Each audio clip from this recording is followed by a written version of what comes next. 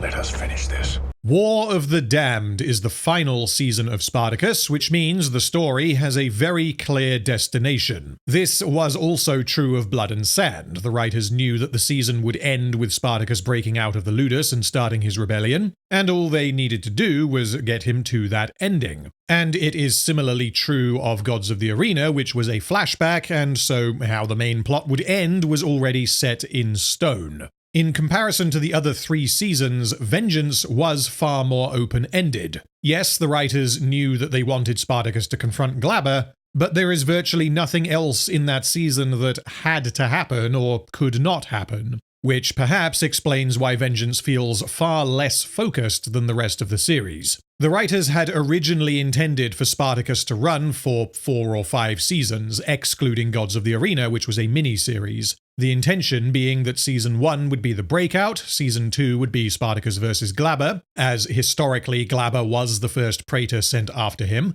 Seasons 3 and 4 would be much the same as Season 2, with Spartacus being pursued by the armies of Cassinius and Furius, amongst others, and Season 5 would be much the same as what War of the Damned ended up being, featuring the introduction of Marcus Crassus and the end of the Third Servile War. One of the reasons it was decided to end Spartacus, what you're seeing is what would have been whole seasons of battling the different Roman generals who fell to Spartacus, and really we thought that the story was Spartacus going up against Crassus. That was the real meat. That's what we know from the Stanley Kubrick story. So we just decided this was the logical place to go in the storytelling, and it led to the final season. The producers realized that whilst they could include 2 extra seasons in the middle and just retread old ground, this would likely feel like filler, because many characters would have historical plot armor, and they would be very limited in the stories they could tell, which is why they decided to condense the various conflicts between Spartacus and the multiple armies that followed Glaber into the opening episode of War of the Damned, before introducing Crassus.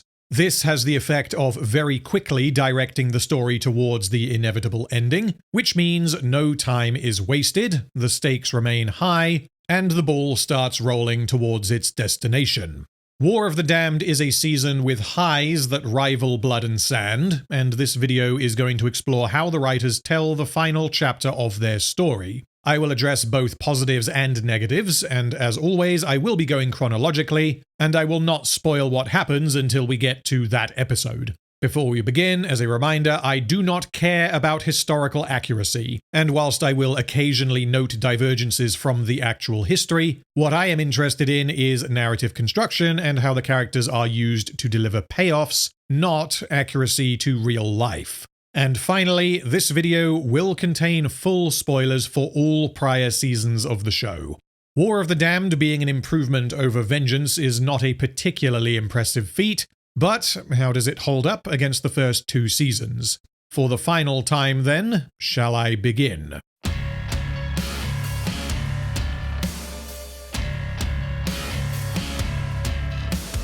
Season 1 of Spartacus, it was a gladiatorial contest with upstairs, downstairs. This season, quite different, almost a different show.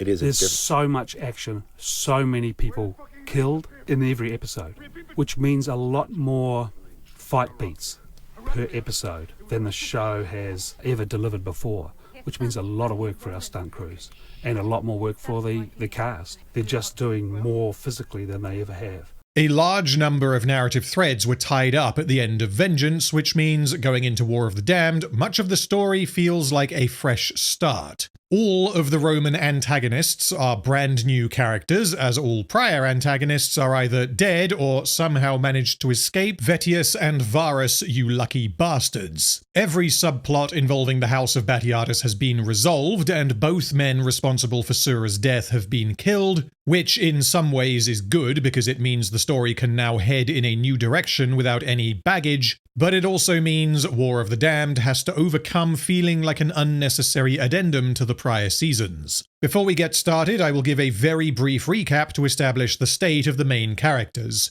Spartacus got his revenge and intended to build an army to see Rome tremble. His motivation shifted in Vengeance from vengeance, to a desire to free as many slaves as he could. Crixus and Agron are both ideologically aligned with Spartacus, having set their differences aside. Gannicus, however, does not share this ideology. He may dislike the Roman system, but he certainly does not believe they are going to win, and the reason he joined the rebellion was out of a debt to Enemaeus. And finally, Naevia has been trained by Crixus into a warrior capable of defending herself, and her character is in much the same state as Agron was at the start of Vengeance. She wants to kill as many Romans as possible. The only narrative thread left hanging after Vengeance is the larger-scale overall objective of the rebellion. Spartacus intended to continue freeing slaves so as to end the oppression of the Roman system, and following Glaber's death, Rome would inevitably send others to bring them down.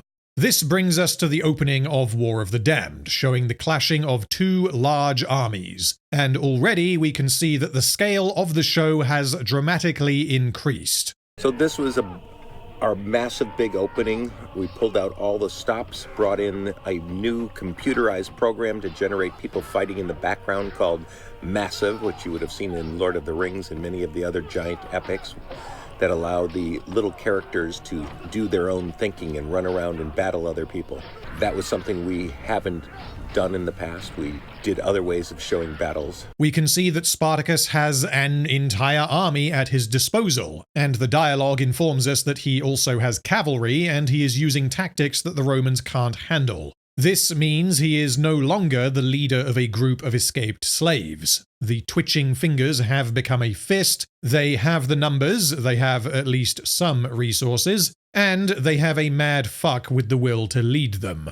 We then get the epic and heroic introduction to the legendary Spartacus, the man who has caused Rome such grievance. He rides his horse alone towards Cassinius and Furius, the two praetors sent to defeat him. The Romans form a testudo and his horse is killed, after which the other rebels charge over the hill to rescue him. We wanted an epic reveal of Spartacus. We have him charging over the hill on a horse, his army coming up behind him later. And we really thought that would set the tone for the entire season. This opening scene builds a sense that Spartacus has become a legend who terrifies the Romans. He already had such legendary status in Blood and Sand. He was the bringer of rain and the slayer of death, but he has now turned on the Republic, is proving quite successful, and is threatening to bring the whole system down. Both the soldiers and their commanders are fucking terrified of Spartacus because of his reputation, and because the absolute mad lad has just attacked them on his own, and they appear to be too scared to do anything about it. This works in conveying that Spartacus is not just a man. He embodies everything that the Romans hate and fear, and his military success following from his success in the arena has built him into a true legend. The Romans are quaking in their boots, and they see Spartacus as truly unstoppable. The issue I take here, however, is that Spartacus deliberately attacks alone when this was presumably not necessary, which means he did this specifically to take advantage of the fear he inspires by doing something that the Romans would view as ridiculous. This means he is confident that he can not only survive, but can defeat 14 Roman soldiers and 2 praetors single-handedly, and given the power scaling in the show at this point, yeah, he probably could. Most of the damage from Vengeance was related to specific plots and characters, most of whom are no longer a part of the show. But one damaging aspect that does unfortunately carry over to War of the Damned is that Roman soldiers are absolutely fucking useless. 1 soldier is not a threat to 1 rebel, and 14 soldiers are not a threat to any of the main characters. This opening follows the trend that the gladiators, and by extension the rebels, are functionally superheroes. The way this typically manifests is via plot armor, where they are able to accomplish things that should not be possible, not via strategy or trickery, but via the writers shielding the heroes from consequences. This is nowhere near as much of an issue as in Vengeance, because much of the fighting takes place in larger scale skirmishes with many combatants on either side, but still, every now and then we get scenes like this that are a bit silly, and that seem to exist only to be like, look, isn't Spartacus cool? And yeah, he certainly is. But he could also have just not done that and charged in with the other rebels, which means, narratively, he just risked his life here for no reason. That is unwise. Anyway, as the rebels attack, I need to take a few minutes to nerd out about the music. Generally, the soundtrack in Spartacus is good to great, featuring a handful of very memorable themes.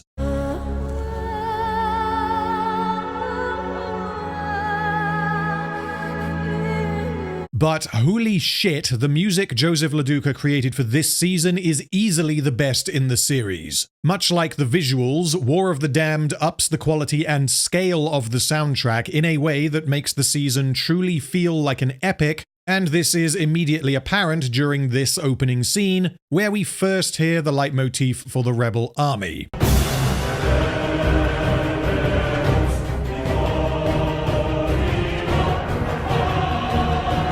This theme is in 7/8 time at a brisk 148 BPM, with the melody coming in on count 5 of 7, which doesn't sound intuitive and helps give the theme a chaotic, uneasy, uncertain, and incomplete feeling, with the melody being a male choir chanting in Latin, all of which is highly appropriate for the rebellion. It alternates between a C minor and an F sharp major, and if you just listen to the C minor,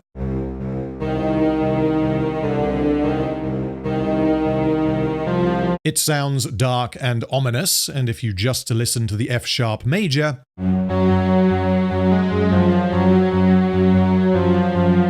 it sounds more hopeful and optimistic. These are pretty starkly separate musical moods that sound dissonant because not only do we have the alternation between major and minor, but we also move from a C up to an F sharp, which is 6 intervals, which is also known as a tritone, which is also known as the devil's interval because it sounds fucking evil. All of this results in a leitmotif that evokes unresolved tension and foreboding, all of which is entirely appropriate given where we are in the story. And just as a point of comparison, here is the theme for Crassus.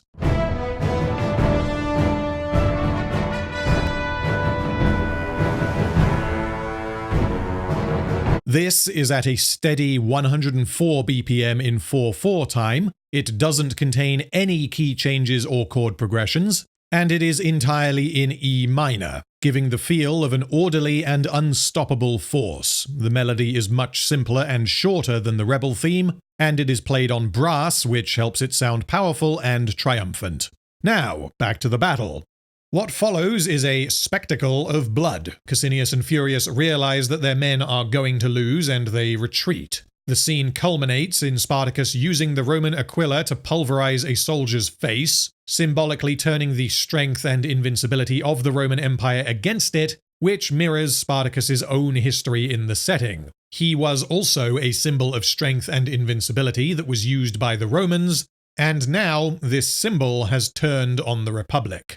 Wasting absolutely no time, we cut to the Roman encampment for some plotting to get the story moving. Some time has passed in-universe as word of this defeat has evidently reached the Senate, and Senator Metellus has arrived to be like, "What the fuck are you doing?" We learn that the Senate has drastically underestimated the size of the rebel army, which tells us that Rome is unwilling to acknowledge the threat Spartacus poses, and they are not taking him as seriously as they should. The writers then use Cassinius to drop some exposition for the audience, which further draws a distinction between the Senate and the men they dispatch to stop the rebellion. Cassinius knows not only the size of the rebel army, because he has fought against it at least twice, but he also knows why it has grown. He doesn't respect Spartacus, but he has seen with his own eyes that he needs to take the threat seriously, and the same cannot be said for the Senate. Accomplishing this kind of exposition through dialogue I find vastly preferable to how Vengeance handled its setup, which was simply by plonking some words on the screen, whilst War of the Damned delivers these words via characters, and therefore gives us information about these characters. Cassinius tells Metellus, Spartacus's mongrel horde has swelled with each passing victory since Glaber's defeat at Vesuvius. They added thousands to rank, liberating the mines of Lucania. Slaves across the Republic, humble and grateful to their masters for so many years, have broken to treachery in wake of ever-expanding legend of Spartacus. Untold numbers joined his cause after Scrofa fell to him on the banks of the Calor. But here's a little recap right at the front of the episode, which tells us 9 months to a year has passed since the last season. That recap we just watched was an entire season of Spartacus. That's right. This dialogue does an excellent job of establishing the setting for War of the Damned. Spartacus has won many victories since the end of Vengeance. He did go back and liberate the mines as he promised. Live.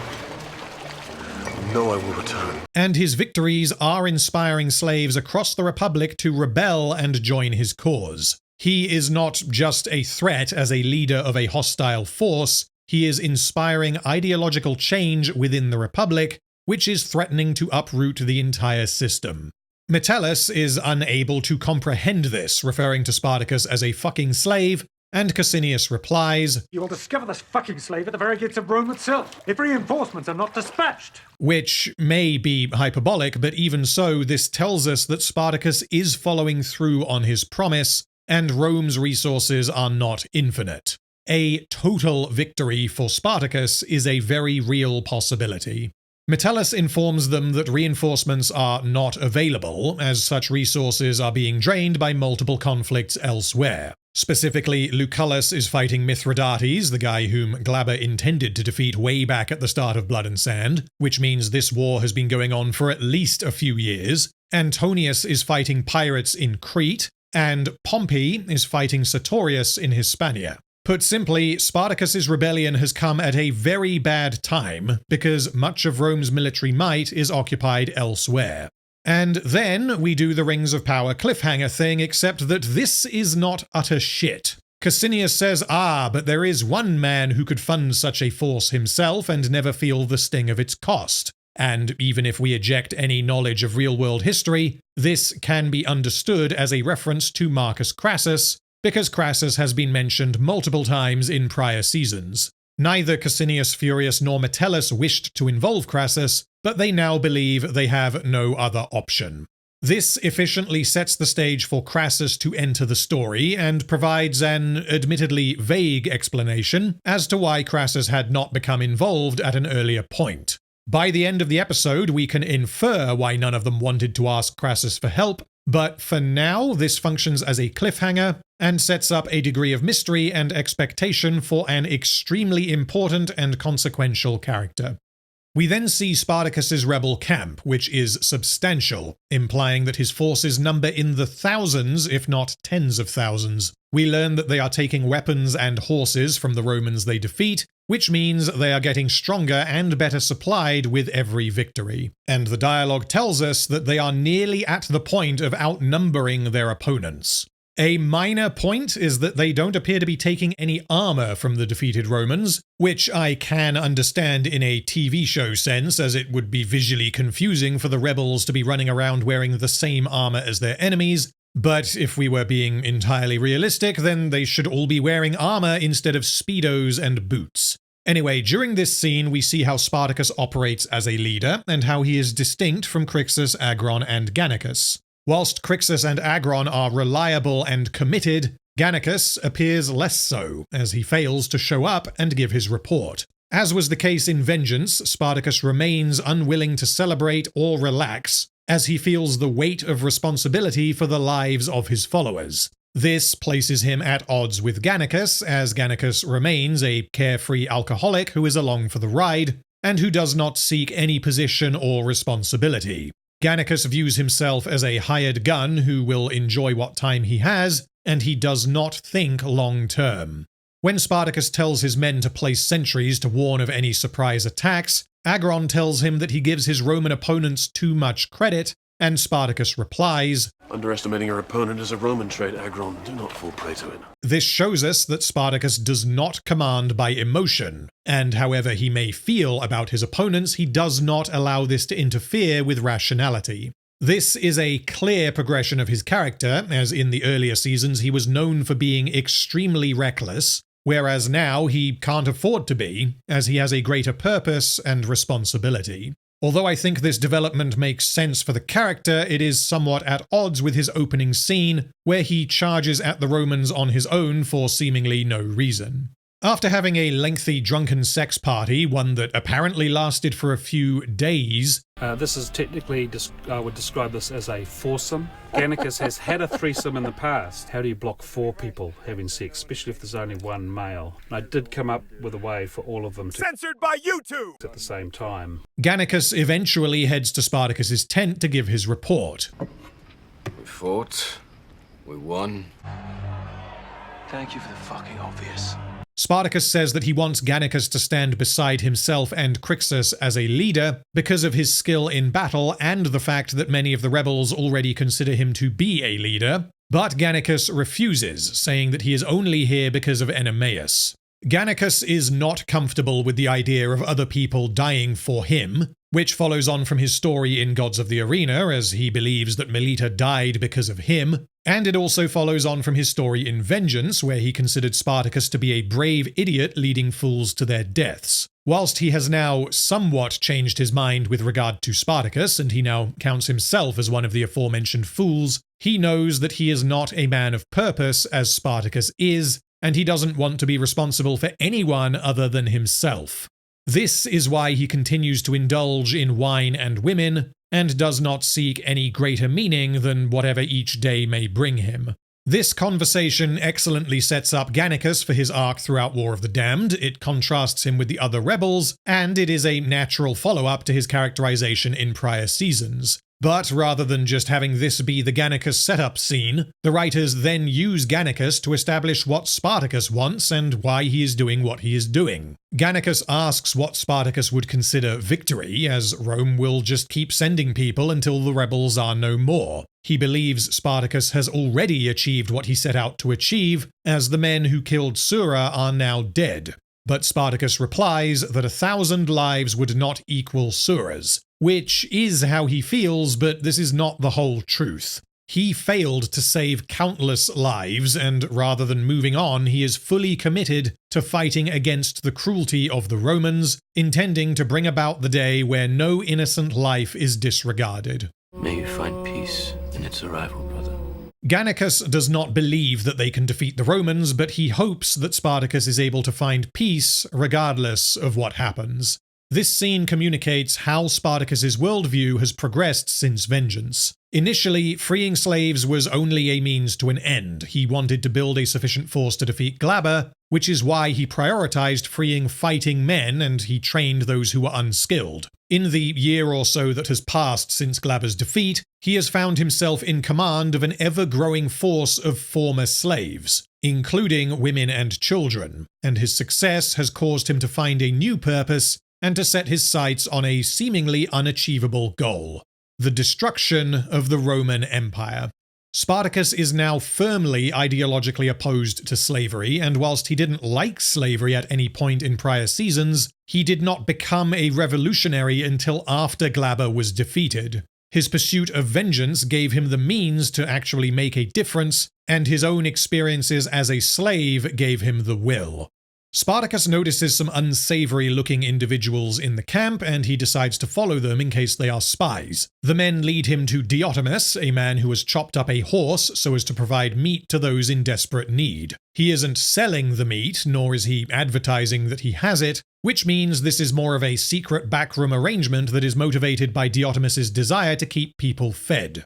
Spartacus questions why he has killed a horse because of the value that horses add in battle, and Diotimus replies that the horse was fatally wounded, and that he considered asking permission from the great man upon the hill, but he believed King Spartacus was too busy to address such concerns, not realizing that he is in fact speaking to the great man upon the hill. Diotimus not recognizing Spartacus here I think is fine. It's actually expected due to the scale of the rebel camp, and we learn later that Diotimus was not liberated, he fled of his own accord, and he was not from Capua. Spartacus realizes as a result of Diotimus having to give away horse meat to feed the needy, that morale in the camp is low. Diotimus himself says that he fled his master in Sinuessa in Vale, and half-jokingly says that he regrets running away. Because although his master was an unpleasant shit, he at least had his basic needs met when he was a slave. Crixus then arrives and calls Spartacus by name, and Diotimus promptly shits himself having spoken so openly about his frustration with Spartacus's insufficient handling of logistics such as food, clothing, and shelter. Spartacus has gained a reputation amongst his followers as a god among men, an invincible warrior of legend, and a man with the will to fight against the Romans. But very few of the rebels have any idea what he is actually like. Spartacus then tells Diotimus that he may not always have a full belly or a warm cloak, but he does have the freedom to speak his heart. Even against the great man upon the hill. This scene explores some of the practical logistical concerns of the rebellion, whilst also planting the thread that is Sinuessa and Vale, both of which become very important in the next episode. This chance encounter directly leads to Spartacus knowing about Sinuessa and Vale. However, the narrative is not contingent upon this chance encounter. Sinuessa and Vale winds up being a target for Spartacus, but he could presumably have targeted many cities that would have led to much the same outcome. Additionally, Sinuessa and Vale has other properties that make it an ideal target. It is easily defensible, and it is coastal, which means if Spartacus was seeking such a target, then he could have learned about the city through means other than randomly bumping into Diotimus, which means, rather than being a plot convenience, this is actually efficient storytelling, as the writers set up the plot importance of Sinuessa and Vale, whilst also giving a sense for the general mood of the rebels. Okay, I've blue-balled you guys for long enough. It's time to talk about Marcus fucking Crassus. What's his name? Marcus Licinius Crassus. Well, Simon had big boots to fill because our Roman bad guys have been a highlight of every season. And here he is coming in playing a role that was once played by Olivier in a show that's extremely physical. He had every challenge an actor could have thrown at him. And he worked very, very hard to help us understand who this character is. And this scene, from my point of view as a director, really the episode stands or falls on this scene. If we are not drawn in by this performance, we're not intrigued by this character, we'll start to glaze over. It's a very well written scene, and you learn a lot about who this guy is, but you want to know more. And that was one of the notes that I kept giving Simon. Don't tell us too much. Let the audience do some work. Draw the audience into you. The antagonists in Spartacus are fantastic. Batiatus is basically a perfect character and is one of the best written villains of all time. Tullius was thoroughly entertaining and has some excellent scenes, but is in my view clearly the weakest of the four main villains, as his actions don't always line up with his apparent objective, and he will occasionally do things because fuck it, why not, rather than to actually get what he wants. Glaber, I think, receives undue criticism because he is the primary antagonist in the weakest season of the show, but he is one of the best parts of that season, and aside from a couple of head scratches, he is an excellent character, and many writers would kill to write a villain like this.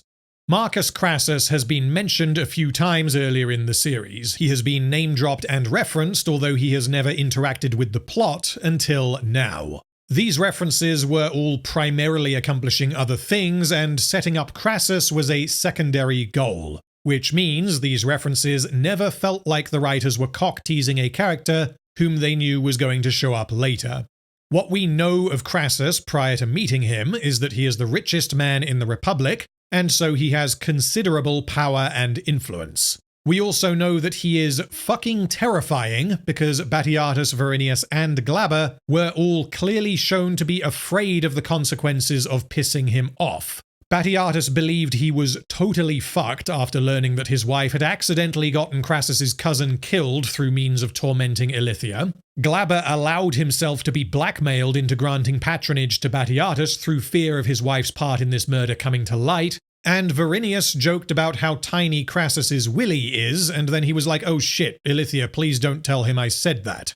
Marcus Crassus is played by Simon Merrills, who also showed up as Watchwarden Revian in Rings of Power on the off chance that anyone remembers that character. The first thing we see of Crassus is that he lives in a villa in the middle of Rome that dwarfs any others we have seen. It has marble floors and an interior training area. As Crassus is not a lanista, he does not have facilities specifically for gladiators. but he has a room that he uses for combat training. Crassus is fighting with a gladiator named Hilarus, and we learn that he has been doing this for months, indicating from his first seconds on screen that he is dedicated and highly skilled, that he demands respect, and that he returns the same.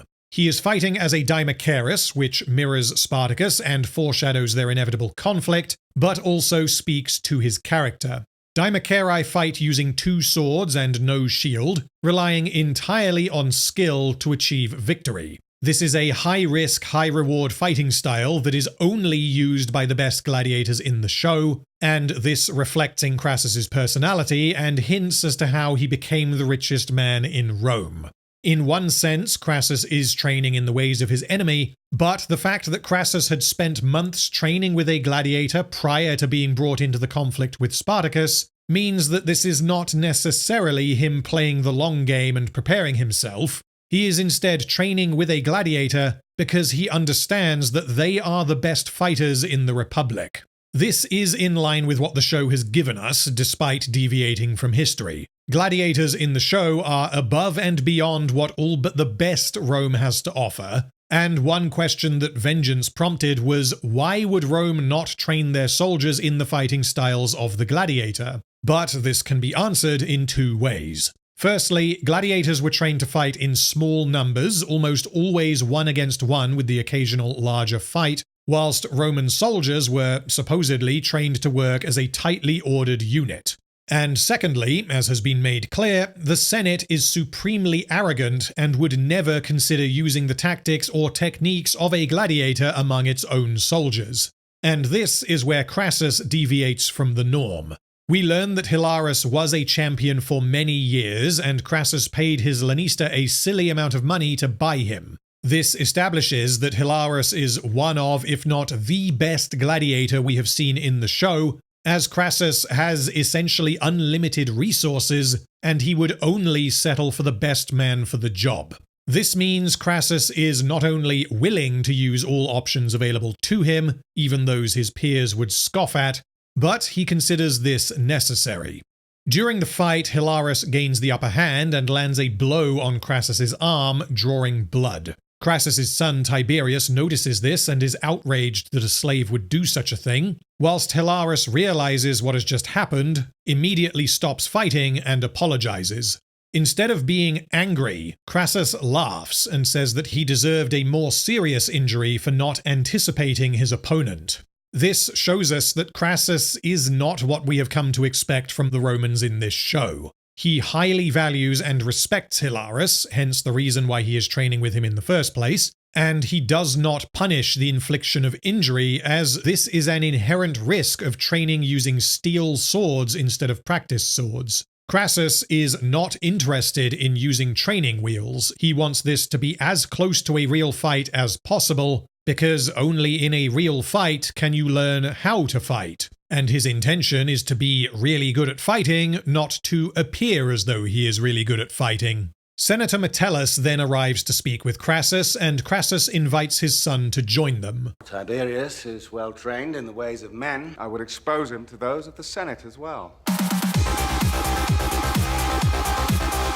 Communicating that Crassus dislikes the Senate just as much as the Senate dislikes him. He might be well respected and extremely powerful, but he is not a part of the system. He exists outside of it, and he is a self-made man who got to where he is through perseverance and willpower. Metellus tells him that the conflict with Spartacus is not going too well, and that Cassinius and Furius are in need of reinforcements, before asking for the funds to assemble and equip 10,000 men.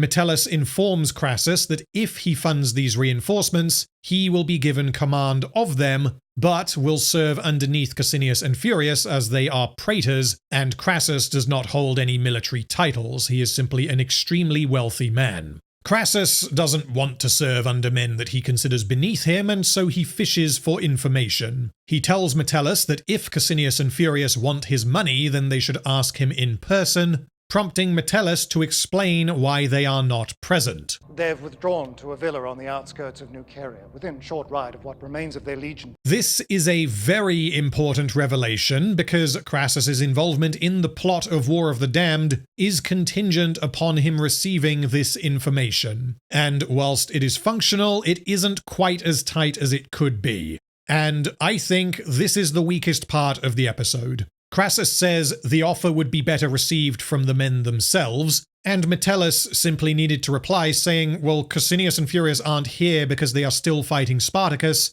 and they can't afford to leave their armies. Metellus explaining precisely where Licinius and Furius have retreated to was not in any way a necessary thing to say, because why does Crassus need to know that? And it unfortunately leans a little too close to Metellus saying things to make the plot happen. The writers needed this to happen, but they unfortunately did not disguise it quite as well as they could have. Crassus, however, replies that he finds the terms agreeable, and Metellus says that he will send a message to the praetors informing them, but Crassus insists that he will send the message himself. This part is excellent because it has multiple justifications beyond that Crassus is enacting a sneaky plan. We just learned in this scene that Crassus considered it disrespectful for Licinius and Furius to request such a thing without being present, but Crassus ostensibly does not wish to be disrespectful in his reply, which is why he chooses to reply directly rather than through an intermediary.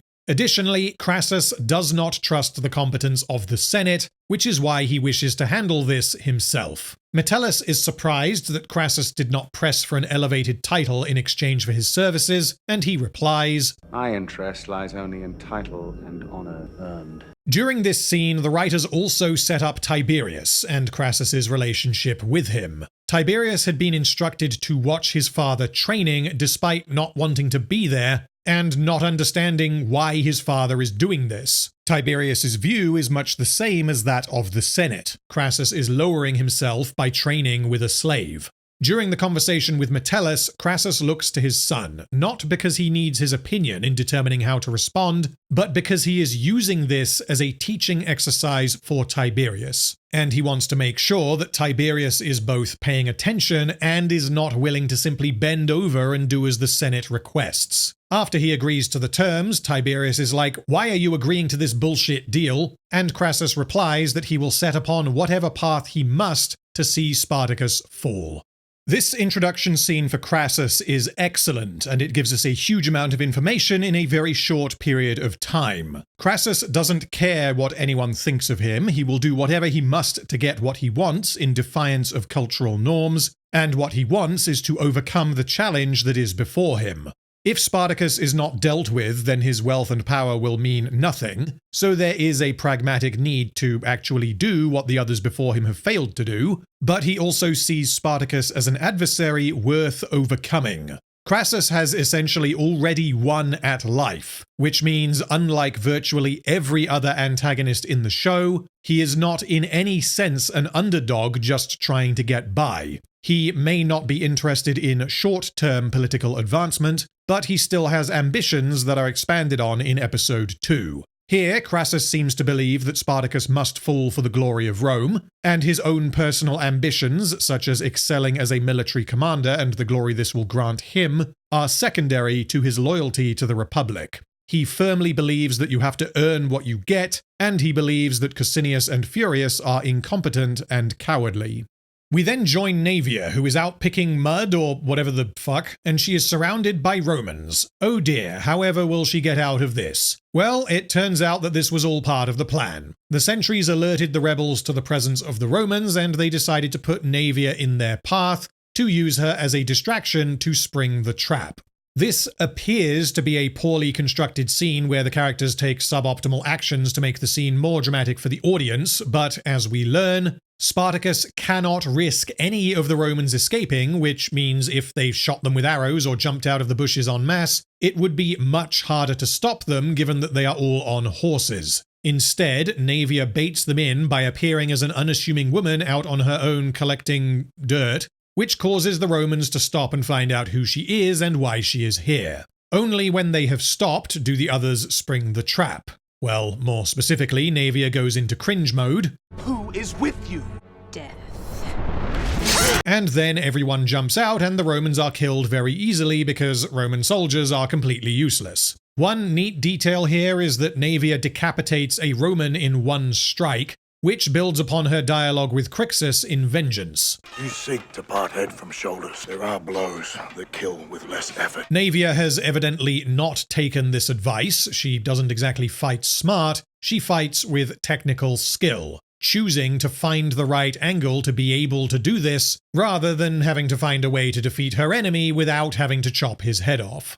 This makes sense as a progression of the character, but I don't particularly like how Naevia is easily able to do something that Crixus considered difficult in Blood and Sand. It's no easy task to sever a man's head. You must find the right angle. Anyway, they search the bodies and find a message, and it reads, "Dear Cassinius and Furius, I, Marcus fucking Crassus, will arrive soon with my 10,000 soldiers to obediently serve under your command. Signed, Marcus fucking Crassus." Through recovering this message, Spartacus now knows that a substantial force of Roman reinforcements are on their way, and this appears to be a staggering coincidence, but for now, let's move on. Spartacus and the others decide that they can't risk being caught between both armies, and they resolve to strike Cassinius and Furius before they are reinforced. Because the letter they intercepted was not addressed to the location of the army, but to a villa on the outskirts of Nuceria, Spartacus decides to kill Cassinius and Furius without having to go through their army, intending to attack the villa with a few men so as to avoid the possibility of them escaping again. He instructs Agron to assemble everyone capable of holding a weapon to serve as a diversion, whilst he, Crixus, and Gannicus prepare to leave. Back in Rome, Crassus continues training with Hilarus, much to Tiberius's confusion. Tiberius denigrates Hilarus as a common slave, and he says that although Spartacus is far from common, Spartacus is also just a slave. Crassus replies that Spartacus is a man, and that names and titles do not make one man better than another. Tiberius is shocked that his father is placing a slave on equal footing with a Roman, and he starts laughing. Crassus then decides to teach his son a painful lesson. You believe wealth and position grant you advantage over those beneath you. This emphasizes why Crassus works so hard, both physically and mentally, to be able to overcome both his political and military enemies. He has more wealth than anyone else, and he is one of the most feared and respected men in Rome, and yet none of this has gone to his head. He is humble enough to understand that having money and position is not an advantage unless you know how to use it. And if your enemy is the man standing in front of you holding a sword trying to kill you, they offer no advantage whatsoever. Tiberius voices the common view of the time. Romans tower above slaves in all things. They are not the same. One built the greatest civilization the world has ever known, whilst the other is little more than an animal. Crassus then tells his son to prove it and offers his sword. You've been well trained in the Roman ways of combat. Surely you can best a common slave. Tiberius is apprehensive, but he accepts. He attacks Hilarus whilst Crassus watches, and the fight ends after a couple of exchanges when Hilarus punches Tiberius in the face. Once again, Hilarus apologizes for overstepping, as such an action would typically result in severe punishment, but Crassus replies that Hilarus taught a lesson that was sorely needed. As Spartacus schools those who consider themselves gods, perched far above lesser men, and laughs as they tumble from the heavens. In spite of having won at life, Crassus does not have an ego, and he understands the danger of believing himself to be better than his adversaries. His views are highly irregular among Romans, and this helps to explain why the Senate avoided involving him for so long, and why he believes himself to be capable of achieving what others could not. Tiberius, meanwhile, exemplifies the norm within Roman culture, and this arrogance results in him being punched in the face by a slave, which you could say is rather symbolic of what Spartacus is doing to Rome. Crassus later returns to training with Hilarus, and as they train, he becomes increasingly pissed off. Hilarus believes that Crassus is angry that it is taking him too long to master the technique he is learning. My frustrations lie not with myself! Dominus, if I've done something to offend, Oh, the offense lies in what you do not do. Crassus is angry because Hilaris is holding back, and this is likely informed by the fact that during the episode Hilaris has struck both Crassus and his son. And although he wishes to serve Crassus obediently, he does not wish to hurt either of them. The problem for Crassus is that the entire purpose of this exercise is for him to learn how to defeat the best fighters in the Republic, and he believes the only way for him to learn this is if they are actually trying to kill him. Crassus demands that Hilaris come at him as he would an opponent in the arena, which means he is truly willing to risk his life in service of proving to himself that he is capable of defeating Spartacus for the glory of Rome. You asked me to kill you. I command you to try. Instead of brushing past this, the writers create some fantastic drama by realistically considering how Hilaris, a slave, might respond to such a request. Hilaris understands that if he fights against Crassus to the death, his life will be forfeit either way, as if he successfully defeats Crassus, then he will be executed for killing his dominus, as was set up way back in Blood and Sand. If one slave spills the blood of his master, all are put to death. Instead of backing down, Crassus tells Tiberius that if Hilaris strikes him down, he is to be rewarded with freedom and 10,000 denarii. This means that Hilaris is not only fighting because this is what his dominus has commanded, but he is now fighting for his freedom. This means Hilaris is truly going to give it his all, as the safety wheels have been hurled over fucking cliff. Man's true enemy is doubt, the thing I would not carry into battle against Spartacus. Hilaris respectfully accepts his dominus's command, and the fighting begins. Crassus is battered in a way that he has not been so far. He is whacked with a shield and headbutted, and Hilaris attempts to strike him when he is on the floor. Even so, Crassus believes Hilaris is holding back, and he manages to land a blow on Hilaris's leg, impressing that he is not fucking playing. Hilaris promptly disarms Crassus of one of his swords and gains the upper hand. Crassus then strikes with his one remaining sword, but Hilaris again disarms him. He waits for Hilaris to strike, dodges, and grabs the sword by the blade using his bare hands. This catches Hilaris by surprise, and Crassus spins and impales his opponent using his own sword. As he dies, Hilaris realizes that Crassus was tricking him by pretending to make mistakes as they fought, and Crassus replies that knowledge and patience are the only counter to greater skill. Crassus is extremely good at sword fighting, but it would be inaccurate to say that he is better than Hilaris, as we have every reason to believe that Hilaris was the absolute best of the best. The way that Crassus defeated Hilaris was not through outmatching him or by being incredibly lucky. House of Ash. Excuse me, sorry for the uncontrollable coughing fit. Crassus won because he was smart, because he understood the man he was fighting, and because he was willing to make sacrifices to earn his victory. Crassus thanks Hilaris for his service and says that the 10,000 denarii he had promised will instead be used to construct a monument in memory of Hilaris. It has been the greatest of honors to have served you, Dominus. The honor was mine. All of this is exceptional, both as a setup for Crassus as a character, but also for his introduction into the plot and confrontation with Spartacus. We see how his mind works, how he fights, how he takes risks, how he learns, and what he values. And perhaps most importantly, we see how deeply he respects his opponents in spite of them being slaves. All of this is accomplished in less than 17 minutes. Yes, Marcus Crassus appears in this episode for just over 16.5 minutes, and already he is one of the best characters in the show. Crassus needed to come out of the gate swinging and make a strong impression, given that he is the primary antagonist of the show's final season, and Crassus enters like a fucking freight train. One thing I will briefly address, as I know some people may take issue with it, is the realism of him grabbing the sword with his bare hands. This lands firmly under the rule of cool. There are plenty of unrealistic things that happen in this show. You can't, for example, get run through with a sword, pull it out, and then just keep fighting like nothing happened. But the violence and physicality in Spartacus has always been larger than life and somewhat exaggerated. There is still a line of believability, a line that I think was occasionally crossed in Vengeance, But given the character implications and the symbolic meaning of Crassus doing this, I take absolutely no issue with him grabbing a sword by the blade, given the kinds of things we have seen elsewhere in the show.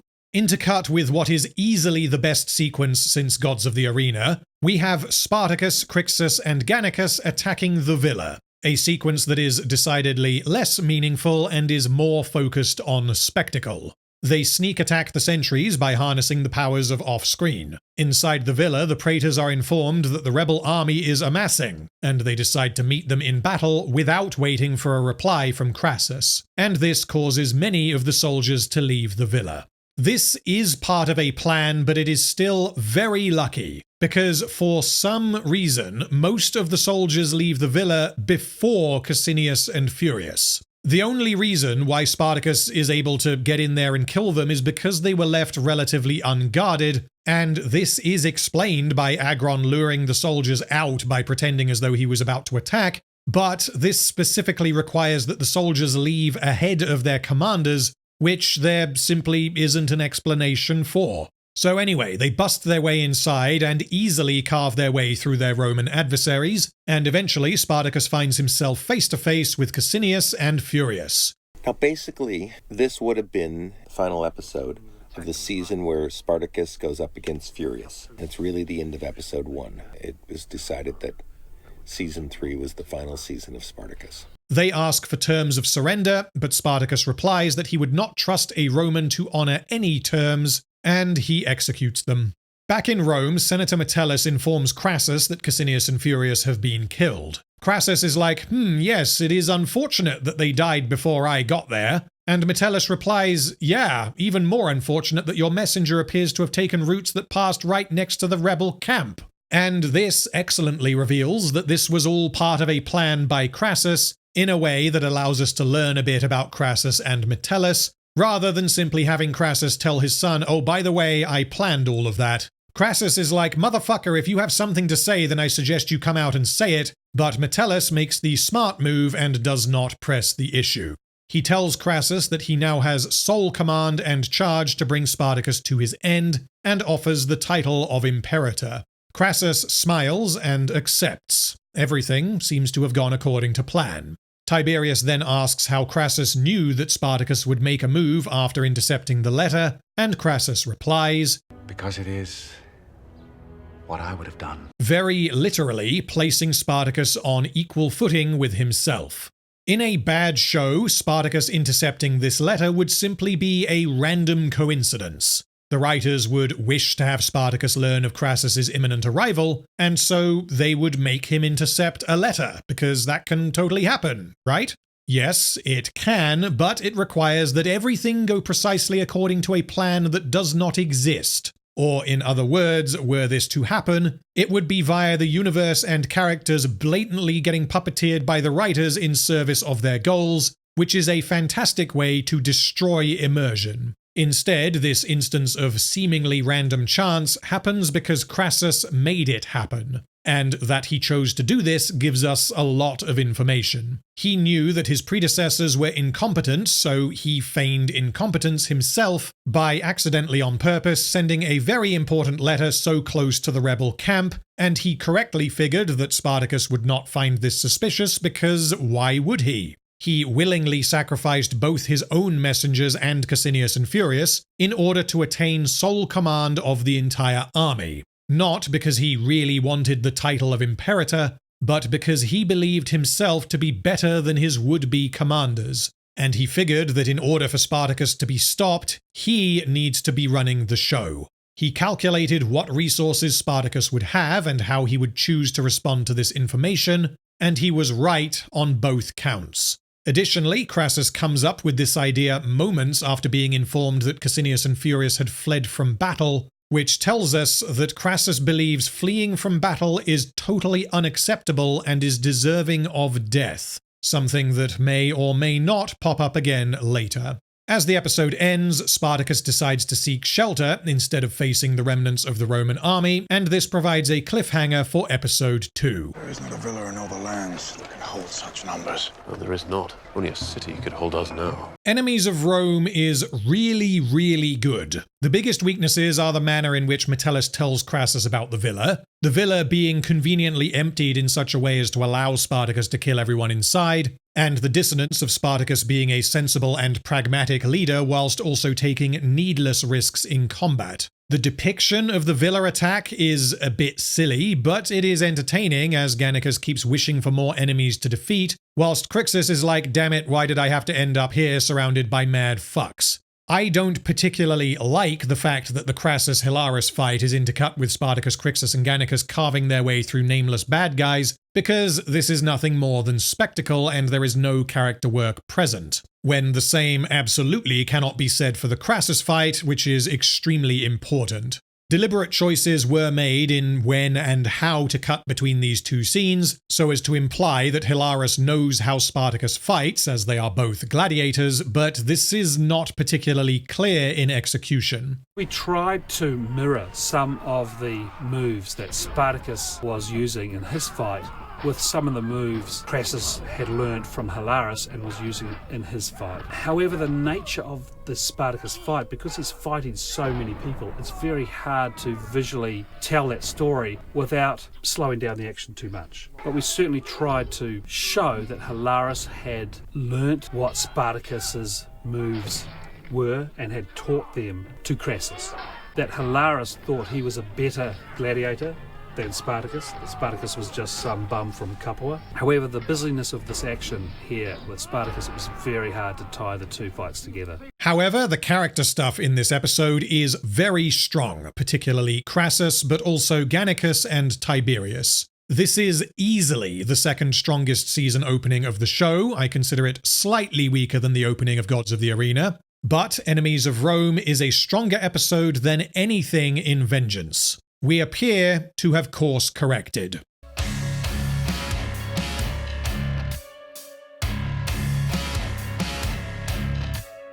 The Spartacus and Crassus plots are entirely separate in episode 2, so let's start with the Spartacus side of the story. Episode 2 picks up right where episode 1 left off. Spartacus summons Diotimus to discuss the strategic value of Sinuessa en Valle. Moving their forces into Sinuessa will force Crassus to march his army further to meet them, which means it will take longer for any reinforcements to arrive, they will burn through their food at a faster rate, and if Crassus is as inept as his predecessors, they may attack as soon as they arrive, which means they will be exhausted. Additionally, Spartacus wishes to find somewhere to provide food and shelter for his followers, and an enclosed coastal city sounds like the perfect spot. The plan to seize a city that Spartacus hatches, which was done for two reasons. And this is one of the art imitating life, or the reverse, because we came up with this idea in the room because we had to put the rebels in one location for a while. And we thought, oh, wouldn't it be cool if they attacked and took over a whole city? That way we could park them for 5 episodes, have the drama. And then after, looking in the history, oh, look, they did that eventually. Historically, they attacked a city and took it over. Then we get some very important exposition, as this establishes how you get in and out of Sinuessa en Valle, which is important not only in this episode for logistical reasons, but is also crucial for understanding the stakes later in the season.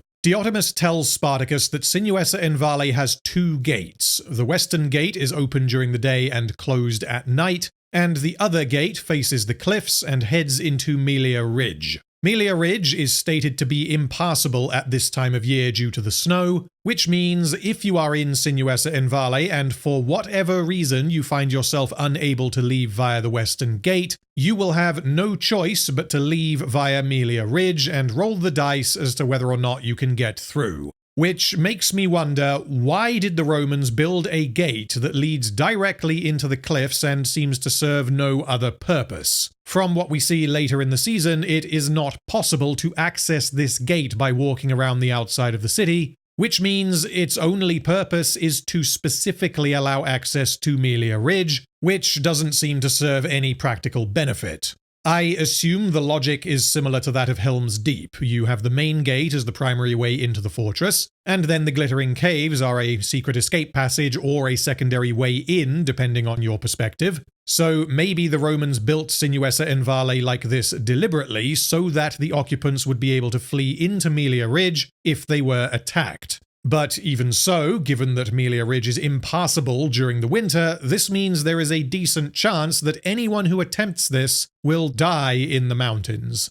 Spartacus then explains that his plan is to enter the city in secret and open the main gate during the night to allow his army inside. But Diotimus informs him that weapons are strictly controlled in Sinuessa and Vale, and so this will be difficult. Rather than just being an obstacle that the heroes needed to overcome in episode 2, this feels like a natural development given what has happened so far in universe. Diotimus explains that the Aedile was afraid that the people and/or slaves could turn their weapons against the guards and start an uprising, and this makes an amount of sense because Spartacus is apparently inspiring similar acts of rebellion across the Republic. Crixus is like, yeah, let's not do that, we need to come up with a new plan. But Gannicus informs them that he knows a man who lives in Sinuessa and Vale, a blacksmith named Attius. What a twist! He believes that Attius will help them, provided they pay him enough to do so. The writers do go on to use Attius for multiple things, but this brings to mind Lucius the Plotman from Vengeance, the guy whom the heroes bumped into exactly when they needed him, and the guy who at multiple points in the story gives them information that they could not have acquired elsewhere, and serves a mechanical purpose within the story, allowing the rebels to do things that they could not have done had they not coincidentally bumped into this man who happens to be ideologically aligned with them. Attius isn't quite as much of a plot convenience as Lucius, but I will note that it is pretty fucking lucky that A. Gannicus knows a man from Sinuessa, B. This man is not loyal to the Republic and so could potentially be swayed to help them, and C. This man is a blacksmith and so is capable of forging swords in a city in which swords are verboten. This unfortunately means that the writers have presented the characters with a problem, no weapons inside the city, and have then handed them an unlikely solution to this problem less than a minute later. Disappointing. Anyway, now I need to touch on the plausibility of Spartacus, Crixus, and Gannicus openly wandering around a Roman city, as this is what they spend much of the episode doing. So I'll open up by retracting a criticism I made of Vengeance. I found it extremely silly that well-known characters like Spartacus and Enemaeus could walk around Capua undetected provided they were wearing a hood for +2 stealth. As Spartacus had fought in the arena multiple times over a couple of years, he was the champion of Capua and he had recently massacred his house and escaped, and Enemaeus was the Doctore and former champion of this same house, and so one would think both men should be somewhat easily recognizable. The counter-argument, however, is that the vast majority of citizens would never have seen either Spartacus or Enemaeus up close. They would only have been seen from the stands in the arena, and so being able to recognize Enemaeus' face becomes far less likely. However, at the start of Vengeance they are in Capua and they are extremely well known, and in Blood and Sand both men had walked around the streets of Capua with Batiatus on at least one occasion, and so the chances of someone recognizing them are not zero. There are times in Vengeance when members of the public will recognize them, but there are also times where they don't realize who they are speaking to until further details are revealed. If we move the characters out of Capua and place them in Sinuessa and Vale, the plausibility goes from, oh, that's a bit fucking risky, to, oh, okay, they are almost certainly going to be totally fine. The chances of them being recognized by someone who was close enough to Spartacus in Capua to get a good look at his face are very low, and so I take no real issue with 3 former champions of Capua being able to freely move around Sinuessa and Vale. The only potential problem with this is directly acknowledged by the show, as Agron asks what they are going to do about their brands, as the brands identify them as slaves. The solution to this problem is presented by Diotimus, who says that his Dominus Laurus holds sway with the Aedile, and suggests that Spartacus name-drop Laurus at the gate, hoping that this will convince the guards to turn a blind eye. This is exactly what ends up happening, but even so, this is a pretty huge risk because the plan is, let's hope they don't search us, and if they do get searched, then they are totally fucked. We cut forward to Spartacus, Crixus, and Gannicus entering Sinuessa. They are dressed in expensive-looking robes, and Spartacus informs the guards that they are here for grain and pleasure. Spartacus tries to bribe the guard to let them in, and the guard says that he wants Spartacus's brace, which is covering his brand. I would have your brace. No. Why? My brand! Spartacus obviously declines, and they are denied entry, until he's like, oh, by the way, please tell Loris that we won't be able to meet him, and the guards then let them in. This interaction exists solely to build and then release tension, and there isn't any particular reason why Spartacus didn't immediately say to the guard, hello, we are here to trade with Loris, as this would have dramatically lessened the chances of them getting caught, and even though they are then permitted to enter, this back and forth has meant they drew unnecessary attention to themselves. This sequence therefore feels as though the characters are acting suboptimally so as to create drama. How disappointing. Look who's been clothes shopping. I Sorry. know. Where did I get this bling? I was like, really? It's like Glastonbury. Purple? I'm trying to trying to blend in. I'm the champion of Capua. Don't stand Has anyone out. seen me? Yeah. Probably not. Hey guards, keep an eye out for Spartacus. Yeah, it couldn't be Spartacus. He's probably looking more like a soldier, less like a bit of a fancy dandy. Yeah, But he'll try to be inconspicuous. I know, but what better way than to be so obvious that you never get seen? It's the last thing he'll expect. Then we cut away to the docks and are introduced to a handful of new characters, the locals who live in Sinuessa en Valle. The reason we do this is because these people are going to suffer when Spartacus takes the city, and establishing a little of their day-to-day lives, as well as who knows who and who wants what, helps to give Spartacus's actions a sense of consequences and moral uncertainty, and the show thankfully does not in any way sugarcoat what it would actually be like waging war against the Republic and flooding a Roman city with escaped slaves. Lyta is the wife of Ennius, the aedile, and she is discussing the recently inflated cost of food with a local grain merchant named Ulpianus. The cost of food has gone up as the demand has risen, and the reason there is such a demand is because Spartacus has been intercepting food supplies to feed his people, and unrelated to this, Cilician pirates have also been attacking the Roman trade ships. Rather than being the ever-so-convenient plot pirates from House of Asher, this is in fact a setup for the introduction of the Cilician pirates into the plot. Having Lyta name-drop them here means that when they show up later, it doesn't feel as though these pirates just spawned in from out of nowhere. This brief conversation establishes multiple things, and it does not simply exist to be like, look, there are sympathetic characters in the city, so you need to feel sad when bad things happen to them. It sets up the Cilician pirates, it establishes that the average Roman is very much feeling the impact of the rebellion, it establishes Lyta's position within the city, and that Ulpianus' wife is pregnant. Then we go from a scene intended to garner sympathy for the people of Sinuessa en Valle to pretty much the opposite, as a slave is stoned to death in the streets. The slave belongs to Loris, who claims that the slave was found secreting scraps of food, and he believes the slave was intending to flee and join Spartacus's rebellion, as happened previously with Diotimus. However, given the conversation we just witnessed regarding the inflated price of food, it is just as likely that this slave was collecting food because there was less of it to go around. His Dominus doesn't seem like the kind of man who would prioritize ensuring that his slaves are well fed, particularly during a food shortage, which means this slave may well be guilty of nothing other than wanting to eat.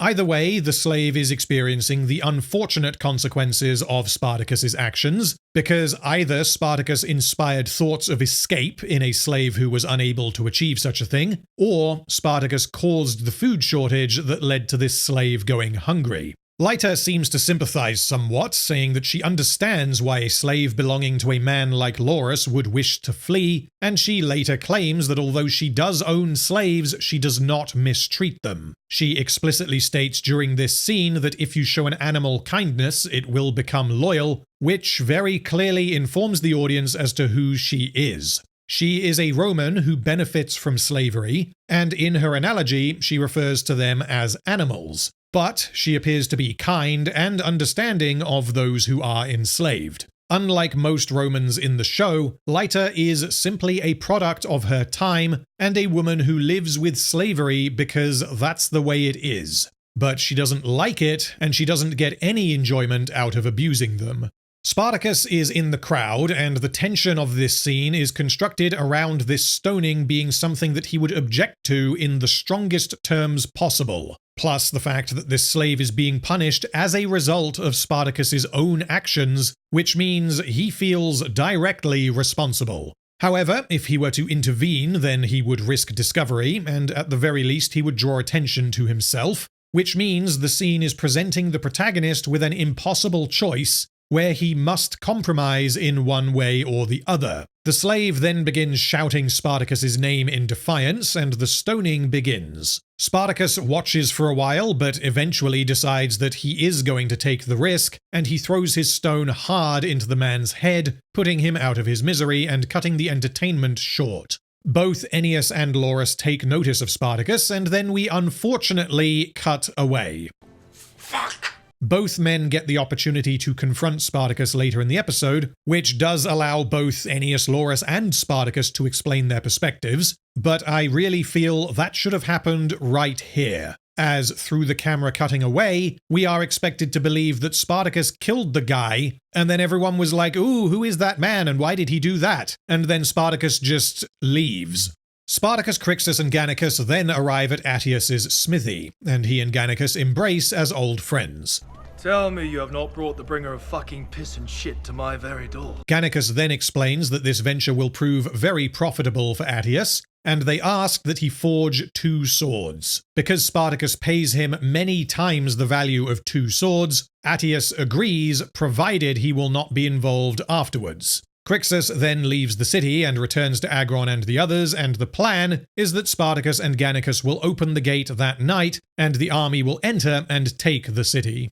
Then Spartacus heads to the Zack Snyder district of Sinuessa and Vale, and he takes an interest in their grain supplies. After a couple of episodes, whenever grain would come up, it was, oh, fucking grain. Are we going to talk about fucking grain again? Can we stop it with the grain? But it was so important to the story. The reason he is here is to assess how much grain is actually contained within the city, as he knows he has thousands of hungry people he needs to feed. And so, he strikes up a conversation with Lyta. She believes him to be a wealthy businessman intending to make a large purchase, and so she indulges him, explaining that they receive frequent shipments from Sicilia, although the city is receiving less than normal as much of it has been purchased by Crassus. This gives an additional reason as to why the price of grain has gone up, and this is also the first time Spartacus is made aware of Marcus Crassus, although he does not yet learn that Crassus is hunting him.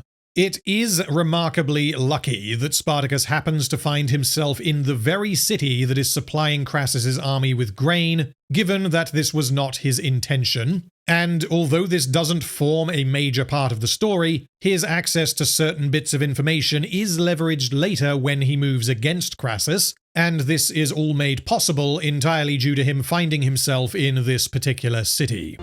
All right. Spartacus later bumps into Laurus, and this appears to be completely unintentional. Laurus confronts him about his actions during the stoning, and he has also learned that Spartacus gave Laurus's name to the guards when he entered the city. This means Laurus has become very suspicious of him, and he demands to know why Spartacus is in Sinuessa and Vale, because he knows that Spartacus lied to gain entry.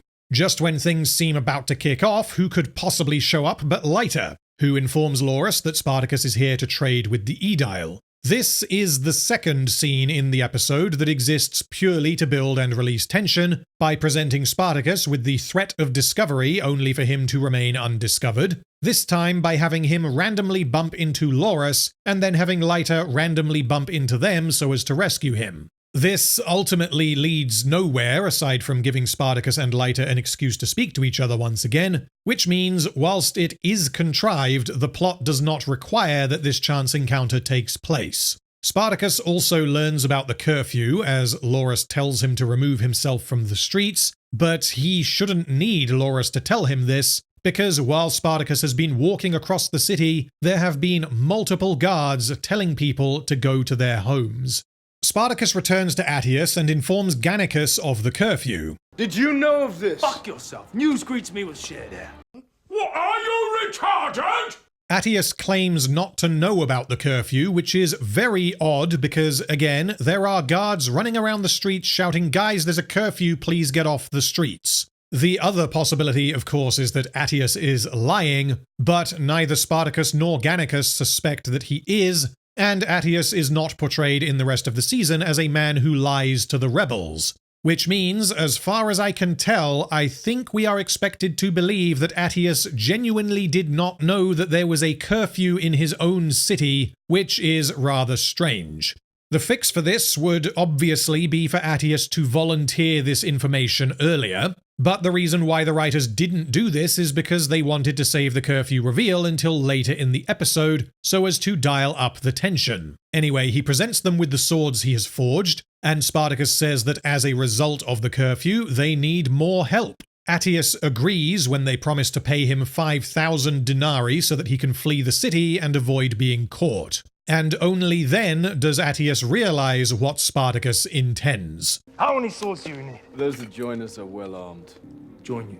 You move to take the fucking city. This is really fucking weird because Attius knows exactly who Spartacus is. He is a violent revolutionary who has amassed an army of former slaves. This man then showed up in Attius's smithy and said, "Hello, 2 swords, please." And at no point did Attius question what the aforementioned violent revolutionary leader of an army of slaves intended to do with 2 swords. Surely the man must have been able to make an educated guess. Again, the reason this realization is delayed is because the writers wanted to ramp up the tension throughout the episode, when the obvious sequence of events would be that Attius realizes what Spartacus intends during their first conversation. Which means the writers are unfortunately depicting Attius as an idiot who is incapable of the most basic intuition so as to maximize tension in a TV show. It's just dumb.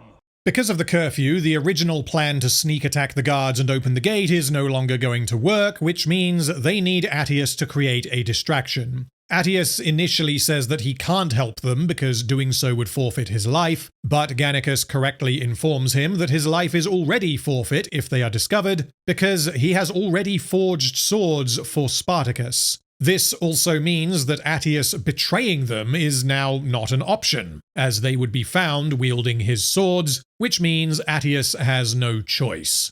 He shouts at some of the guards by claiming that Spartacus is within the city, and he follows them to the weapons storeroom next to the gate. 8 guards run into the storeroom, and Attius locks them inside, just as Spartacus and Gannicus reach the gate. They fight their way through the remaining guards, and the gate is eventually opened, allowing the rebel army to enter the city, and what starts as a pretty spectacular sequence of the rebels fighting the Roman soldiers gradually shifts into more gruesome imagery, including women being dragged around and unarmed citizens being attacked. Diotimus returns to his former dominus's villa, intending to free his fellow slaves, but he is stabbed in the back by Laurus, who is then swiftly killed by Gannicus. One of the slaves is a young woman who starts swooning at Gannicus, and we will pick up on her story later in the video. During the battle, Lyta encounters Spartacus in the streets. You aid Spartacus. No. It's me. And he later encounters the bodies of a mother and daughter that he had crossed paths with earlier in the episode, and he takes a moment to reflect on what he is doing. He had encountered this child playing with a ball, and Spartacus then takes the ball after finding her body as a reminder of the price of freedom.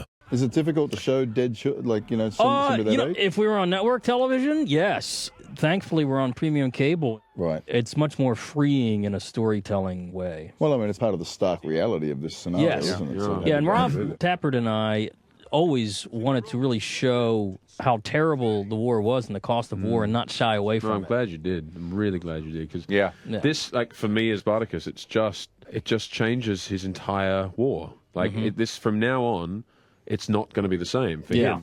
Small moments like this help to clarify precisely what Spartacus believes and why he does what he does. He views the taking of Sinuessa and Vale as liberation for the slaves within the city, but as with any act of war, there are going to be casualties. These deaths, whilst unfortunate, were necessary and had a purpose. Spartacus had a good reason to take the city, which is why his reaction here is different to his reaction to the man being stoned to death.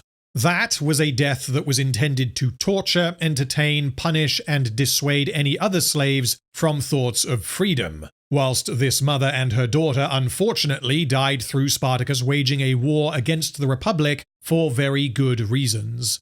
The show could easily have ignored this subtlety and continued to depict literally every Roman as an evil bastard, as was unfortunately the case in Vengeance, and War of the Damned benefits hugely from not feeling as though it is preaching to its audience. Spartacus is willing to accept the deaths of innocent Romans if they further his campaign against the Republic, although he will do what he can to prevent needless slaughter, whilst the vast majority of his followers believe there is no such thing as an innocent Roman. There was a lot of conversations, but way back in season 1 about the rebels when they broke out. It's like, well, they're not going to rape and kill like innocent people, are they? And Rob and I were like, historically, yes, they did. We actually downplay how much that actually happened. Absolutely. But in this one episode, we really wanted to show the slaughter and the violence. Speaking of, a group of rebels, including Sanus, Nemetes, and Saxa, have gathered a group of Romans to execute, including Ulpianus and his wife, but Spartacus stops them, saying that the city is taken. He wishes for any survivors to be chained up, but he does not wish them dead.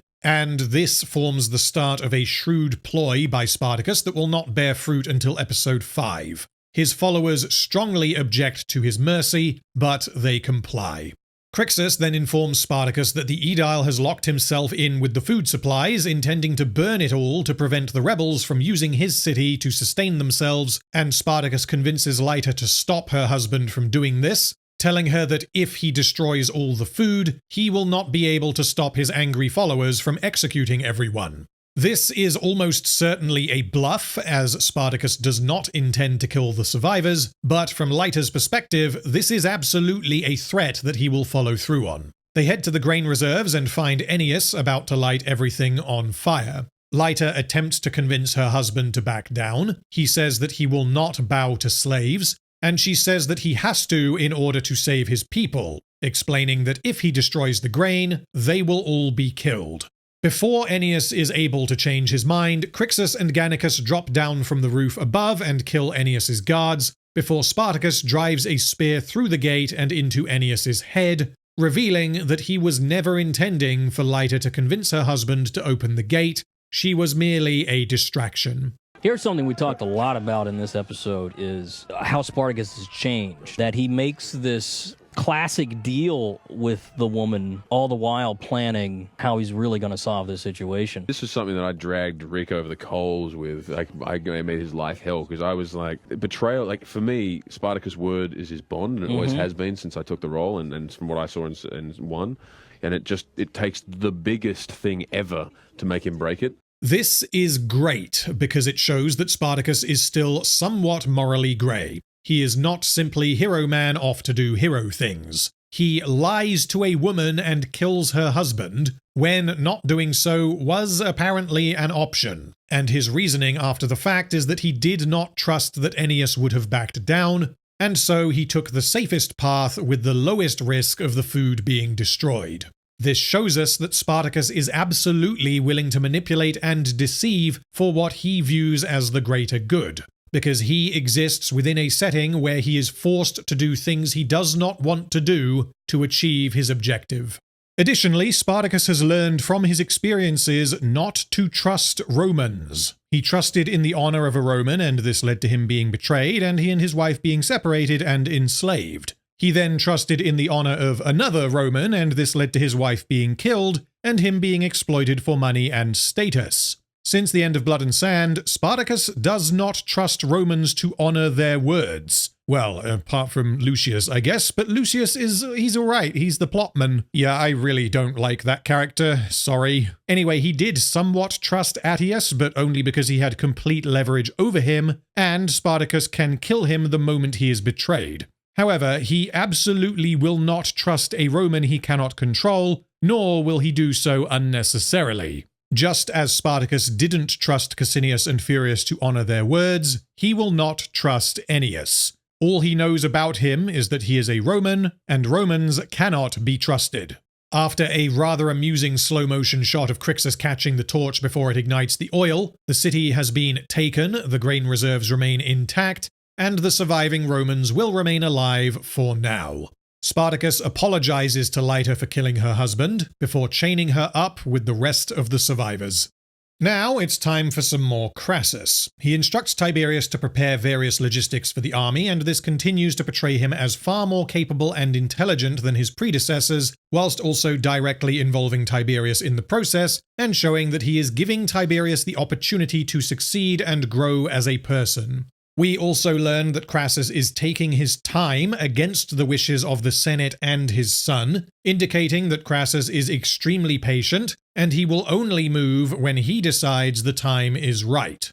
Tiberius and Sabinus have concluded dealings for arming the soldiers, and Sabinus encourages Tiberius that Crassus will recognize his value, and he will be rewarded with a command position in the army. Tiberius, however, does not look optimistic about this, and whilst he is eager to prove himself to his father, he knows that his father's approval is not an easy thing to win. Tiberius has invited the merchant into the villa, and Crassus inspects the wares. He compliments the quality of the swords, although when he is informed of the price, he immediately asks to inspect the cheaper option. Crassus might be insanely rich, but he is not going to pay out hundreds of thousands of denarii to kit out his 10,000 men with weapons of an unnecessary quality.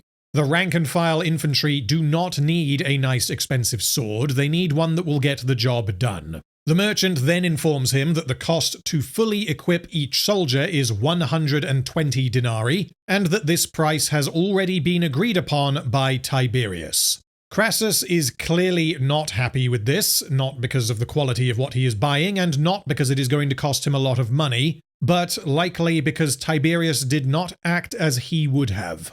We don't get any specifics, but it is implied that the cost is much higher than Crassus considered acceptable, which suggests that Tiberius either didn't negotiate or he didn't negotiate enough.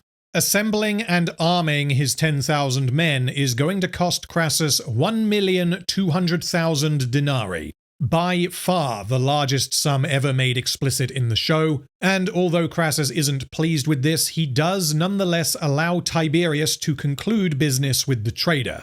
This gives us a load of character information. 1,200,000 denarii is a drop in the bucket for Crassus, because he spends this essentially on a whim. He also places a huge amount of value in appearing to be in control, as he was unwilling to argue with his son in front of the trader, or attempt to renegotiate a price and thus undermine Tiberius, and he allows Tiberius to conclude their business arrangement to ensure that Tiberius gets the full experience of such dealings. For reference, although this is not accurate to actual history, in the show, prospective gladiators were valued at between 10 and 20 denarii, Batiatus paid an excessive 50 denarii to buy Crixus, and Senator Albinius's holdings were valued at around 9,000 denarii. If we consider House of Asher to be canon, which lol fucking no, the approximate value of a Lanista's holdings, so the villa, the ludus, the gladiators, and the slaves, are valued at around 30,000 denarii. And Marcus fucking Crassus just spent 1,200,000 denarii, 40 times the value of everything Opita owned, like it was nothing. Now it's time to introduce another one of the best parts of War of the Damned. A man is waiting for an audience with Crassus, and he is growing impatient, indicating that this man is not used to waiting. He becomes pissed off and starts to leave before the guards attempt to stop him, and he promptly slaps the shit out of them. Caesar! Enter Julius fucking Caesar. Caesar's inclusion in this show is a great example of creative liberties being taken to enhance the story being told. Historically, whilst Caesar was alive when Crassus was battling Spartacus, there is no evidence that he was directly involved. There are records that show that Caesar was in the country serving as a military tribune during this time, which means it is very possible that he was in some way involved. However, there isn't much in the way of historical records regarding what Caesar was doing during this time period, which means his inclusion in War of the Damned is entirely fictional. This is an interesting idea that could have easily gone very wrong for the writers, and I realize the extreme irony in what I am about to say, given what happens in House of Asher. But my knowledge of Roman history is enough to get by, and I know very little of the actual Julius Caesar. But if you know anything about Julius Caesar, you probably know how he died. And he did not die fighting against Spartacus. Nor, come to think of it, did he get suplexed by Asher, but that's another story. This means that unless the writers make serious changes to this historical figure, Julius Caesar has historical plot armor for the duration of War of the Damned. The decision to include him can be viewed cynically. Let's include one of the most famous historical figures of all time because that will make people watch the show. But I can't be cynical about this because of how integral Caesar is to the plot, how many subplots he interacts with, how great the performance is, and how effectively he accomplishes his various purposes. He truly feels like a character that exists within the setting, rather than the writers adding in the famous guy and then cheaping out by doing nothing substantive with him. Caesar, historically, at this point, is about 29. Not a lot known about his life. We took this from history. He was coming back from helping, I believe it was Antonius, but he was coming back helping him against the pirates. So that's the reason we have him shaggy and dirty. It's been this long journey to get back to Rome, and Crassus snatches him up before he even has a chance to go home and see his wife and clean up. References in some places, weren't there, to him serving under Crassus as a tribune? There's some speculation. There's no some hard speculation, evidence, but it is completely possible. It serves a good founding for the triumvirate of the three between Pompey, Crassus, and Caesar in not very many years' time, where they overthrow the Republic. And historically, they have such a complicated love-hate relationship. Caesar was captured by pirates and held for ransom in his younger days, and Crassus was instrumental in coughing up the cash to help him get out. Historically, it's such a rich relationship because Crassus has the money but not the right name, and Caesar has no money but he has the name. We learn that Crassus had dispatched his men to bring Caesar into his villa the moment Caesar returned to Rome, and before he had time to clean himself up.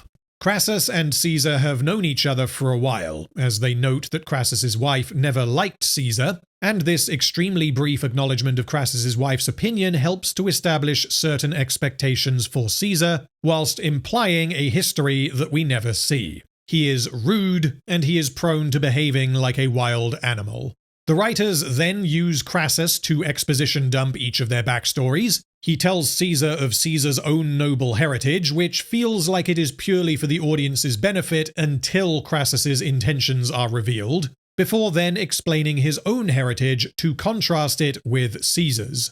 Crassus is an entirely self-made man who is tolerated by the Senate because of how insanely rich he is, and he claims to have become filthy rich through labor and dealings those of proper lineage deem beneath them. Crassus then arrives at the point. He knows of Caesar's multiple military campaigns and asks rhetorically if these were expensive.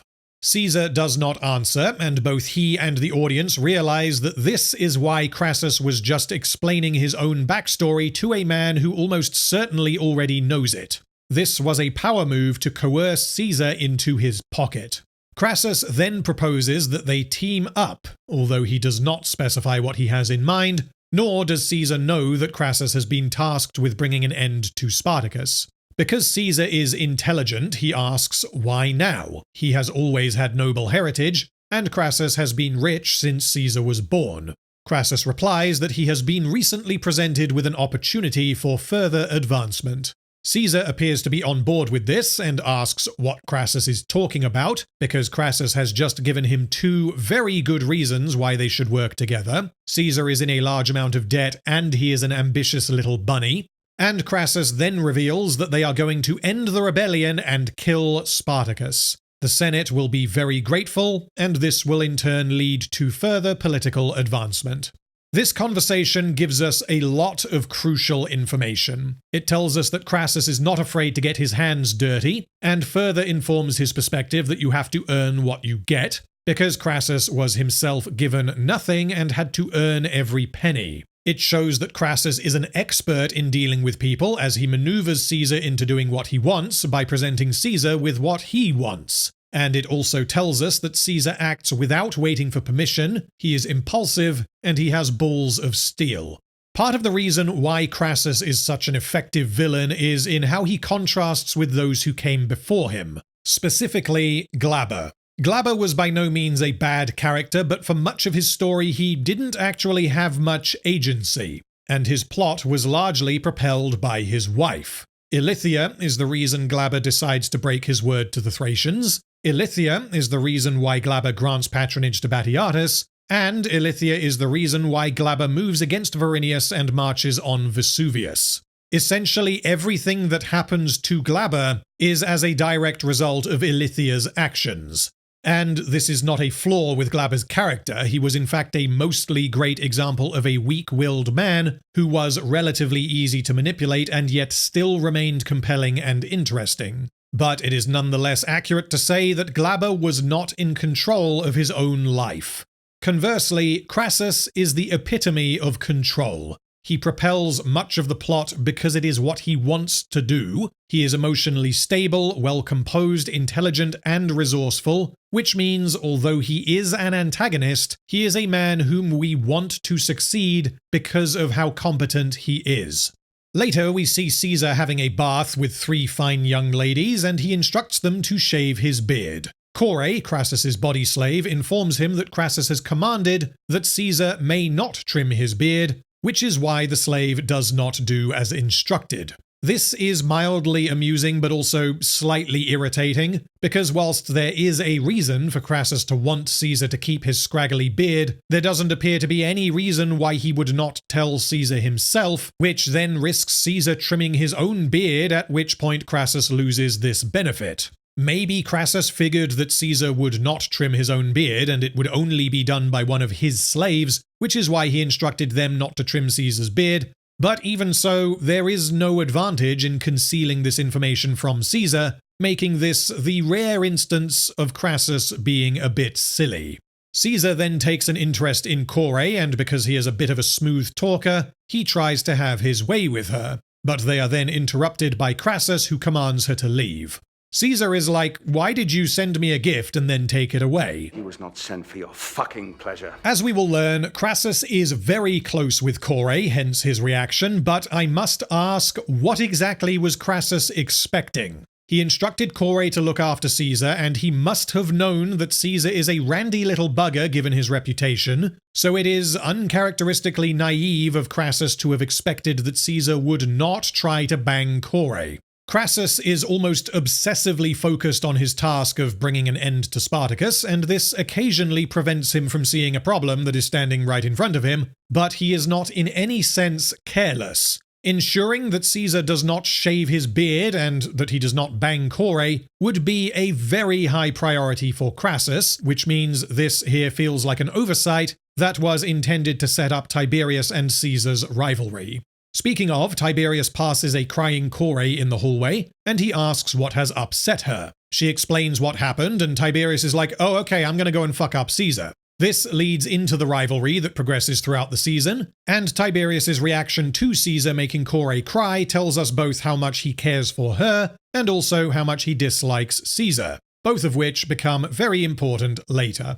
Anyway, Crassus explains to Caesar who Spartacus is, as Caesar has presumably been abroad for the duration of the events of the show. He asks how on earth Spartacus managed to defeat multiple Roman legions, and Crassus replies that Spartacus is very experienced in waging war from his time in Thrace, both before and after the Romans showed up. This is why Spartacus is familiar with Roman battle tactics. Crassus then allows Caesar to connect the dots rather than explaining everything to him, as Crassus already has a plan to take advantage of Spartacus's expectations, which means he could just tell Caesar, but instead he seems to be testing Caesar in the same way that he repeatedly tests his son. He presents the information, and Caesar concludes that they can use Spartacus's knowledge and experience against him, prompting Crassus to reply, Would that my own blood stood now so sharp of mine. Crassus seems to really like testing those around him by concealing information so as to find out if other people are as smart as him. which is somewhat arrogant but also allows him to understand those around him. This is also yet another example of Crassus wishing to be in control of every room. He has all the information, he has all the power, and he chooses what to reveal and when. Although Kore was introduced in episode 1, we don't get a proper understanding as to her place within the House of Crassus until episode 2. Crassus's relationship with his wife is loveless, and she is fully aware that he frequently enjoys the comfort of his body slave. It's not a sin for a Roman to have some sexual relief at the hands of a handmaiden or slave, but to have a relationship with that slave and favour the slave over the wife. Would this have been odd, though, for him to have, been sleeping with one of his slaves, essentially, but I guess your heart is where your heart is. Not odd having sex with her, having feelings for her, yes. It was very much accepted in this time period that the Dominus would have sex with any of his slaves, male or female. It wasn't accepted for the Domina to have relations with the slaves. Where he's crossing the line is he actually has feelings for her. Yeah. Unlike every other slave owner we have seen in the show, Crassus does not brand his slaves, he tattoos them with his initials. Aside from tattoos being far less painful than brands, they also do not look as unsightly, which communicates without any character ever addressing it, that Crassus treats his slaves far better than most Romans. Crassus apologizes for placing Kore within reach of a man like Caesar, and Kore asks him directly why he is honoring Caesar with a title above his own son.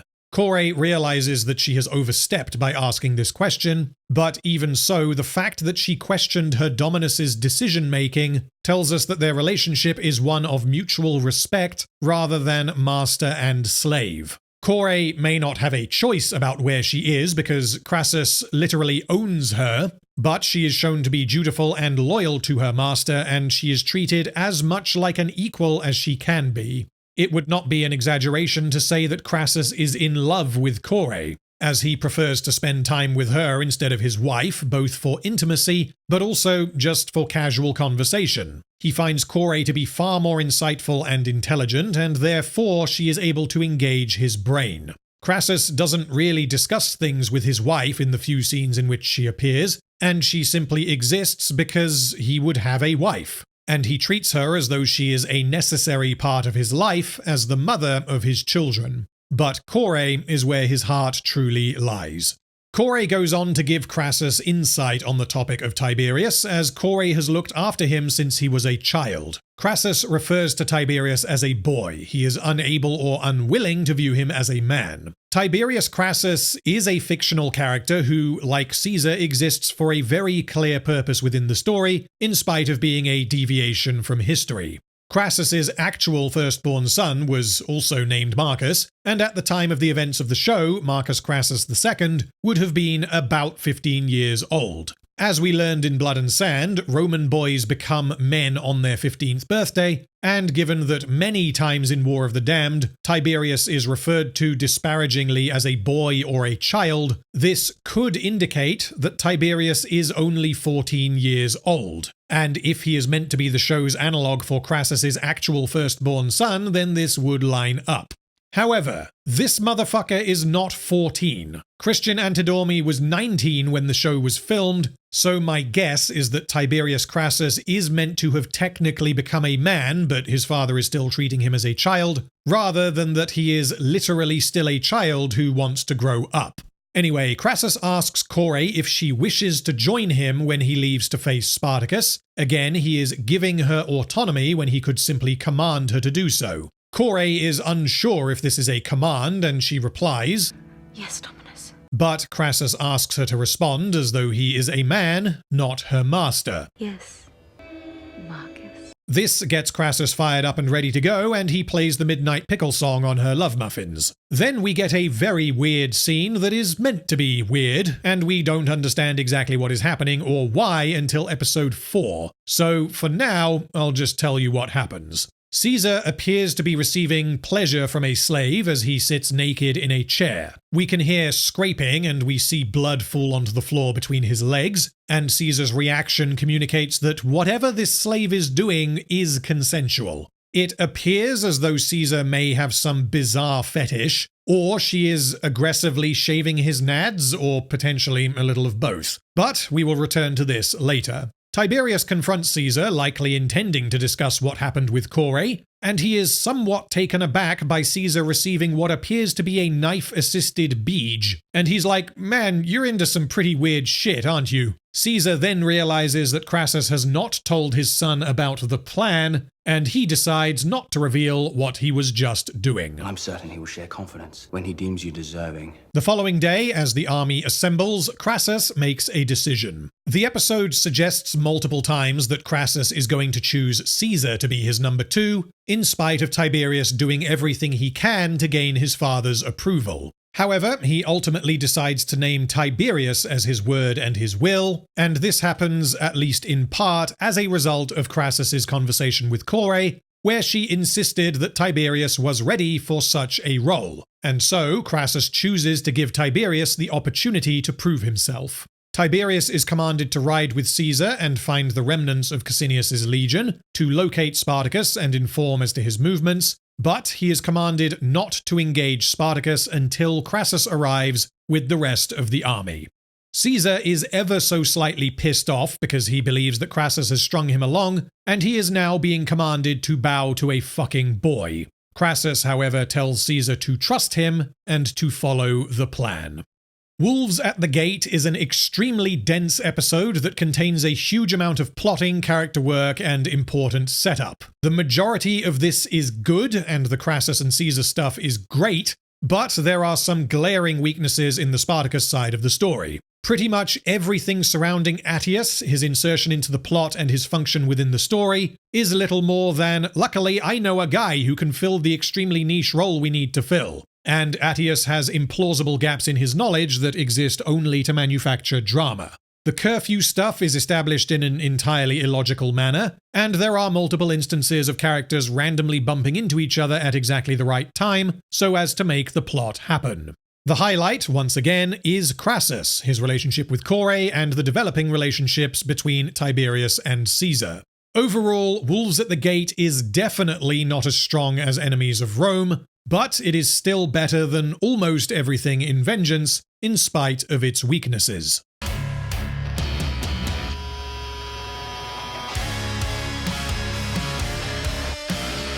Episode 3 opens with Attius and Gannicus forging swords to fully arm the rebels for their inevitable conflict with the Romans. Attius had previously only been allowed to forge shackles, and they are now melting down the shackles to turn them into weapons. This, of course, paralleling Spartacus freeing slaves and replacing their shackles with swords. The current deal with Attius is that he will forge swords for the rebellion, and although he is not being paid for this, he is sticking around because of the promise of further wealth should his services be required. For now, Spartacus is paying him with exposure, and whether this will turn into money remains to be seen.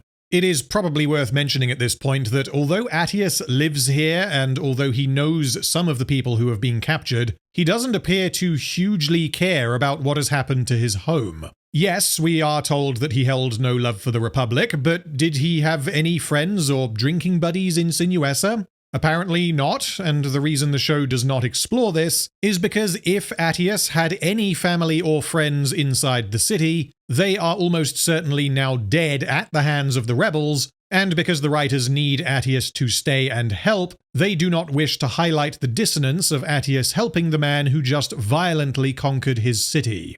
In the streets of Sinuessa and Vale, Spartacus sees that the Romans are being physically abused, and he instructs the rebels to ensure that the captured Romans are fed, which leads into the moral conundrum that features heavily in episodes 3 and 4. Agron questions Spartacus's mercy, believing that as they are at war, and as the Romans are their enemy, he wishes for them to be killed.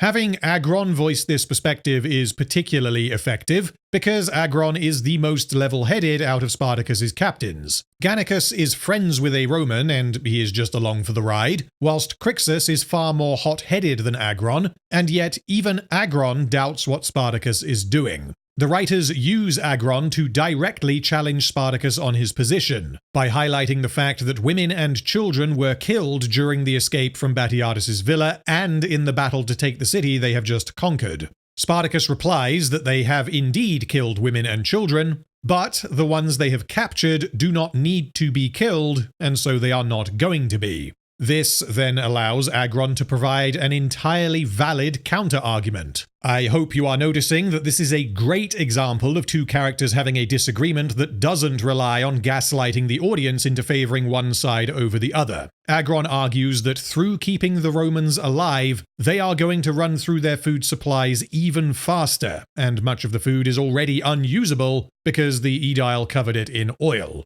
This tells us very clearly that although Spartacus is willing to accept the loss of innocent lives in moves of strategic importance, he is not willing to execute innocent people to give himself and his rebels a few more days to live before the food runs dry. So, regardless of whether the Romans are killed, they need to solve the food problem. Meanwhile, Nemetes notices that Ulpianus' wife is pregnant and he offers food. Rather than being a move of generosity and compassion, Nemetes intends to extort Ulpianus by asking where his valuables are stored. This allows the writers to set up what they are about to do, but also establishes that Nemetes has been extorting the Romans, which becomes important later. Ulpianus reluctantly accepts because bread is currently worth more to him than money, and after Nemetes drops the bread, another Roman lunges for it, and this leads into the two captured Romans having a brawl. Crixus looks at Nemetes like, "What the fuck are you doing?" before separating the two Romans. Upon realizing that the rebels have all gathered around to see the fight, he decides to hand them swords to turn this into a proper contest. Nemetes' treatment of the Romans forms a major part of War of the Damned, and this follows on from his behavior in the prior season despite him being an extremely minor character. Nemetes was the character the writers chose to use to push back against Spartacus' leadership in the finale of Vengeance, and his actions led to the death of Mira. He was not characterized as loyal to Spartacus. He appreciated that Spartacus had freed him from slavery, but he does not share Spartacus' views. Nemetes absolutely believes that he and the other warriors are of greater inherent value than the untrained slaves, and the captured Romans are little more than animals. Nemetes exemplifies the most extreme view with regard to the captured Romans, and he treats them precisely as the worst Romans treat their slaves. He sees this purely as a power dynamic that has been inverted, and because he is now the one on top, he is relishing the opportunity to personally benefit from their suffering. However, because Nemetes lacks the stones to directly and openly disobey Spartacus, his exploitation of the Romans is discreet, stealing from them and doing other things to them that I will get to later. This contrasts with Crixus, who is straight up like, yeah, okay, let's make them fight. Crixus is a former gladiator, a man who knows only combat, and a man who has suffered immensely at the hands of the Romans. I can totally accept the idea that such a man might force innocent Romans to fight for his amusement, or for the amusement of the crowd. They deserve it, and Crixus presumably knows about the food shortage, so this serves as another reason to have them die. Also, they were already fighting. Crixus just made it official. It's not like he spontaneously decided to pick two Romans, give them swords, and tell them to kill each other. He probably split them up and was like, wait, this doesn't feel right. Why am I stopping these two Romans from killing each other? And whilst I don't have any specific problem with the idea of Crixus doing this, I do think it happens perhaps a little too quickly. I would have liked to see Crixus gradually decide, actually, fuck this, Spartacus is wrong. I'm going to treat the Romans how they treated us. But instead, he appears to snap and decide in a spur of the moment to force the Romans to fight to the death. That said, we are barely 7 minutes into the episode, and already we have multiple references for the rebels mistreating the Romans and wishing them dead. And there are multiple reasons provided as to why they should execute them. The writers could have left this as, well, they are our enemies, so I want to kill them, but instead they added in the food factor for Agron and the entertainment factor for Crixus. Giving the rebels and recently freed slaves the opportunity to be entertained is good for morale. It involves the killing of their enemies, and it means they don't have to worry about potential security threats later down the line, nor do they need to feed them. Unfortunately for Crixus, this is exactly the same logic that was used to execute the slave who was stoned to death in episode 2, which means the show is very deliberately showing the rebels as being just as bad as the Romans. So the two Romans reluctantly poke at each other without having a clue how to fight, but ultimately it is Ulpianus who stands victorious. Crixus throws the bread to the floor for Ulpianus to take, and... Naevia chops his hand in half, claiming to believe that Ulpianus was reaching for his sword. The show does not make it explicit as to whether Ulpianus was reaching for the bread or for the sword, but unless he was overcome with rage and planned to unga-bunga himself at Crixus, which I think is unlikely, he was indeed reaching for the bread, which means a paranoid and bloodthirsty Naevia just mutilated this man for essentially no reason. He reached for sword to strike when you presented back. He was reaching for the food, you mad! This scene and the subsequent conversation allow the writers to explore what Crixus and Naevia think about the Romans. And whilst the show does not portray their actions here as a good thing, it does give them the opportunity to explain themselves. After they leave the crowd, Crixus is like, "Are you sure he wasn't reaching for the bread?" And he asks, what if Naevia was wrong? This is interesting for a few reasons. Firstly, this is the first time Crixus has doubted Naevia's actions, but secondly, it indicates how much value Crixus places in the idea of honor, even though he has not fought as a gladiator for quite a while by this point. Crixus doesn't care about the Romans. The only reason he hasn't already executed them is because Spartacus told him not to, and he is evidently totally fine with treating them the way he was treated. However, he made a promise that the winner would receive bread. This is why Crixus gave him the bread after the fight when he could just as easily have eaten it himself, and this is why he disapproves of Naevia maiming Ulpianus unnecessarily, because the man fought to the death and won, something Crixus innately has respect for even though the fighters were unskilled. He believes that Ulpianus was not a threat, and that Naevia should not have attacked him. Naevia, however, replies that it doesn't matter if he was reaching for the bread or the sword, because either way, she has ensured that Ulpianus will never raise his hand against them. She continues that men like Ulpianus are the greatest threat, because they hide their true intentions behind the facade of being unthreatening. She then reveals to Crixus something that she experienced after the events of Blood and Sand, before she was sent to the mines. She was passed to a man named Hyrieus, who seemed nice and made her feel safe for the first time, but every night when his family went to sleep, Hyrieus took Naevia to a secret cabin and tortured her. She explains that the most traumatizing part was that each morning the monster was gone. The man greeted his wife and children, and the beast had transformed into a man who held no threat.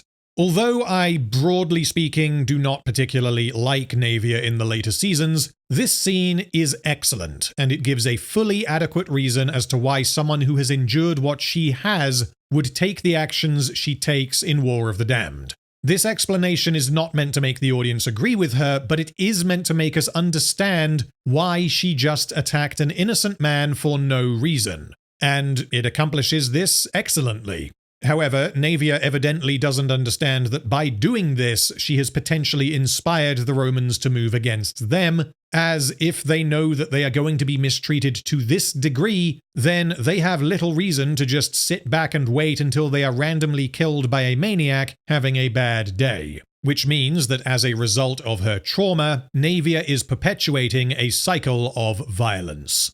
The sentries then inform Spartacus that ships have anchored off the coast. They do not appear to be Roman, and 4 men are approaching the city on foot. Their leader is an exuberant and colourful fellow named Heraclio, and he embraces Spartacus for the suffering he has wrought on the Romans.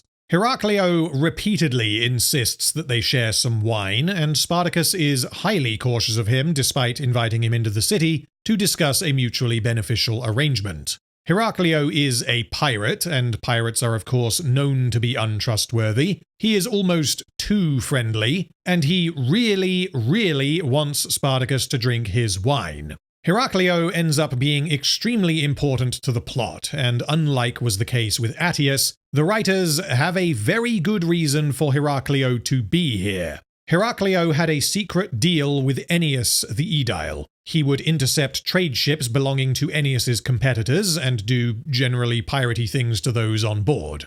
Ennius would tell Heraclio when and where he could find certain trade ships. Heraclio would attack them and would keep whatever goods he found on board, and in return Ennius allowed him to use his seal so as to make these goods appear genuine when the time came to sell them. As he says, the seal removes unwanted attention when trading in respected ports. None of Ennius's competitors noticed that their ships kept getting plundered and yet Ennius's ships remained unharmed, or potentially his competitors did notice but they were unable to do anything about it. If someone were to capture and interrogate Heraclio, the shipping manifest would be discovered. However, this would simply appear to be a genuine, albeit stolen, shipping manifest, and so Heraclio sailing around with a bunch of legal documents bearing the seal of the Aedile of Sinuessa and Vale does not necessarily incriminate Ennius himself. Anyway, Heraclio has come to Sinuessa and Vale because he found out that the city had been taken,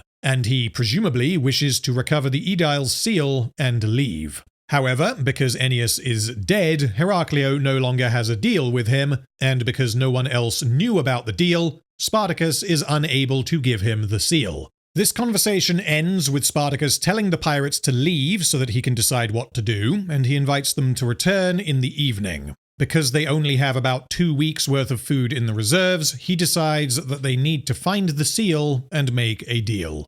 After a few hours, the rebels have failed to find the seal, so Spartacus decides to speak with Lyta, believing that as the wife of the Aedile, she may be able to help him. This is honestly obvious, and I can't really tell you why Spartacus wasted precious time searching for the seal himself when he could have just asked the guy's wife where he kept it. But he eventually remembers that she exists and they have a chat. To say that Lyta is not happy with Spartacus would be an understatement. He has destroyed everything she knew and loved, killed many of her friends and her husband, and he is now expecting her to help him. Because the writers are smart, Lyta is smart, and she remembers what happened in the previous episode, which really shouldn't be a compliment, but it unfortunately is. Lyta has a very good reason not to trust Spartacus, because the last time he promised her something, he betrayed this trust and executed her husband. And this then allows the writers to move the conversation in the desired direction, the Aedile's seal, whilst also accomplishing a secondary goal,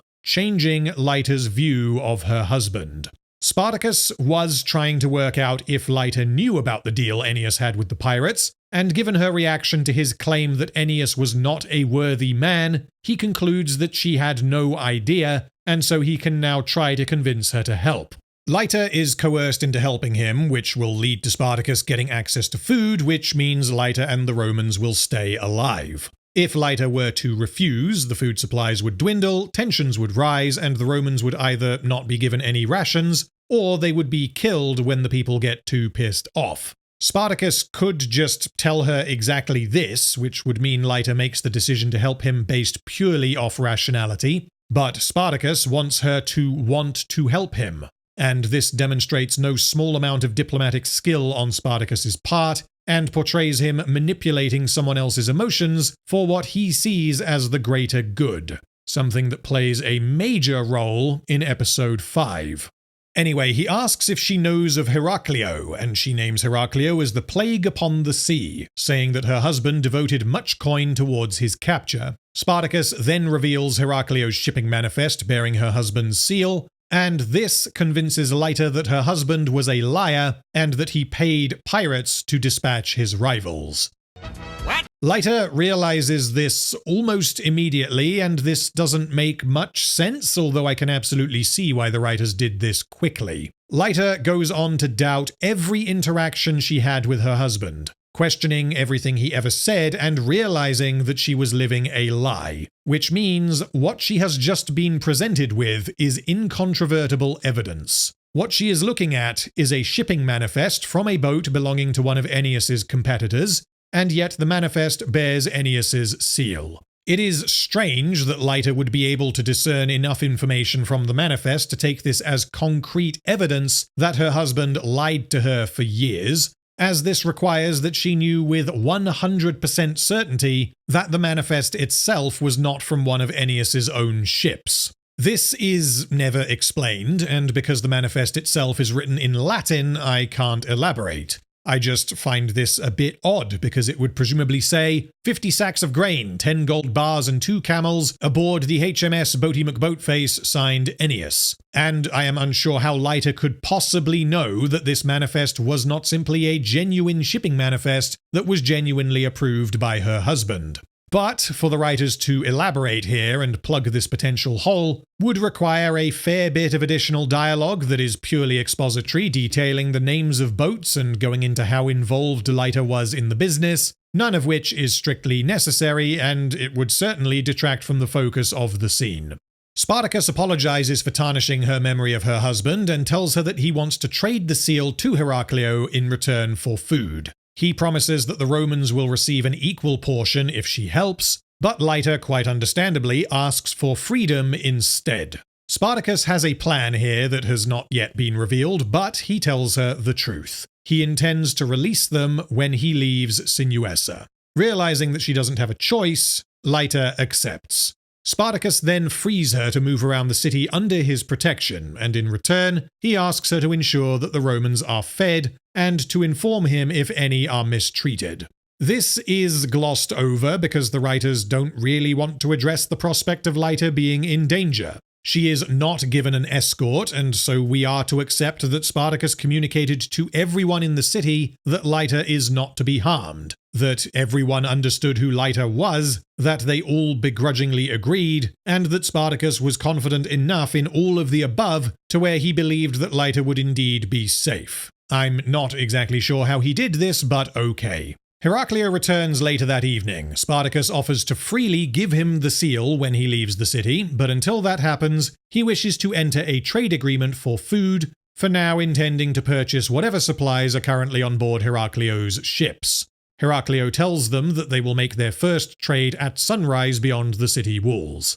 This scene presents a small problem, as Spartacus and Heraclio entering a trade agreement makes sense and benefits both of them, but Heraclio being given Aeneas's seal after Spartacus leaves the city is a meaningless addition, because by that time, word must have got out that Aeneas is dead, because Spartacus had conquered his city and housed his army there for months. Which means by the time Heraclio gets his hands on that seal, it is going to be worthless. Now may we have fucking drink, huh? Anyway, that evening, Heraclio finally gets to crack open his barrel of wine. There was nothing nefarious going on here, the man just really likes wine, and the pirates and rebels enjoy a partially clothed piss-up in the streets. During the party, Nasir bumps into Castus, one of the pirates. This is an interesting character, Castus. Castus historically was not a pirate, and we wanted to bring in Castus, and we had a bunch of varying ideas, and we ended up bringing him as a pirate. I had, at one point, since it has nothing to do with the historical Castus, I had a plan to change his name to something else, but it was one of those things that got lost in the shuffle, and we had already shot stuff with his name in it. So for those of you who know history, yes, we go very far afield with Castus on this one. Because Castus was one of Spartacus's named generals. And we had one too many generals at this point, so fortunately, Castus got downgraded to pirate. Castus is extremely flirty, and he tells Nasir that he wants some of his, nectar, even after Nasir says that he is taken by another. Castus places a hand on Nasir, Agron takes offense, and then... Apologies. I did not know you were mired in shit east of the Rhine. A few moments later. Selection overstepped, yet your response was as it fucking should be. A few moments later. Nasir finds Agron's insistence to protect him to be romantic, and they have hot, sweaty gay. This is the start of one of the weaker subplots of the season, because whilst I do like the idea of Agron and Nasir's relationship in spite of their simplicity as characters, they are given almost nothing to do in War of the Damned. So the writers decided to do a love triangle with a pirate. Oh, Agron, I love you so much. Oh, Nasir, I'm so proud of you for becoming this awesome warrior. Yar, suck me cock, Twinkleton. Wait, who the fuck are you? Yar, I be Castus, the gay pirate. Oh, okay, well, go away, please. Nasir isn't interested. Nasir? Nasir?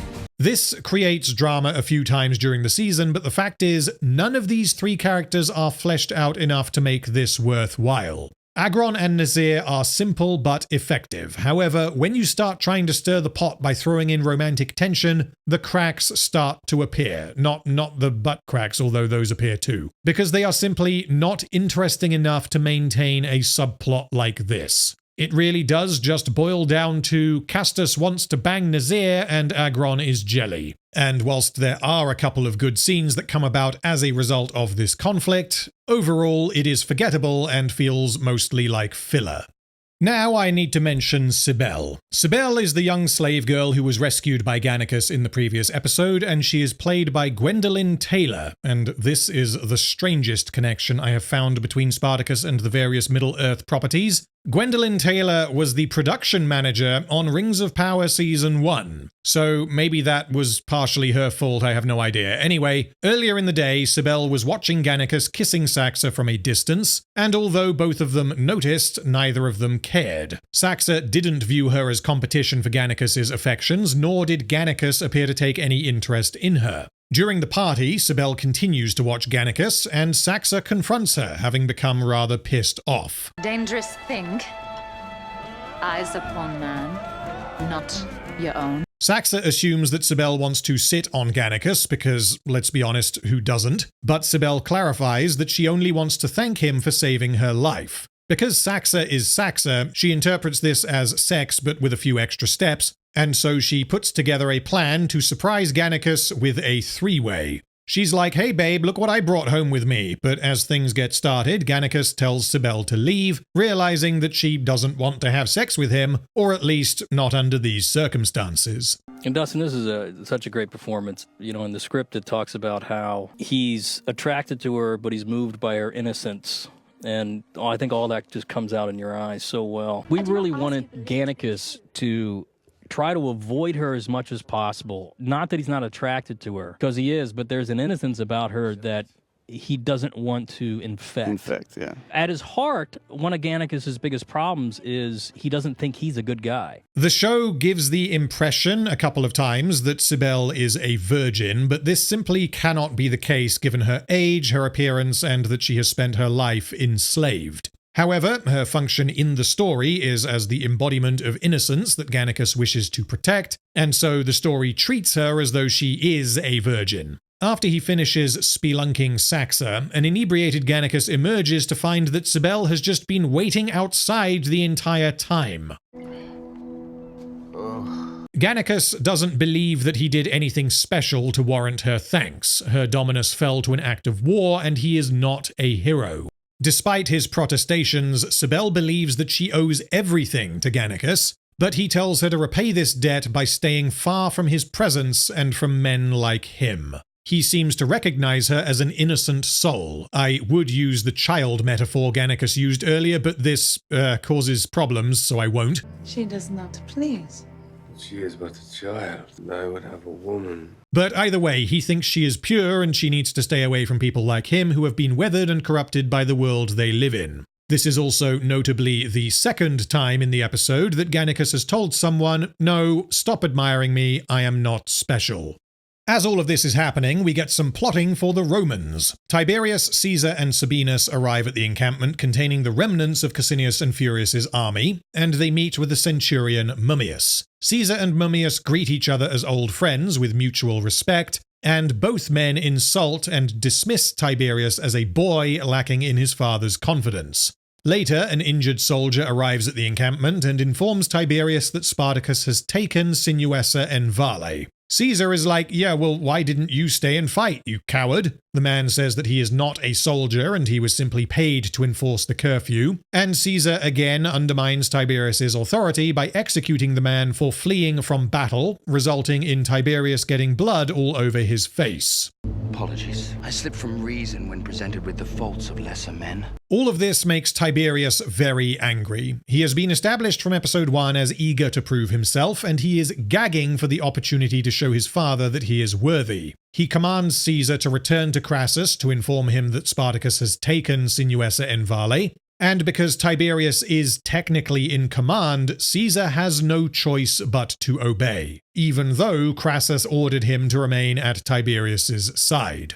This is done for a few reasons. Firstly, Tiberius is sick of Caesar's obstinance and he wants him gone. Secondly, there is a practical need to inform Crassus that Spartacus has taken the city. Thirdly, commanding Caesar to essentially serve as a messenger when he could send literally anyone else is the first time Tiberius pushes back against Caesar and uses the power he has to humiliate him. And finally, Tiberius wants Caesar gone because he wants the sole credit for what he is about to do. We move for Sinuessa in Bali. That's your plan. In the early hours of the morning, Spartacus prepares to head out to meet Heraclio. It is revealed that he is claiming all of the money Nemetes has extorted from the Romans because he needs it to buy food. And this is treated as an executive decision that Nemetes can't refuse. Because Nemetes is a character rather than a caricature, the writers give him a reason to do what he does. Nemetes followed Spartacus and risked his life alongside the others in taking the city, as he has done many times before. However, Nemetes is not ideologically aligned with Spartacus. He is in this for himself, and he is using the rebellion as a means by which to personally benefit. He likely wants to get as rich as he can before getting on a boat and sailing towards more promising shores.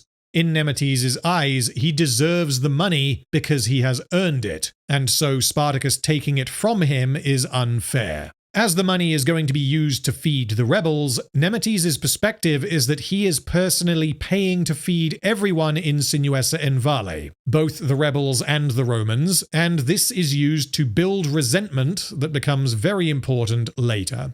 Meanwhile, Tiberius, Sabinus, and Mummius hide on a nearby hilltop and observe the Cilicians camping outside of the city, and they realize that Spartacus is intending to ally himself with the pirates. Tiberius and Sabinus are shown to be the precise opposite of Crassus in their assessment of Spartacus, as they consider Spartacus a fool for trusting the pirates, and Tiberius suggests that they are thieves of equal nature. However, once again, because Tiberius is a character rather than a plot device, he is given a rational reason for doing what he does rather than purely an emotional one, which helps to make him feel like a person instead of an extension of the whims of the writers. Tiberius reasons that if Spartacus and the pirates make a deal, this will prevent Crassus from starving the rebels out, and so he orders Mummius to prepare his men to advance. Sabinus advises his friend to remember his father's instruction. Do not tempt engagement until I have arrived with proper force. But Tiberius replies that he wishes to be the wolf of battle his father desires, which is informed by him eavesdropping on the conversation between Crassus and Caesar in episode 2. His desire to prove himself, his need to stop Spartacus securing food, and his general underestimation of Spartacus and the Cilicians directly inform Tiberius's decision to disobey his father, which is good because Crassus has been established so far as a man you do not disobey. Tiberius believes he knows better. He believes this is the best move, and he believes that when he succeeds, his father will overlook his disobedience and will reward him for being proactive. All of this lines up excellently when a lesser show would simply be like, and then Tiberius is an idiot and he attacks for no reason. This little part is also based on history. It wasn't Tiberius, but Crassus gave commands not to attack, and the commander attacked against orders to try to gain glory for himself. Before the shit hits the fan, I need to highlight how well constructed and multi-layered the tension is. There are many ways in which this deal could go wrong because we have three parties imminently meeting upon neutral ground, in which, theoretically, no one side has an advantage. Pirates are known to be dishonorable, which means there is a decent likelihood that they will attack Spartacus, rob him, and leave. Heraclio had a habit of speaking in riddles, indicating that he wished to be in control, and he gave the impression that he was not placing all of his cards on the table. Spartacus knows that he can't trust Heraclio, but he finds himself with no choice because he is desperate. He only trusts that Heraclio wants money, and he hopes that he is smart enough to hold up his end instead of robbing him right now. This meeting happens in the early morning following a drunken sex party, which means it is possible that Heraclio fed everyone wine to give himself an advantage. We also have the altercation between Agron and Castus, which may give Heraclio a reason to want to break from their terms. Gannicus shows up still drunk, which means he is not going to be as perceptive as the others, and the fact that Heraclio has insisted that they meet outside of the safety of the city walls. We also see a brief dialogue exchange purely for the benefit of the audience, in which Heraclio prepares a torch and instructs his men. Upon my signal only, I will give no errant cause to doubt intention. Which tells us that he is intending to do something. And on top of all of that, we have the Romans who want to steamroll the lot of them, which has the potential to cut any deal short. Spartacus shows up and presents the money, and Heraclio presents a single, very small bag. This stands the sum of your offering.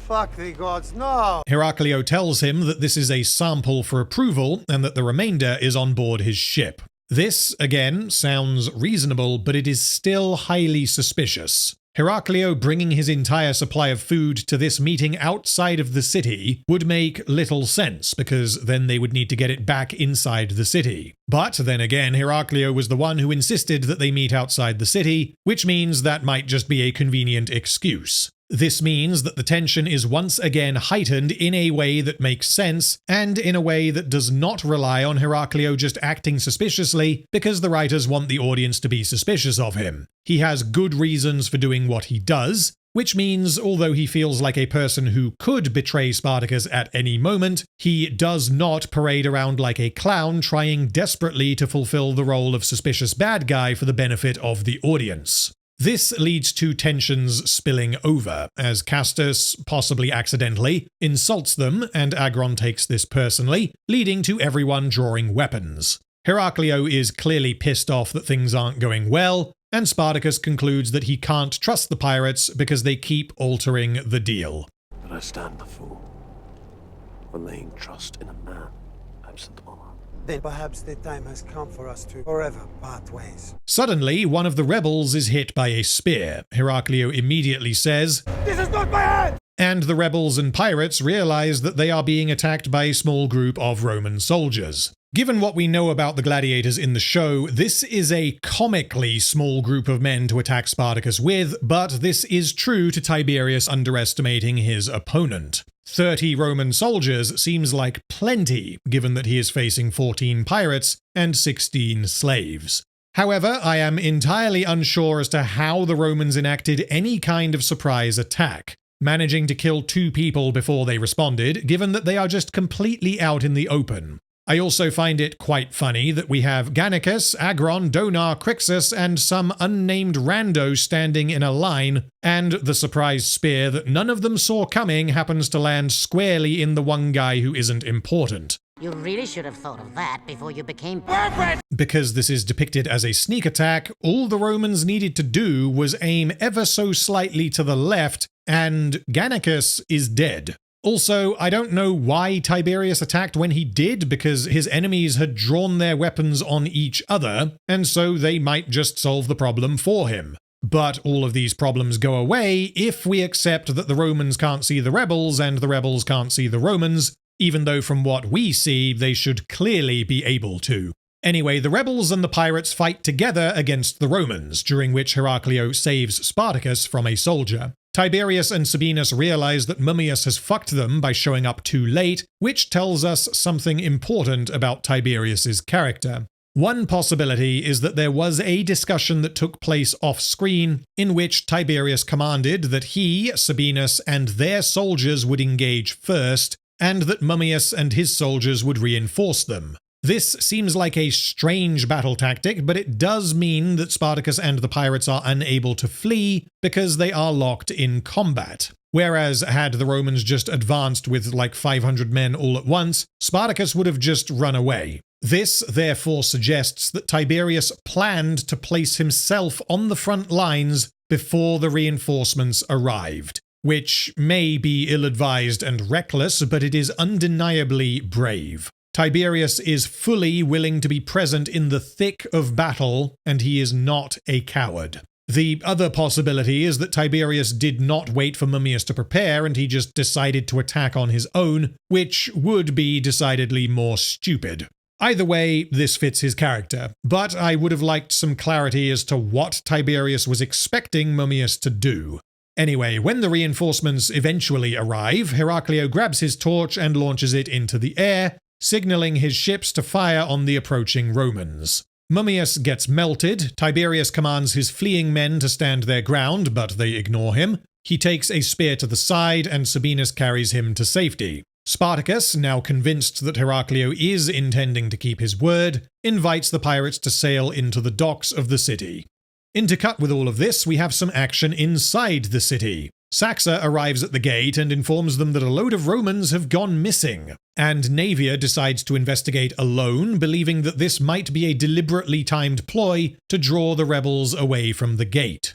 Naevia immediately heads to Attius's smithy because she doesn't trust him, and because he is the only Roman allowed to freely roam the city. Well, apart from Leiter, but I guess Naevia has more of a reason to distrust Attius? Actually, wait, that doesn't really make sense. We are to believe that Spartacus informed everyone that Leiter is to be allowed to go where she wants unharmed, and Naevia knows that Leiter was a slave-owning, high-status noblewoman before the city was taken, whilst Attius was a blacksmith who betrayed his own people and helped the rebels enter the city. I'm not saying that Naevia shouldn't be suspicious of Attius, but given the options, Leiter seems like the obvious choice by far. But I guess maybe Naevia intended to visit her afterwards. Anyway, Attius is gathering his money, intending to leave the city, and Naevia finds it suspicious that he has not said goodbye. Attius says that he had words with all who matter, likely meaning Gannicus and possibly Spartacus, but Naevia accuses him of trying to take the other Romans with him, which would mean he has betrayed them. Do you buy such for your friends as well? Attius appears confused, but Naevia has decided that he is guilty, and she attacks him. It becomes clear that Naevia is simply looking for an excuse to kill him. Whether or not he has done anything wrong is not particularly relevant. This begins as an interrogation, but Attius claims to know nothing about the missing Romans, and it then leads into a full-on fight to the death. Both characters have reasons for doing this. Naevia hates all Romans for reasons that have already been stated, plus we had a scene earlier with Crixus in which he made it clear that he heavily dislikes Attius, and we can assume Naevia does as well, and the writers gave Attius a reason to specifically dislike Naevia because he witnessed what she did to Ulpianus, and he considers her to be a hypocrite. How do your friends differ from the fucking villain they brand me? Attius puts up a good fight, but he is ultimately defeated when Naevia sucker punches him with a hammer. Attius's death causes quite a bit of conflict in episode 4. However, this happens entirely thanks to convenient, or rather inconvenient, timing. The Romans all sneaking off and hiding while Spartacus is elsewhere makes an amount of sense. But this coinciding with Attius packing up his things and leaving is simply a coincidence. He accidentally acts in a way that makes Naevia mistakenly believe that he is conspiring to escape with the Romans. However, given how much Naevia hates Romans, had she encountered Attius just chilling in the pub, she probably would have reacted in the same way. The rebels return to the city, and Spartacus, Crixus, and Gannicus are very confused as to why the Romans attacked in such small numbers, and why they were being led by a boy. Naevia then shows up and appears to suggest that this was in some way connected to what just happened with Attius. It holds no sense. Answer lay among the dead, and those we mistakenly name friend. She appears to be trying to blame Attius for the Romans attacking outside the gate. She presumably believes that this small group of soldiers was nearby because they were intending to group up with the fleeing Romans. And although this could be true, there is simply nothing to support it from her perspective other than the fact that she fucking hates Romans, and she is more than willing to believe anything that makes them look bad. But essentially what happened is that she believed Attius was intending to flee with his friends. Crixus came back like, that was weird, some kid just attacked us with like 20 guys. And Naevia is like, aha, well, this must all be connected. Anyway, each character then reacts to Attius's death. Crixus fully stands with Naevia and believes that she had no choice but to kill him. Spartacus is confused as to why Attius would help them only to disobey him and try to release the prisoners. Gannicus is very sad because his friend is now dead. And I think this bit is excellent because it isn't just, oh no, it's sad because they were friends. This extra emotional weight comes from Gannicus misunderstanding what just happened. Attius was not guilty of anything. He was not helping the prisoners. He was just intending to leave, as Gannicus had encouraged him to do. However, because of their earlier conversation, Gannicus believes that Attius was foolishly trying to form basest clay into something of worth. He believes that Attius mistakenly looked up to him and wished to do something meaningful and help those around him. Which means Gannicus now believes that his friend is dead because of him. And as we learned in Vengeance, Gannicus is not comfortable with the idea of people dying for him. The episode ends with the reveal that Lyta has hidden the Romans in the stable and she is bringing them food, which means Attius did indeed die for nothing. Men of Honor is a very good episode, and it is clearly better than episode 2. Most of it is set up for future events. It introduces the pirates, sets up 2 potential love triangles, explores Lyta's character, and dials up the tension within the city. Naevia gets quite a bit of focus, and this episode does more to flesh her out than any episode since Blood and Sand. There are no major problems here, although some parts, such as Crixus making the Romans fight, could have been fleshed out a bit more, and Attius being caught before he left was just extremely unlucky. There is nothing in this episode that I love, and this is never one that I am particularly excited to get to on a rewatch, but it is nonetheless solid. But anyway, things are about to get spicy. It's time for...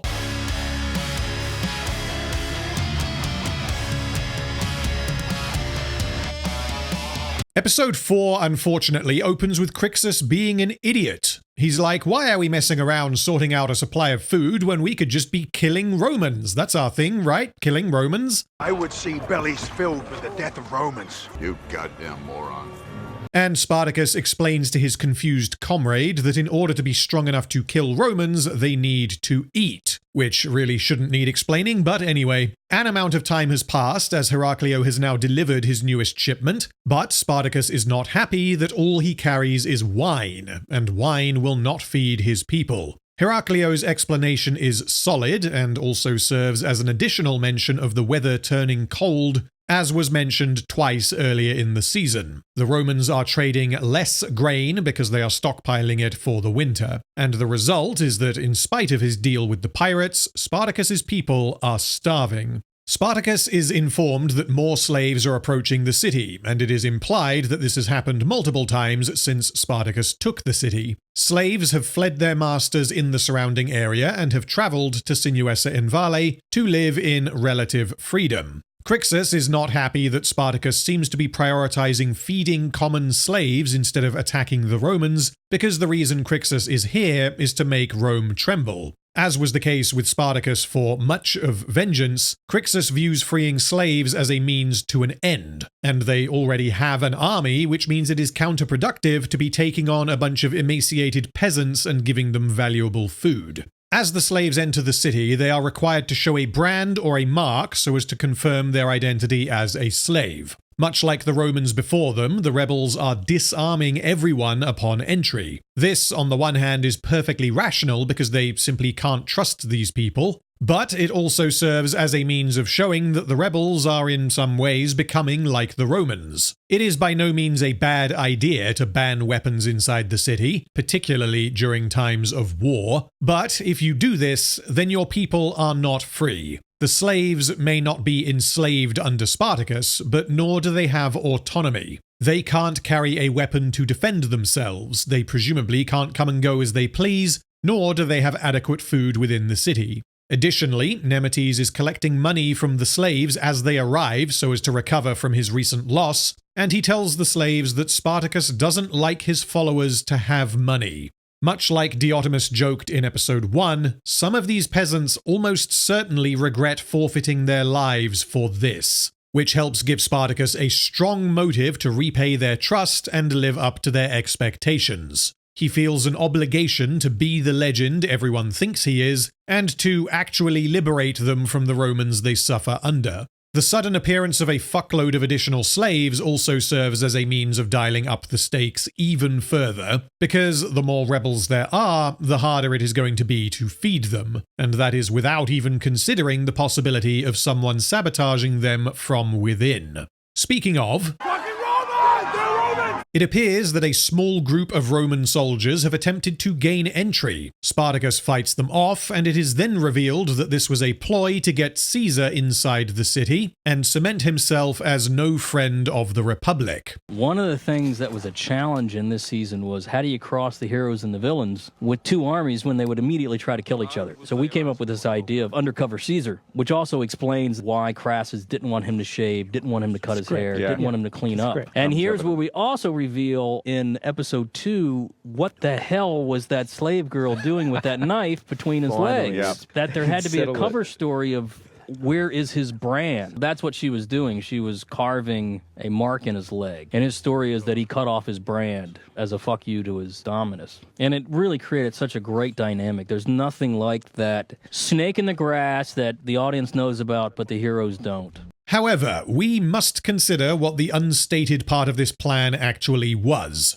Crassus and Caesar hired a small group of Romans, there appear to be maybe 5 of them, and it appears that these Romans were told, alright boys, you and Caesar are gonna walk up to the gates of Sinuessa and Vale, you're gonna sneak inside and I'd kill as much as you can, hopefully assassinate Spartacus. Just try your best, okay? Of course, these men were sacrificial lambs for Caesar to use to appear as an escaped slave himself, which means they were always intended to die. Marching into the belly of the beast with 5 guys is a death sentence, and yet these men seem fully committed to springing their sneak attack and taking on a whole fucking city. My guess is that these men were told that they would be infiltrating the city with Caesar, but when they got close enough, Caesar was like, oh shit, there's Romans here, thus betraying his men, but gaining entry for himself. This is never stated, but it makes far more sense than Crassus finding 5 suicidal idiots and asking them to bum rush the bringer of rain. This is a good plan, however, given that the stakes are high and given that Spartacus is pretty fucking twitchy, having now learned that Crassus is after him, Spartacus must remain very suspicious of Caesar. The man clearly knows how to fight, he came alone and so no one can vouch for him, and he has a recent wound on his leg that he claims used to be the mark of his dominus, but this could of course be fabricated. Thankfully, the episode shows that Spartacus does not trust this man, and he is very careful, as is appropriate. Spartacus then assesses Crassus's actions since being made aware of his presence. Crassus appears to have sent a small group of Romans led by a boy to attack them during the negotiation with Heraclio. He appears to have sent 5 guys up to the front gate like, hello, we'd like to kill you, please. And he appears to have an army camped about a half-day's march from Sinuessa and Vale, but he has not advanced. This seems like random nonsense, and Spartacus concludes that Crassus is not moving as the others who came before him. Agron then tells them that they have a problem regardless of whether or not they keep the gate open. They have already let many people inside the city, and any one of them could have ill intentions. Gannicus then adds that if Spartacus is killed seemingly or actually by one of his own, the entire rebellion falls apart. Spartacus is the figurehead holding everything together, and although Crixus, Gannicus, and Agron are loyal to him, they would each run things very differently if Spartacus were to die. If he dies, they will scatter and form a bunch of sub-factions, which will inevitably result in them all being squashed by Crassus. He tells them that Crixus will lead should he fall, and Crixus replies that if he held sole command, he would immediately move against Crassus. Spartacus then reminds him that they have the advantage of the city walls, which, again, is something that should be obvious, and so running outside and charging a Roman encampment would be an idiotic thing to do. His plan is to continue letting people in, continue training them, and to wait until the right time to strike. In this scene, it feels as though Spartacus is not properly explaining himself. He's essentially saying to Crixus, trust me bro, we gotta do what I say. There is a reason why he does this, which I will get to in episode 5, but for now, this will understandably come across as though Spartacus is being deliberately vague, and Crixus doesn't notice because he is a dum-dum. While doing some training, Gannicus picks out Caesar from the crowd and tells him to step forward. Although Caesar throws the fight, he displays obvious skill, and he justifies this skill by claiming that he is a shepherd, and so he was no stranger to fighting off bandits who tried to steal his master's livestock. Caesar names himself as Lyciscus, and he tells Gannicus, I shall have rematch upon a day.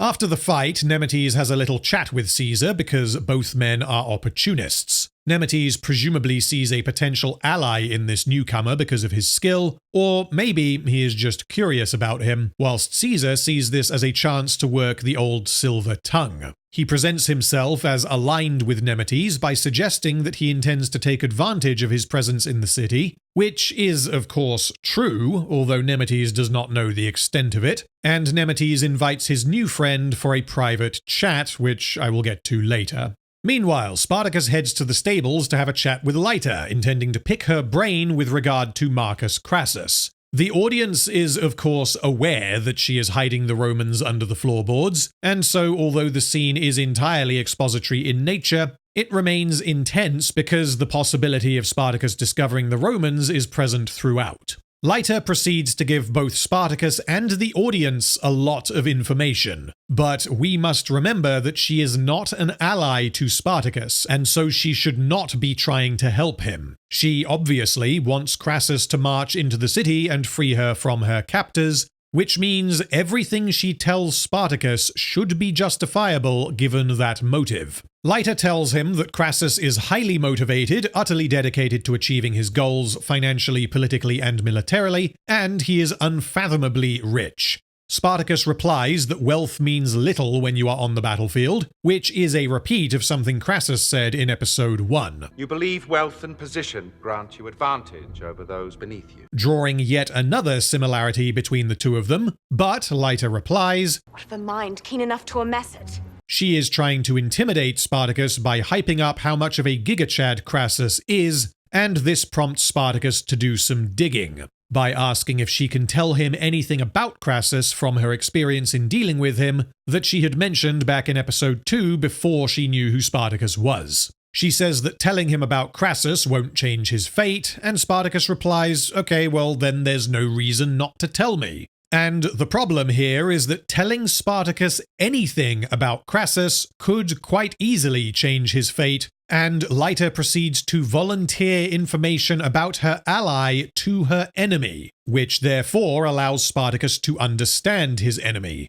This doesn't lead to anything directly, and it only affects character, so I am willing to let this slide, but even so, I would have preferred that the writers accomplish this through means other than having Lyta go out of her way to help Spartacus. She proceeds to tell him a lengthy story about a trade deal Crassus had with the Aedile of Neapolis. The Aedile was negotiating with Crassus, he intercepted a letter from his competitor offering better terms to Crassus, and so he accepted Crassus's deal to avoid losing the business. Months later, the Aedile learned through unspecified means that Crassus had sent the letter, and the whole thing was a ruse. Crassus had made it appear as though he was going to take his business elsewhere, thus applying pressure on the Aedile to agree to his terms.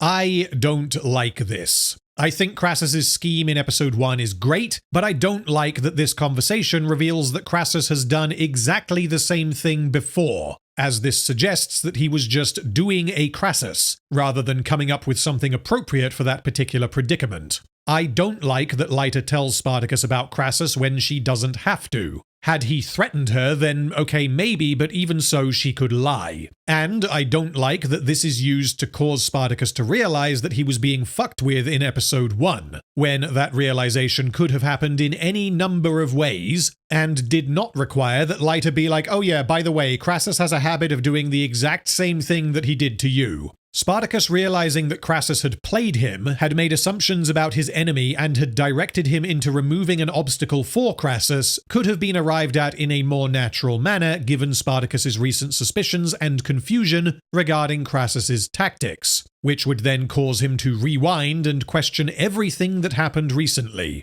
How much does Crassus know, and how much does Crassus want me to know? Instead, unfortunately, we get this scene, which just spells everything out.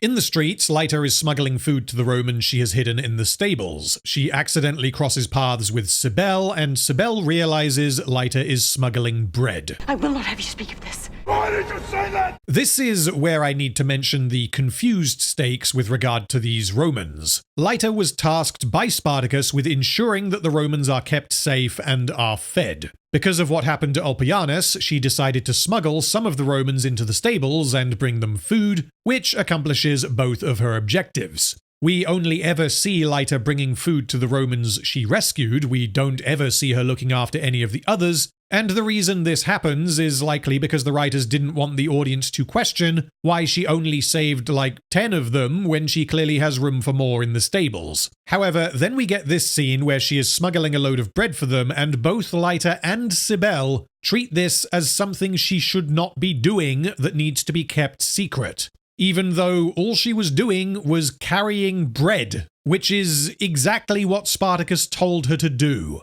This ends up leading somewhere rather consequential, and so it is very unfortunate that the writers get there by doing this. Cybele immediately seeks out Gannicus, even though Lyta told her not to tell anyone, and she leads Gannicus and Saxa to the stables. This means that the reason the Romans are discovered is entirely because Lyta happened to bump into Cybele, and she decided to act suspiciously for absolutely no reason when she could have just been like, yeah, this is bread for the Romans, so what? Meanwhile, Caesar, under the guise of Lyciscus, is having a chat with Nemetes. Nemetes is not particularly intelligent, and Caesar is quite easily able to apply pressure where needed to get the desired results. They begin by talking about their mutual disdain for the Cilician pirates. Cilicians cannot be trusted. I beg the displeasure of their company. And an amusing historical detail here is that this is true, as the real Caesar was abducted by Cilician pirates about 4 years earlier. That's a nod to history from where Caesar was kidnapped by the pirates. It's a great story for those that you don't know it. Oh. As a young man, he was kidnapped by pirates. He spent months with them. They actually became very fond of him, and they were joking and laughing, and when his ransom was paid, he jokingly said, I'm going to come back and crucify you all. And sure enough, he got an army together and came back and killed them all. I mean, although he was their prisoner, apparently, he'd insist on, like, trying to drill them, telling them how to drill properly. He quickly realizes that Nemetes does not approve of Spartacus's decisions, allying with the Cilicians, keeping the Romans alive, feeding them, and taking the gold he plundered. And Caesar's intention here is to feed Nemetes' resentment so as to cause friction between the rebels that can be exploited. Then Crixus shows up and angrily demands to have words with Nemetes, and it is revealed here that Nemetes had been instructed to gain the trust of this newcomer so as to work out if he is hiding anything. Which is great because, as explained previously, Caesar is obviously a guy they should be suspicious of, although why they asked Nemetes to do this is unclear. Presumably, if they had asked someone else like Donar or Lugo, then Caesar would still have used his wits to sow seeds of discord. He is just very lucky that the guy they sent to keep an eye on him happened to be the easiest guy to manipulate. Additionally, in a moment of inexplicable idiocy, Crixus interrogates Nemetes right in front of Caesar instead of taking Nemetes outside first. Nemetes then tells Crixus that Lyciscus claims to be no friend of the Romans, and he believes their loyalties are the same. Because he wants to be sure, Nemetes decides to test his new friend. This next part is going to be very difficult for me to show you and talk about, so forgive me for being overly careful. You know how twitchy the censorship bots can be. To test Lyciscus, Nemetes brings him into a dark room containing a naked Roman woman who has clearly been heavily tortured. He tells Lyciscus that he and his men have routinely abused this woman in all ways imaginable, and Nemetes sees this as his way of getting back at Spartacus, by defiling the people his leader is inexplicably so eager to protect. This is an instant change in the audience's view of Nemetes. He is not just a self-interested thief who extorts people weaker than himself. He is about as vile as you can get, and he justifies the torture of this woman as a middle finger to Spartacus, which means he sees her suffering as not even really her suffering. Lyciscus is instructed to use her and leave a fresh mark upon her when he is finished, which will then prove his loyalty. Lyciscus refusing to partake in this activity should only prove that he isn't a terrible person. because it would mean he isn't a rapist and he is unwilling to torture a captive woman, but we must instead consider this from Nemetes' perspective. This woman is a Roman, she owned slaves, Lyciscus claims to despise the Romans, so Nemetes gives him the opportunity to have some fun at their expense. Using Nemetes' logic, Lyciscus' refusal would make him look like a liar, and Caesar appears to understand this. Caesar then asks Nemetes to leave the room so that he can have his fun. This is a tiny moment that helps believability, because group activities and public fornication are extremely common in this setting, and had he not asked Nemetes to leave, then Nemetes could have just sat down in the corner and started jacking it, which would have made this a far more difficult situation for Caesar to navigate. Once they are alone, Caesar reveals his identity to this woman and reassures her that Crassus is going to imminently retake the city. Because she has been tortured horrendously, she begs him to end her life, and Caesar tearfully agrees. She tells him her name, and Caesar promises that he will not forget her, nor will he forget the men who did this to her. Here's Caesar, our bad guy, yet here you just fall in love with the guy for his level of compassion, and all of a sudden those lines of good and bad are all just getting... Yes, because suddenly the rebels are the bad guys and Caesar's the good guy. And all of a sudden it's like, hey, who are we rooting on here? This is the first truly humanizing moment for Caesar. Everything until now has been either bravado or deception, and showing how emotional he gets upon being asked to mercy kill a Roman woman helps to give him some character depth, and also clarifies his moral compass before we get to what he does next. Part of the reason Caesar reacted so emotionally here is because he realized what he needed to do, and this does not end with him killing one Roman. Caesar then presents Fabia's body to Nemetes, and Nemetes is like, bro, what the fuck? I told you to rape her, not kill her. And Caesar tells him that he set her free, as he wishes to do to all Romans held by Spartacus. Which means Caesar is using the unfortunate fact that he had to kill Fabia to his benefit, as a means of pushing Nemetes towards massacring the remaining Romans. Caesar doesn't want to kill the Romans, nor does he necessarily need to, but where Spartacus is an idealist, Caesar is a realist. Both Spartacus and Caesar are willing to accept the deaths of innocent Romans, provided it furthers their own objectives, but Caesar will directly orchestrate the deaths of civilians as one step towards the outcome he desires. The point of all this is to cause friction within the ranks of the rebels, and Nemetes serves as the perfect opportunity to cause as much damage as possible. Caesar learned that Spartacus has no idea of what Nemetes and his men were doing, and that Spartacus wishes for the captive Romans to be unharmed, which means if he encourages certain rebels to rip and tear, this will inevitably put them in conflict with Spartacus. Again, Caesar doesn't want to kill his own people, but he views this as a sacrifice for the greater good. He is putting them out of their misery, not torturing them, and their deaths will serve a purpose. Caesar here, because he's basically saying, let's murder all the Romans. But after seeing that woman, he wants to release all the Romans from this horrible fate. And while he's doing it, drive a wedge between Spartacus and Crixus. Nemetes takes this as proof that Lyciscus is truly one of them, and they decide to start killing their prisoners, which further shows Nemetes as a coward lacking the balls to disobey Spartacus unless he has the support of someone else. Before we get to the climax, I need to rewind and cover the Roman half of the story. Back in the encampment, Tiberius's wound is stitched up, and Crassus finally arrives in the tent to speak with his son, having seemingly avoided him, likely out of anger and disappointment.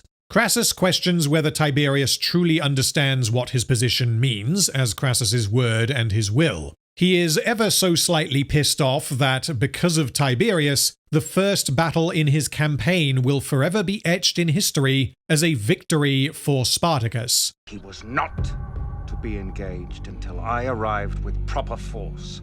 Was command not fucking clear? Instead of being vague and having Tiberius be like, no, father, you don't understand, and having them interrupt each other so as to manufacture drama, the writers allow Tiberius to explain himself because they gave Tiberius good reasons for doing what he did. Crassus then says that he may have made the same decision when he was yet a boy.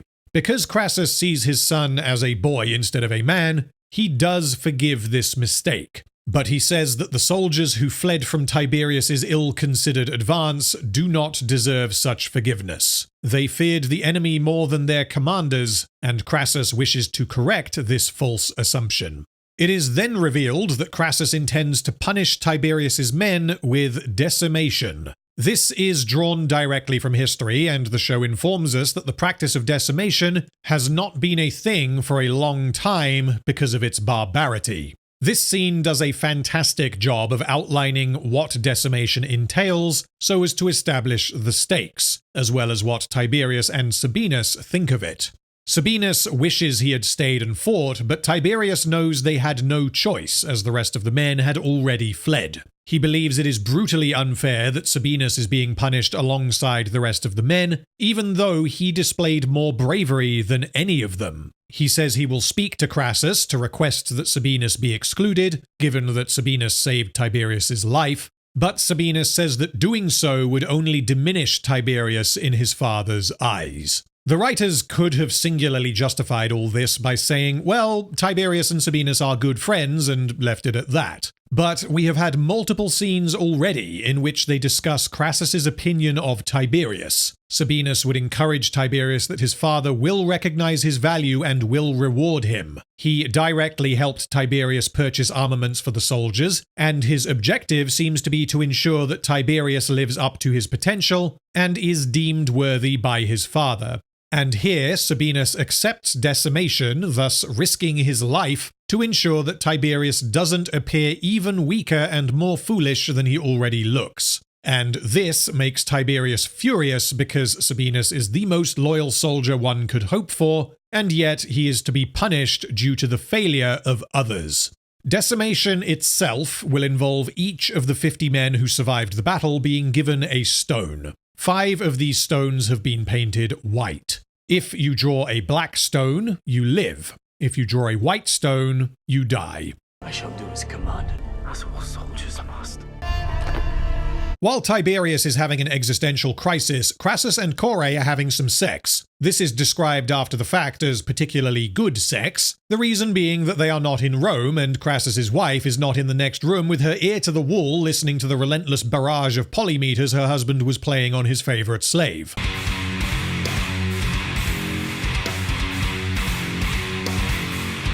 She thanks him for the blasting, and the topic of discussion then moves on to Tiberius. Crassus is unsure about whether he should reinstate his son with any kind of position, given that he is clearly not living up to expectations, still seeing him as a child despite Tiberius's efforts. Core advises Crassus that Tiberius is getting stronger each day under his father's guidance, and that he fought and bled for his imperator. Does he not deserve to be treated as any other beneath your command? Oh dear. What could this possibly lead to? Well, the following day, Crassus assembles his men for decimation. And this scene is pretty fucking haunting. Partly because of how clearly everything was set up earlier, and partly because of Crassus's brutal monologue. There stands no greater bond between men than one forged in war, nor greater glory than to fall in defense of Mother Rome. Each of you swore sacramentum to obey order given, to refrain from theft or breach of common law, to protect the legionary standard, and never to break rank nor flee from enemy. Those who stand before me turned from field of battle, retreated from the rebel Spartacus and his army of slaves, fearing them more than their own commander. An error this night I shall see corrected, and in the lesson lay fear upon proper name. Marcus Licinius Crassus. Fucking goosebumps is all I'm going to say about that. Crassus then turns to his son and apologizes for considering him a child. Father, I am not your father in this, I am your fucking imperator! I have too long considered you a child, Tiberius. You stand a soldier now, deserve to be treated as any other. Join your men.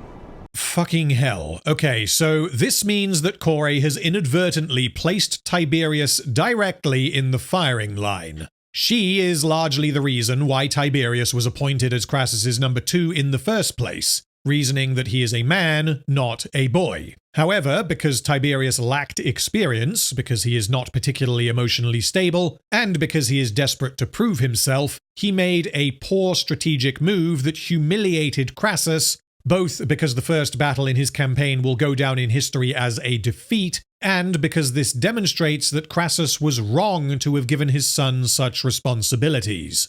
Crassus wishes to be consistent, and he wants to teach his son to accept his punishment. Crassus's whole deal is that your name and your position do not make you special. He has been trying desperately to teach his son how to be a man, and part of being a man is suffering the consequences of your mistakes. This, once again, comes after a conversation with Kore, although Crassus takes a very different meaning from her words. This is fucking brutal, and it is such a powerful moment for Crassus and Tiberius. Tiberius hears this command, does not respond, silently removes his armor, and joins his men. Decimation, an episode we were all excited about to work on for years before we got to this episode, reading about Marcus Crassus and the Decimation. We just knew that was one part of history we had to put in.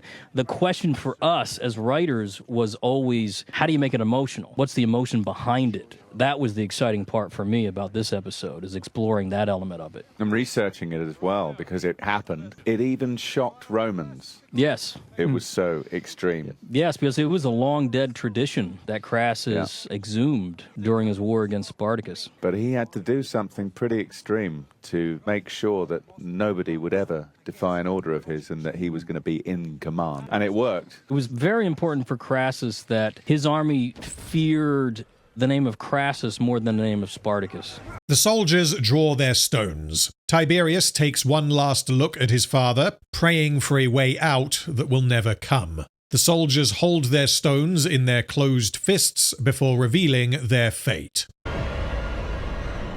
Tiberius breathes a sigh of relief, and as he looks up to Sabinus, he realizes that his friend drew a white stone, which means Sabinus is going to die because of Tiberius's foolish actions.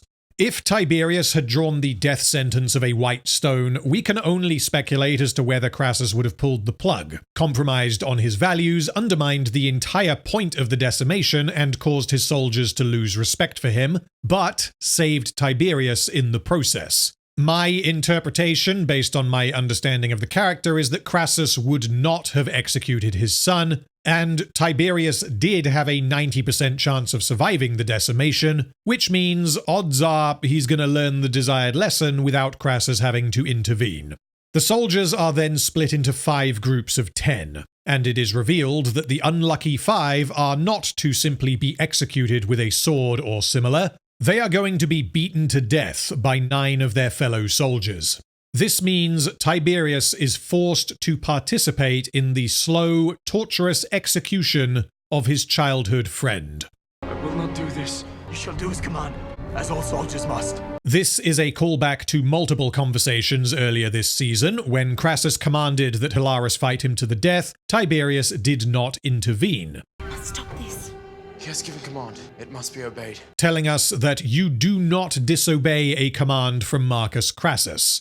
And earlier in this episode, Sabinus accepted that he must endure decimation. I shall do as commanded, as all soldiers must. But here he flips Tiberius's dialogue back at him because they both now know what needs to be done.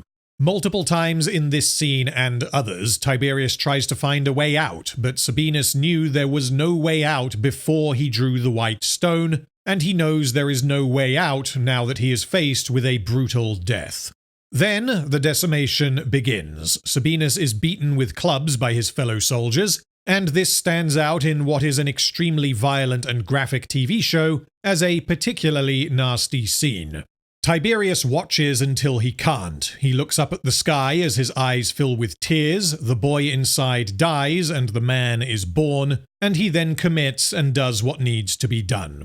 This sequence concludes with Tiberius delivering the killing blow and putting his friend out of his misery. Sabinus falls to the ground, and the white stone falls out of his hand, indicating that he had been holding onto it for the duration through sheer force of will.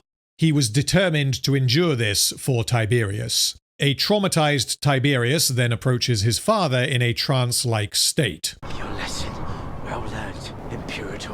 Which shows that just as Crassus has decided to treat his son as a soldier, Tiberius has decided to treat his father as his commander. And the conclusion of this scene suggests that instead of gaining a competent soldier, Crassus is going to lose a son. The decimation scene is incredibly well done, and much like Varro's death, Sabinus's death is emotionally effective as a result of multiple things the writers set up beforehand. He doesn't just die, he dies horribly. He doesn't just die horribly, he is beaten to death by his childhood friend. Sabinus had been portrayed as loyal and competent, which makes his death tragic and unfair. However, most of the emotional impact here relies entirely on the friendship between Tiberius and Sabinus, and the paternal relationship between Crassus and his son.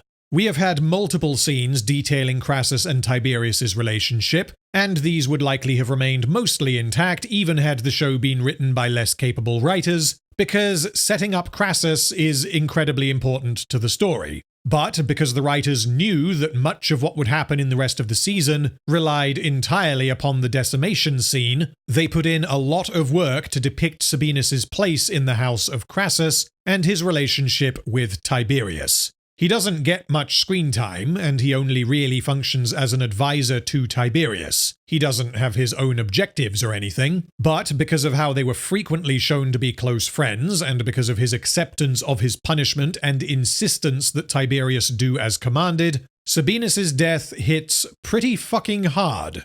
The writers did a similar thing in Vengeance with Glaber and Marcus, but to a vastly inferior degree. I am guessing that most of you are like, wait, which one was Marcus? And yeah, Marcus was Glaber's tribune, and they shared a couple of scenes together before he was killed in episode 4 of Vengeance. His body was returned to Glaber in episode 5, and Glaber was understandably not happy. However, this didn't really lead to anything, and Glaber was nowhere near as sympathetic of a character as Tiberius, which means although Glaber cared that Marcus was dead, the audience had no particular reason to. Conversely, because we understand Tiberius and Sabinus's close friendship, Sabinus's death ends up being the most emotionally effective scene in Spartacus since Gods of the Arena. Intercut with the decimation scene, the shit also hits the fan inside the city. Gannicus and Saxa show up in the stables, accompanied by Cybele, who has revealed Leita's deception. Gannicus then realizes that Naevia killed Attius for no reason, because the Romans who Attius supposedly helped are in fact hiding underneath Leita's stables, and so Gannicus decides to have a chat with Naevia, telling Saxa to take the Romans to Spartacus. In the square, Nemetes and Caesar appear carrying Fabia's corpse. Crixus is like, what the fuck is this? And Nemetes claims that Fabia attacked him, but his good friend Lyciscus saved his life. Why Lyciscus had to take all of Fabia's clothes off, and why she is covered head to toe in knife wounds, is not addressed. You spare their lives, and this is fucking gratitude! The crowd calls for blood, leaving Crixus in a bind. He totally agrees with them. He wants the Romans dead, but Spartacus has forbidden it. Then Gannicus shows up and tells them about Leita, and that Naevia killed Attius for no reason. And Naevia is like, yeah, well, he was a Roman, so I did the right thing. He aided the prisoners in escape and made attempt on my life when The Aedile's wife saw them free!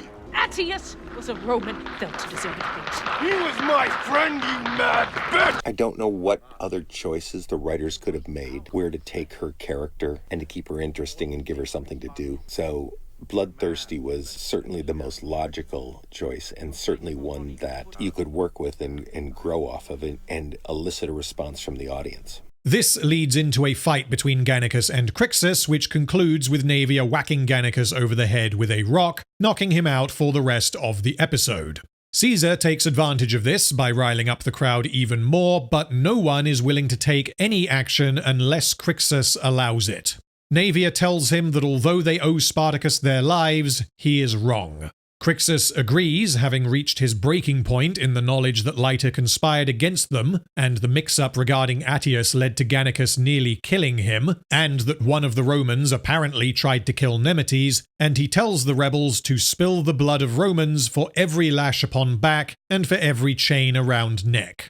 What I love about this show is that it's so gray. It's so morally gray. And I love that too. And I must say, at the very first, I questioned that. I kind of questioned, are the rebels going too far? It's great the way it all works out because it is that grayness. These rebels that we're rooting for actually going to places, almost kind of becoming the very thing they've been fighting against. Mm-hmm. And The actual act of war is carnage and mess and chaos and evil. Whatever the original causes were and who started out on the right, the actual fact of war is ugly. Yeah. It should be shown, I think. And we really wanted that thing where, you get 10, 20, 30,000 people together. There are going to be some bad apples. Yeah. There's going to be some bad apples. Yeah. And we didn't want to shy away from that on the hero side. Yeah. And the same thing is true on the villain side, where there are people on the quote-unquote villain side that are great. Sabinus is a great example. Not a bad bone in him. We then get a montage of the rebels slaughtering the Romans, which is intercut with Sabinus being beaten to death. We get occasional shots of Caesar during this montage, although we never actually see him partaking in the massacre. After it is done, Caesar looks at the corpses of his people mournfully, a clear indication that this was not easy for him, and that he owes it to the memories of these people to see the job through to its end.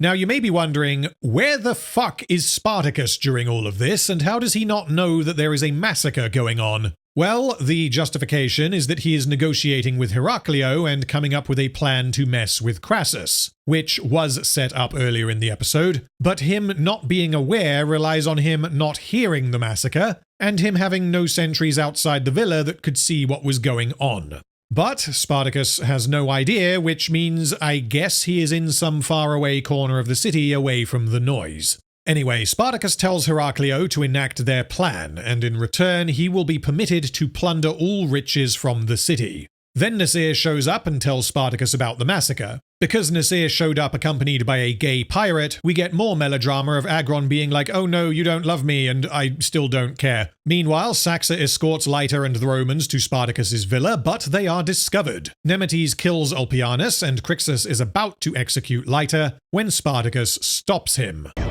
Regain sense or fall where you stand. Crixus's actions here cause Spartacus to question naming him as a leader, and he orders that the surviving Romans are to be housed in his villa. As the episode ends, Crixus and Naevia suggest that the time has come to forge their own path. What we really wanted to take from history is this idea that historically the rebels were constantly fighting among themselves and breaking apart and coming back together and splintering off and getting slaughtered. And we really wanted to do that as much as possible, and it really felt natural to carry on the problems that Crixus and Spartacus have had since the very beginning and really build that up to a breaking point. It's intriguing, isn't it, as well, because they did split. Yes. Nobody knows quite why or what it was about, whether it was a disagreement or they just amicably split their ways at that point. The final shot of the episode shows Caesar smiling, having achieved exactly what he wanted: the disruption of the rebellion's leadership. Decimation is the best episode so far in War of the Damned. The Roman plot is the best thing in the show since Gods of the Arena. However, the episode as a whole is once again let down by some weaker moments in the Spartacus plot. Crixus is portrayed as a few fries short of a happy meal, and whilst I get that he is gung-ho warrior man, fuck the Romans, etc., he is unfortunately portrayed as a bit of an idiot. And Leiter being like, oh shit, bread! That means I've hidden some Romans in the stables. Wait, actually, no I haven't, please ignore me, are both clear weaknesses that could have been tightened up. However, the highlight is once again Tiberius, Crassus, and Caesar. Tiberius and Caesar are both depicted as highly sympathetic characters. Tiberius is clearly in over his head. He makes mistakes, he is unwise, but he is by no means an idiot. Caesar is a highly skilled, committed, and resourceful soldier who is very much emotionally invested in what he is doing, and he is clearly conflicted when this requires the deaths of innocent people. We have not seen sympathetic villains of this kind being pulled off this effectively since Blood and Sand.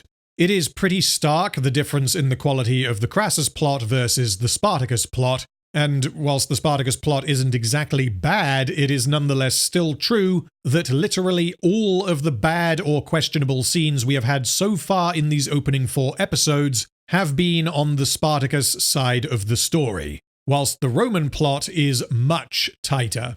But everything seems about to pop off, so let's find out what happens next.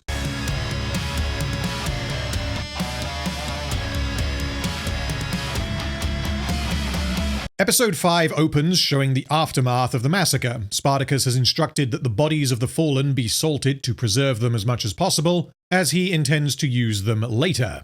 Spartacus then leaves on a secret mission, accompanied by Gannicus, Saxa, Lugo, and Sanus. Heraclio appears to have once again altered the deal, or rather left out key details, which further adds to a sense of unease. Heraclio will not be joining them, and instead he leaves one of his men to helm the ship on his behalf. Meanwhile, training continues, and Crixus starts to lose focus because of how enraged he is by Spartacus's actions. We learn that Nemetes, and by extension Lyciscus, intend to follow Crixus, who intends to throw open the gate and attack the Romans. Which means I now need to talk about the value of defensible positions. There is a way this idea can work, and I think this is one of the few things that was handled better in Vengeance. If you hold a defensible position, such as Vesuvius or a walled city like Sinuessa and Vale, then the smart thing to do would be to remain in that location because it gives you an advantage. This is directly acknowledged by the Romans. Both Glaber and Crassus understood that it would be a stupid move to attack Spartacus when he held the safer ground.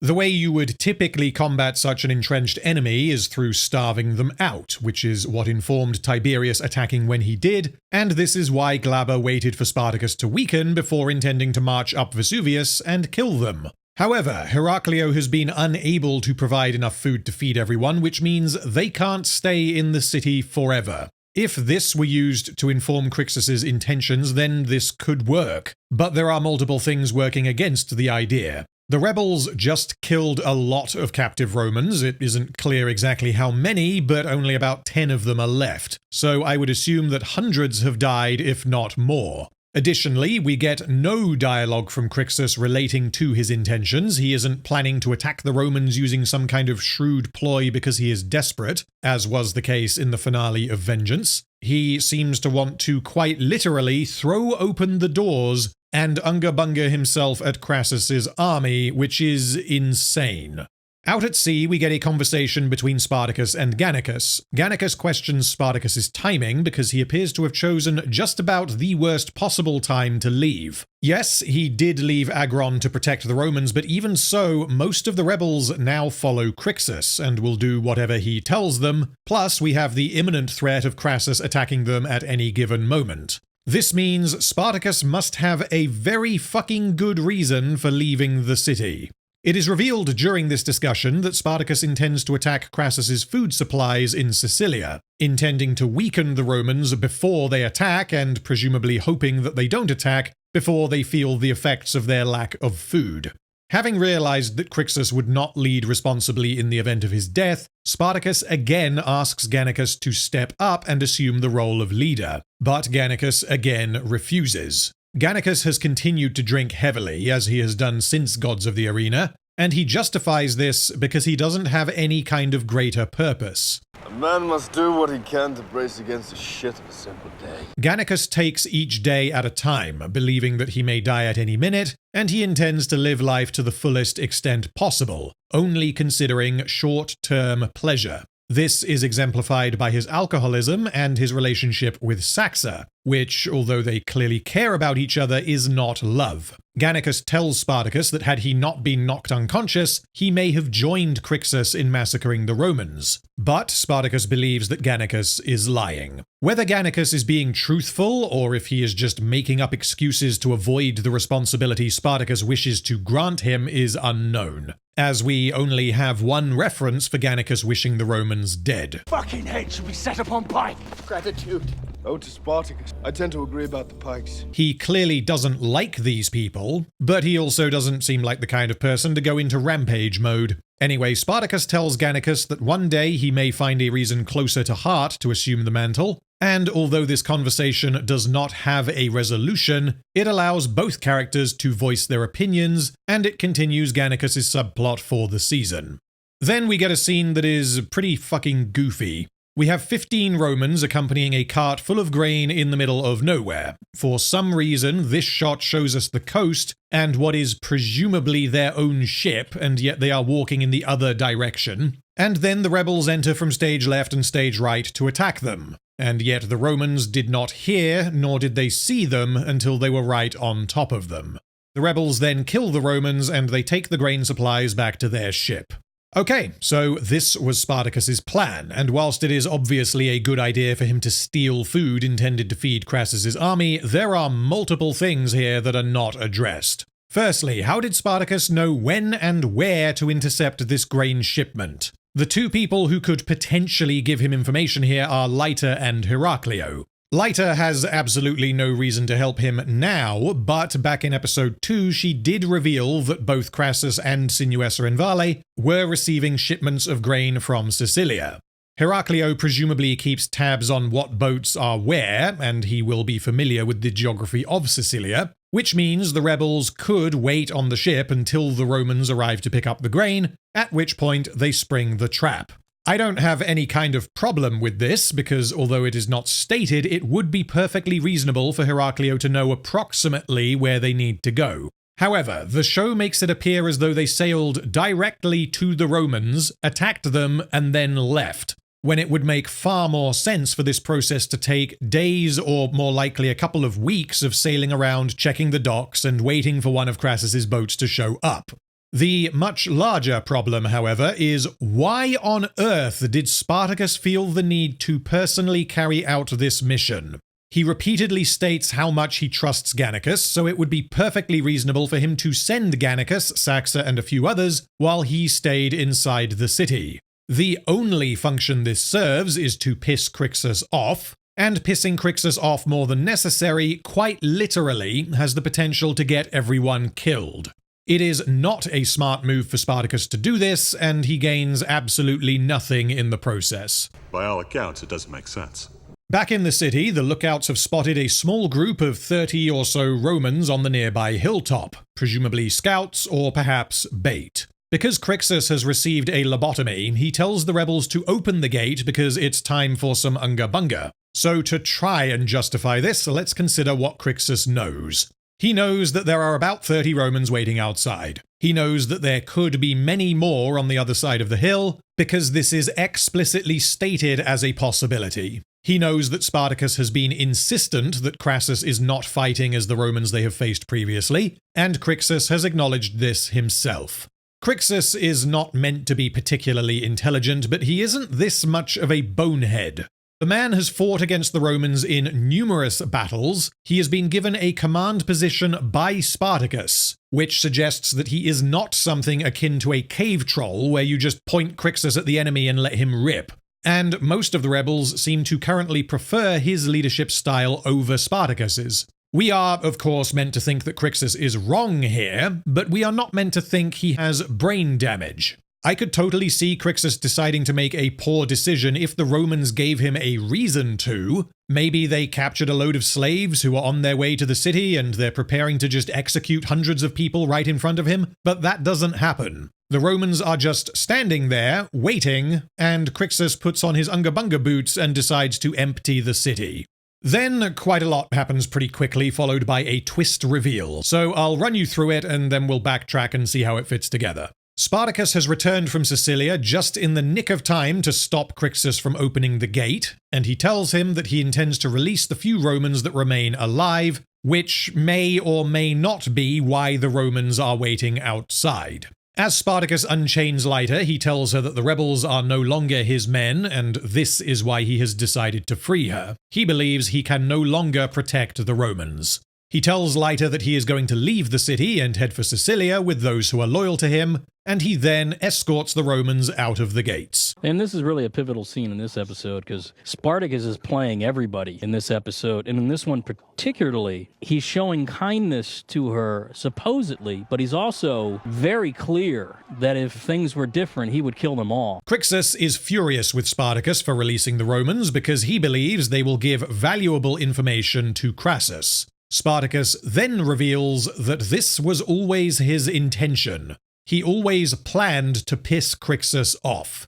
He wanted them to appear divided. He has deliberately, both actively and passively, fed false information to Leiter so as to mislead Crassus. He wants Crassus to think that Spartacus and Crixus have gone their separate ways, and that Spartacus is going to be in Sicilia. The plan from here is that Heraclio will carry half of the rebels to Sicilia. They will position the dead Romans on the battlements to make the city appear occupied. Crixus will lead the other half of the rebels out of the northern gate and across Melia Ridge, while Spartacus and the others attack Crassus's grain holdings in Sicilia. This will force Crassus to divide his legions and will give Crixus the opportunity to surprise attack the encampment when the Romans believe that he is still within the city. One of the things we wanted to do this season is really have Spartacus and Crassus playing this kind of chess game through the whole season, trying to outmaneuver each other, not only physically with their armies, but, with their intellects.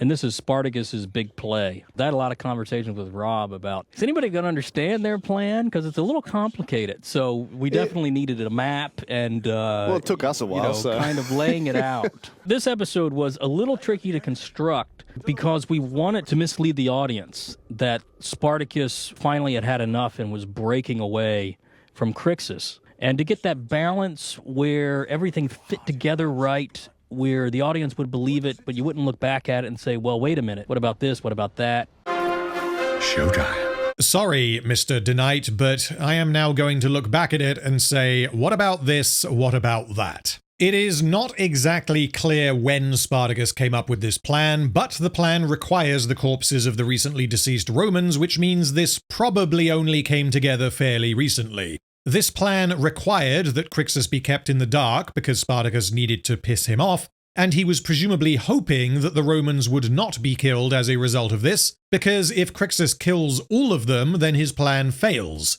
But the deaths of all of the Romans was always a risk, which means this could have gone very wrong very quickly. The turning Crixus into your enemy part of the plan is functional, although it is a pretty huge risk. Spartacus also intends for Crixus and half of the rebel army to pass through Melia Ridge, which they have been told is impassable during this time of year. And the explanation as to how they will accomplish this is that they're going to try really, really hard to get through. What the fuck? And this will then grant them the element of surprise over the Romans. Okay, fine, this could happen, but Spartacus has never been into Melia Ridge. Which means if it is like minus 30 degrees and covered in snow and ice, then they are all going to die. And yet the plan relies on enough rebels making it through to be able to defeat Crassus. The next part, however, is simply not explained, nor does it appear to be explicable. Who are these Romans waiting outside the gate, and why are they here?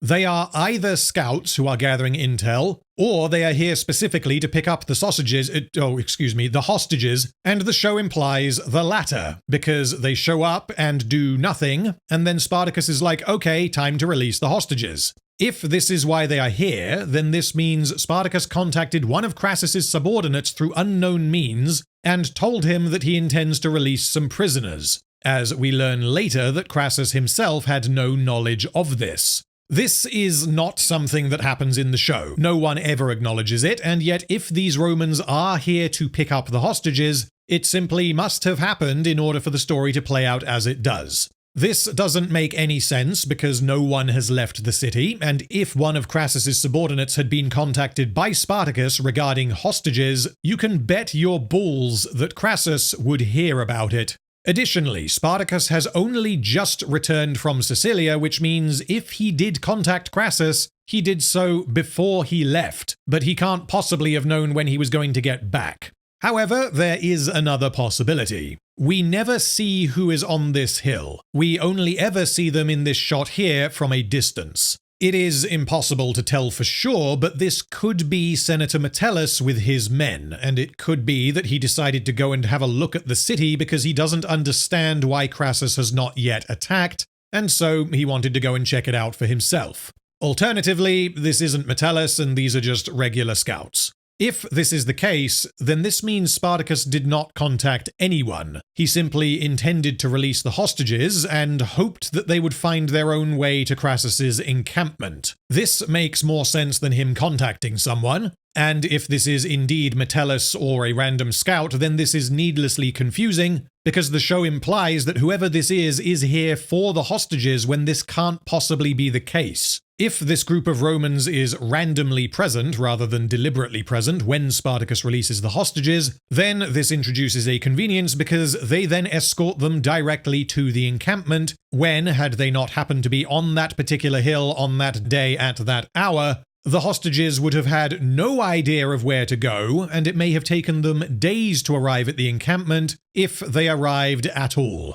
The final part of this plan is that Lyta will arrive at the encampment and she will fill Crassus's head with lies. This requires that Lyta honestly believe what she was told and what she saw, which is probably fair enough, because what she saw was Crixus massacring her people, and what she was told was Spartacus being like, no, fuck this, I'm done. However, whether Crassus would believe Lyta's story is an entirely different question, because, as Spartacus knows that Crassus is highly intelligent, it is entirely possible, or perhaps probable, that he will hear Lyta say, hey, so Crixus and Spartacus fucking hate each other, and Spartacus is leaving to go to Sicilia. And Crassus would say, oh, okay, well, obviously he only told you that so that you would tell me. Spartacus's plan has a lot of moving parts, but ultimately what it all comes down to is extremely simple.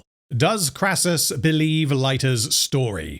And this is something that Spartacus has no control over, which means he came up with a complex plan with multiple catastrophic failure points that risked the lives of himself, the rebels, and the Roman captives, all because he was hoping that Crassus would believe Lyta. I am sorry to say, this is not good at all. And everything seemed to be going so well. Now we must catch up with the Romans. Kore urges Crassus to speak with his son, which makes sense given her relationship with Tiberius. But unfortunately, we skip right past Kore learning about Tiberius being involved in the decimation. The fuck? Yes, as a slave, she can't exactly be like, Marcus, what the fuck are you doing? He's your son. But we have already seen multiple times that Crassus encourages her to be honest and open with him. She has cared for Tiberius since he was a child, and she would surely realize that it was her words that caused Crassus to decimate his son.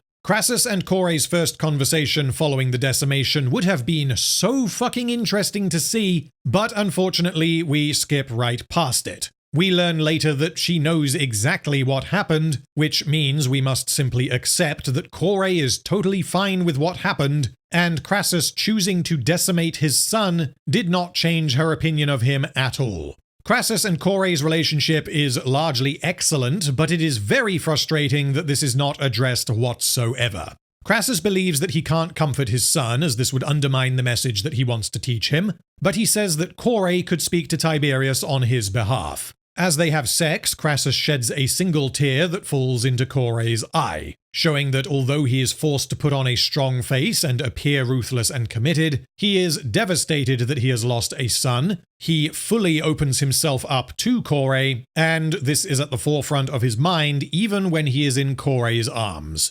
Later, we see that Tiberius and the other survivors of the decimation have been relegated to the followers' camp, which is otherwise inhabited by slaves and whores. Because of Crassus's strict adherence to Roman law, Kore is also housed in the followers' camp, which gives her the opportunity to speak with Tiberius. Kore tells him that his father cares for him, and Tiberius realizes that the reason she is speaking with him is because Crassus has chosen to extend an olive branch, and he must choose how it is received.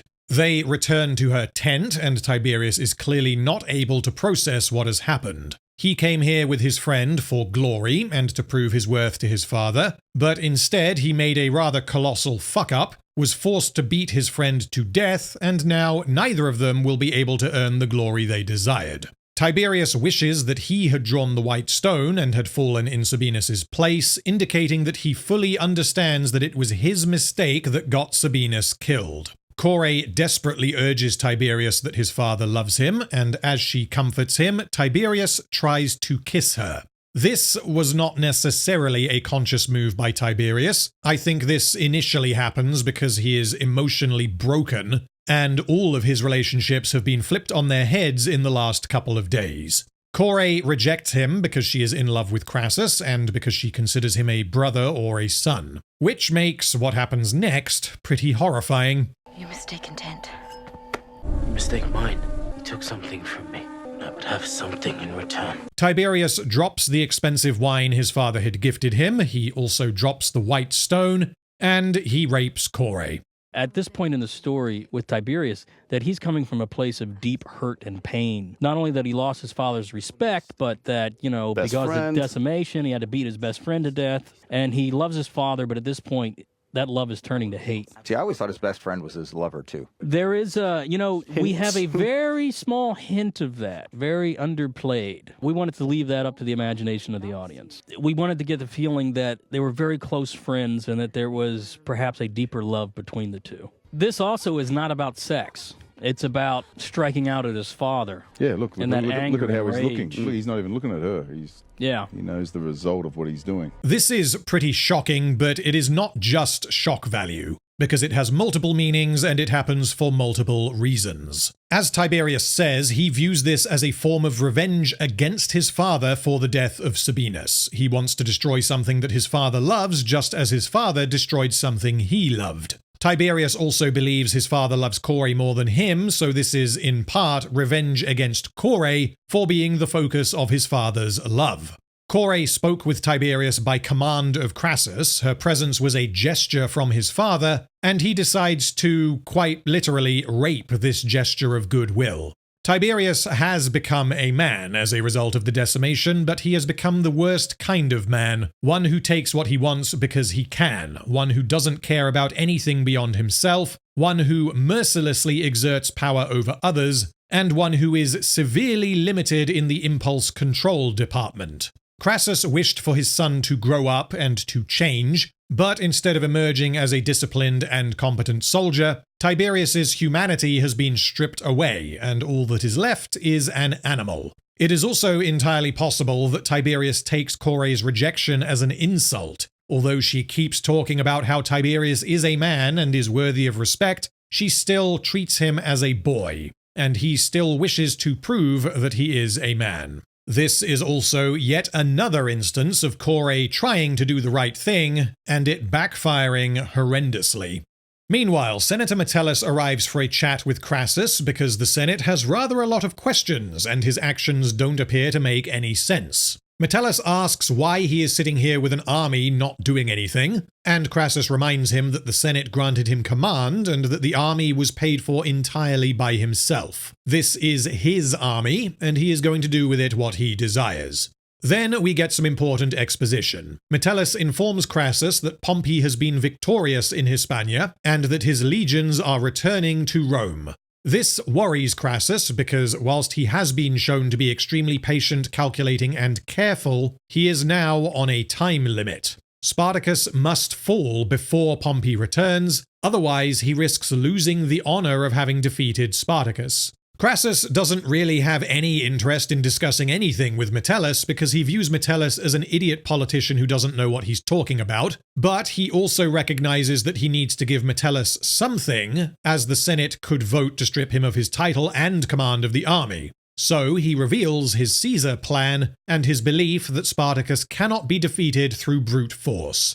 Then the writers fantastically tie Crassus's admiration for Spartacus in with his belief that they are very similar people. Spartacus will not be put to grass by brute force, as Pompey would surely attempt. He's a man of keen intellect and must be dealt with in kind. Thereby implying his belief that he and Spartacus are equally intelligent. He continues that Spartacus came from nothing, and now even the Senate trembles before him. I find no greater cause for admiration. Which perfectly mirrors Crassus's own history as revealed in episode 2.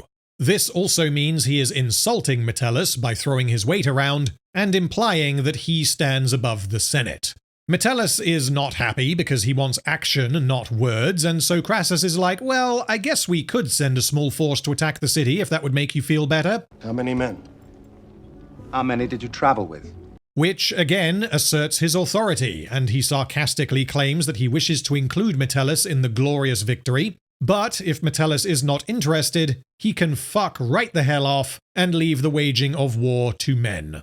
Then the released Romans arrive at the encampment, and Leiter is brought before Crassus. She tells him that the rebels have split. Half are moving against Crassus in Sicilia, whilst the other half remain in the city. Metellus encourages Crassus to attack, but Crassus immediately has further questions, because Spartacus appears to have randomly released a prisoner, and this prisoner has just given him seemingly very important information. Crassus learns that Leiter was married to Ennius, whom Crassus knew, and Leiter tells him that Spartacus forced her to aid him in dealing with the Cilicians. We know many things about Crassus, and one of those things is that he will not tolerate cowardice or betrayal, as was shown with what he did to Cassinius and Furius as well as his own soldiers. He questions her further, but she defends her actions, saying that she chose to help Spartacus to save the few Romans who remained alive. The conversation is then cut short when Crassus receives a message, and he decides that the time has come to retake Sinuessa and Vale. As the Romans prepare to advance, the rebels set about enacting their plan. The fake guards are positioned, and almost the entire rebel army has left via the northern gate leading into Melia Ridge. Only a handful of rebels remain in the city, including Spartacus, Gannicus, Agron, Saxa, and Donar. There might be more of them, like hiding somewhere, but we never see them, and I have a feeling that this was done for budgetary reasons. The stated plan earlier was that Crixus would take half of the army into Melia Ridge, whilst the other half would stay with Spartacus and would be ferried to Sicilia by the pirates. This episode implies that the pirates have only done one trip to and from Sicilia because of how long this would take, plus the fact that the show never addresses that there are a bunch of rebels waiting in Sicilia, which leads me to believe that none of them had left yet, which should therefore mean that the half of the rebels who were going to join Spartacus are still present within the city, but there is no sign of them. Nemetes then encounters Caesar heading in the wrong direction. Nemetes insists that they go with Crixus to Melia Ridge, which forces Caesar to pull the trigger, and he reveals his true identity. Nemetes, ever the disloyal snake, attempts to make a deal with the Roman, offering to get Caesar close enough to Spartacus to assassinate him, but Caesar has other plans, and so Nemetes is sent to the afterlife. Heraclio arrives late at the docks to pick up Spartacus and transport him to Sicilia. He apologizes for the delay and reveals pretty much immediately that he has betrayed them, having been promised more coin than even a king could offer. How did Spartacus not see this coming? He knows that Crassus has more money than God, and so this should have been an inevitability. Yes, Spartacus didn't have much of a choice but to work with the pirates because of the food problem, but he doesn't ever seem to acknowledge that this pirate deal can only be a short-term thing, because Spartacus can promise them all the riches in the city, and that will pale in comparison to what Crassus will offer. Although he had no choice but to trust them in the short term, he hinges his entire plan and the potential success of the rebellion on a man whom he knows he cannot trust and whom he should know he cannot buy. What the fuck are you doing? This could have been marginally improved by giving Spartacus some kind of contingency plan. Maybe Agron is like, Spartacus, this is way too fucking risky, and Spartacus could then decide to heavily guard the docks for exactly this reason.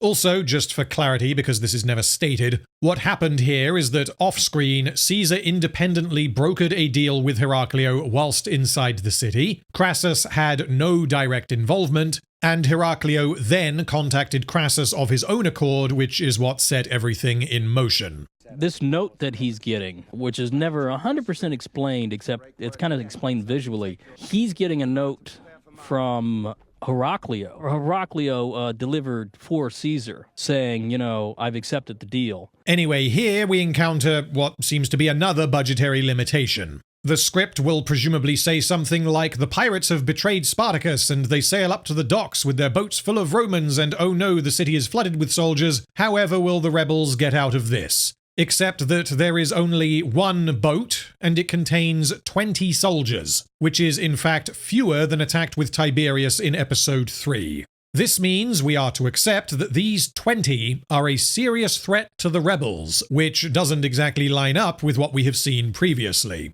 Caesar then stabs Spartacus in the back, but don't worry, he's fine, and we are about to get rather a lot of plot armor, which is unfortunate because, aside from Caesar, any character could theoretically die right here.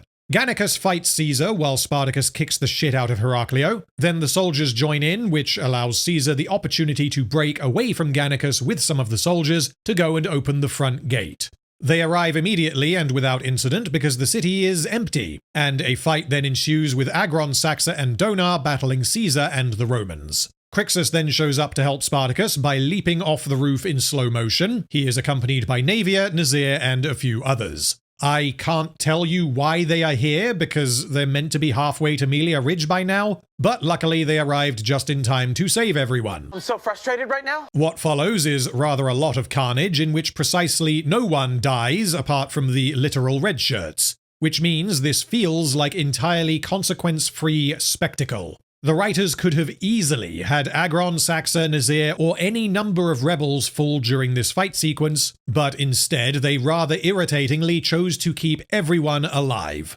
Given the power levels the show has established, this makes sense, because we have 3 former champions, at least 2 former gladiators, and at least 3 warriors who have been trained by the gladiators, all fighting against 20 Roman soldiers plus Caesar. Which should mean the Romans get demolished, but that isn't what happens. The script requires that the Romans win, and that none of the rebels die. As words on paper, this sequence is almost certainly better than how it plays out on screen, and if the show had more money to work with, then they could have multiplied the number of Romans by at least 10, which then justifies the desperation of the rebels, and would give the writers the opportunity to kill a couple of them, so as to give the loss of the city more weight and consequence. Whilst the stunt work is excellent and the choreography is entertaining as always, I feel that this sequence lacks the impact it needed, because we get, "Hello Spartacus, I've betrayed you," and then everyone escapes. The episode ends with Caesar setting the gate on fire in an attempt to open it. He is knocked down by Agron, but he is then saved just in the nick of time by a little mini Grond that we saw the Romans making earlier. Now would be time to run. And we then cut to the credits.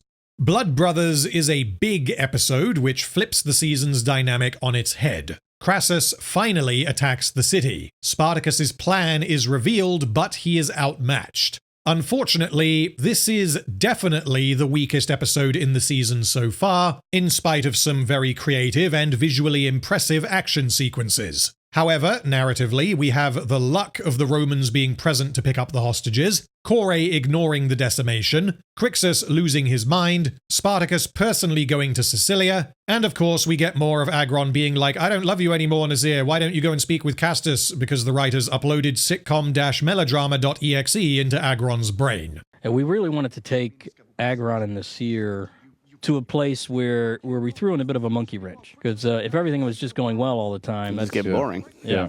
And the interesting thing here is that both of them are right. I mean, Agron's right because he's picking up on something. He's not just picking up on Castus coming on to Nasir. Coincidence and all that sort of stuff. He's picking up on something else. And Nasir's right. You are overreacting. But as we see later, he also feels a little guilty because he is attracted to Castus. Oh my God, who gives a shit? Spartacus's insane plan relies on him doing multiple things that don't appear possible, and hoping that Crassus believes later when he could just, not. And the action sequence at the end, whilst entertaining, is hampered by budgetary constraints and an irritating degree of plot armor. Episodes 5 and 6 are the only two-parter in the entire series, so let's see what happens immediately afterwards.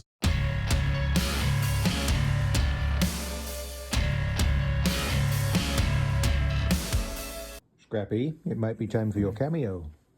Can you give me a woo? He's a good boy. Yeah, so episode 6 picks up straight away. Caesar tells Agron, Saxa, and Donar to run, and baby Grond breaks down the door. Marcus Crassus then enters Sinuessa and Vale, and the city is overrun. Spartacus wants everyone to retreat into Melia Ridge, whilst Crixus wants to make a last stand now. Then comes the origin of a meme I have been using since I started this channel. Gannicus decides to step up and tells the others that he will cause a distraction and allow them to escape. I won't meet. I have no fucking idea. No.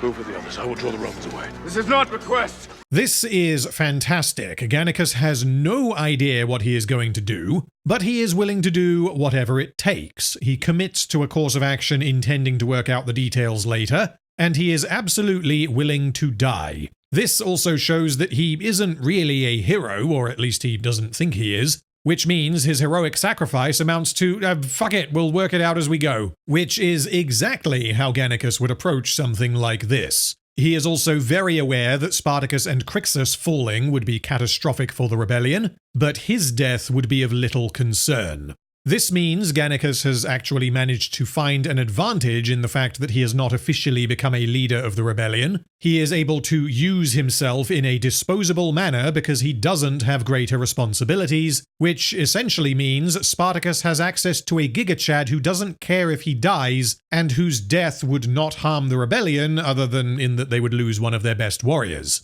Then we get another great little moment where Saxa tells him that his death would matter to her. And given where the story goes, I very much like that the writers remembered that Saxa would obviously care about Gannicus, rather than having her be like, yeah, okay, you go and die, thank you, goodbye. And by having Saxa be present for this conversation, this means that Gannicus is having to choose between short-term pleasure, his relationship with Saxa, and doing something truly meaningful, sacrificing himself for the greater good.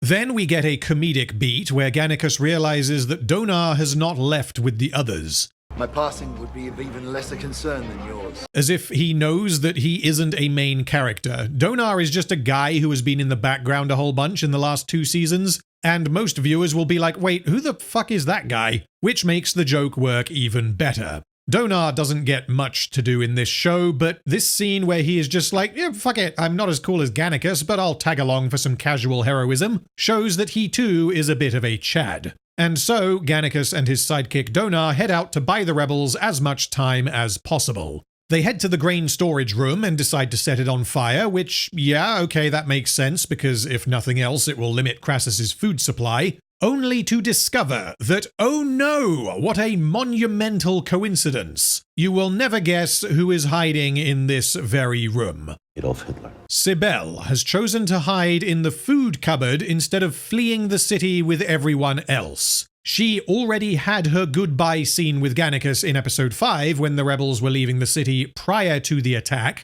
And yet, at some point and for some reason, this woman decided, actually, no, I don't really want to go to the mountains. I'd prefer to hide in the fucking cupboard and hope that Gannicus doesn't set me on fire. It makes sense. Don't be a bitch. She claims that she was on her way out of the city when the Romans came, which simply can't be true, unless she was in the process of leaving the city for hours. Which means my guess is that she chose to stay because she wanted to stay close to Gannicus, whom she sees as her guardian angel. And that's all fine, but Gannicus accidentally stumbling across her hiding place when she could have chosen quite literally anywhere in this entire fucking city is absurd.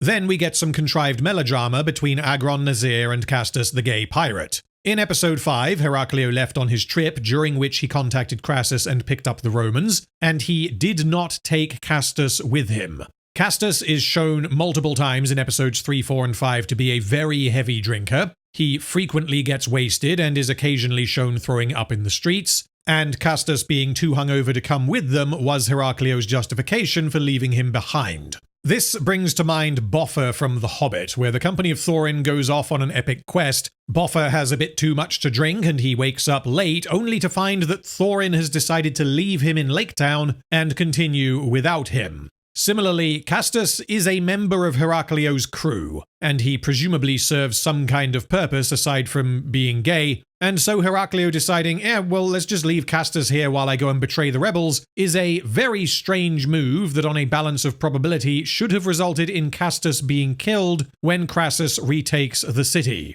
Anyway, the end result of Heraclio deciding to leave his man for dead for no particular reason is that Castus decides to find Nazir when the Romans attack, which Agron decides to do as well. Because they have just been betrayed by the Cilician pirates, Agron believes that Castus is trying to kill them, and he spares Castus only because Nazir vouches for him. I understand why the writers did this, and it turns out that Castus was indeed innocent, but from Agron's perspective, he has every reason to execute Castus right here. Instead, he decides to bring Castus with them to the ridge, when, for all he knows, Castus is currently working with the Romans and will betray them at the earliest opportunity. But Nazir is like, no, please don't hurt him, he did nothing wrong, and Agron lets him live, which means we are unfortunately not yet done with this subplot. I be puking. There he is. Kill that motherfucker. He's evil. No, Agron, no, he's not. He's not evil. He's hanging out of his ass. My sword will be hanging out of his ass in a minute. Can't you stop me shouting anyway? Where be me crew? They took a deal from Crassus that involved them becoming filthy rich in return for betraying us. You mean to tell me they left me here to die? Yeah, it certainly looks like it. I can't imagine why. That be making me sad. Well, since I'm stuck with ye, would you mind putting the Twinkie on me winky? Meanwhile, Crassus is informed that the rebels have set fire to the grain reserves, but he immediately sees through this ploy and tells his soldiers to ignore the distraction. Caesar questions this, believing that more of the city will be set on fire if they do not stop it, and Crassus replies that he has a plan, and they will march towards the northern gate, indicating that he doesn't particularly care about Sinuessa and Vale, and he would happily let the city burn provided he is able to defeat Spartacus. We then see what remains of the rebels fleeing into Melia Ridge. Gannicus and Donar fight desperately to reach the gate in time. Donar is stabbed and seemingly killed, and Gannicus promises Cybele that he will get her to safety. Spartacus and the others have a brief fight with the Romans that ends with them destroying the gate mechanism, thus preventing the Romans from following them, but not before Crassus and Spartacus get to see each other in person for the first time. The man you seek. Spartacus! Spartacus then does an Indiana Jones and escapes as the door comes down, but Crassus is not angry that his enemy has escaped, and he informs Caesar as to his intentions. They will break open the gate, they will sweep the city in search of any rebels who are still alive, and the following morning, Crassus will follow Spartacus into Melia Ridge. Then we get a conversation between Crassus, Metellus, and a freshly shaven Caesar. Metellus concedes that he should not have doubted Crassus, and he is impressed with how decisively he has reclaimed the city. He intends to return to Rome and inform the Senate of Crassus's success, but Crassus senses an opportunity and invites him to stay for the moment so as to enjoy the celebration that evening, giving him a villa within the city so as to bathe beforehand. And all of this is in spite of the fact that, as we know, Crassus does not like Metellus at all. However, he is an expert in playing people and using them for his own ends. Metellus is his access to the Senate, and he wants Metellus to hype the fuck out of their victory over Spartacus, as this will grant him political favor and influence. However, Caesar remains confused, as Crassus is treating the retaking of Sinuessa and Vale as victory over Spartacus, in spite of the fact that Spartacus is still very much alive, as are most of his followers. Crassus then hints as to what he is doing without fully explaining it. He tells Caesar that Melia Ridge is impassable, which, as we know, is supposedly true, but Crassus hints that he is not relying on mere chance to secure his victory. He is absolutely confident that Spartacus will not be able to escape via Melia Ridge, and because, unlike Glaber, Crassus has shown himself repeatedly to be no fool, this serves as a means of establishing an expectation for later, rather than uncharacteristically depicting Crassus as an idiot.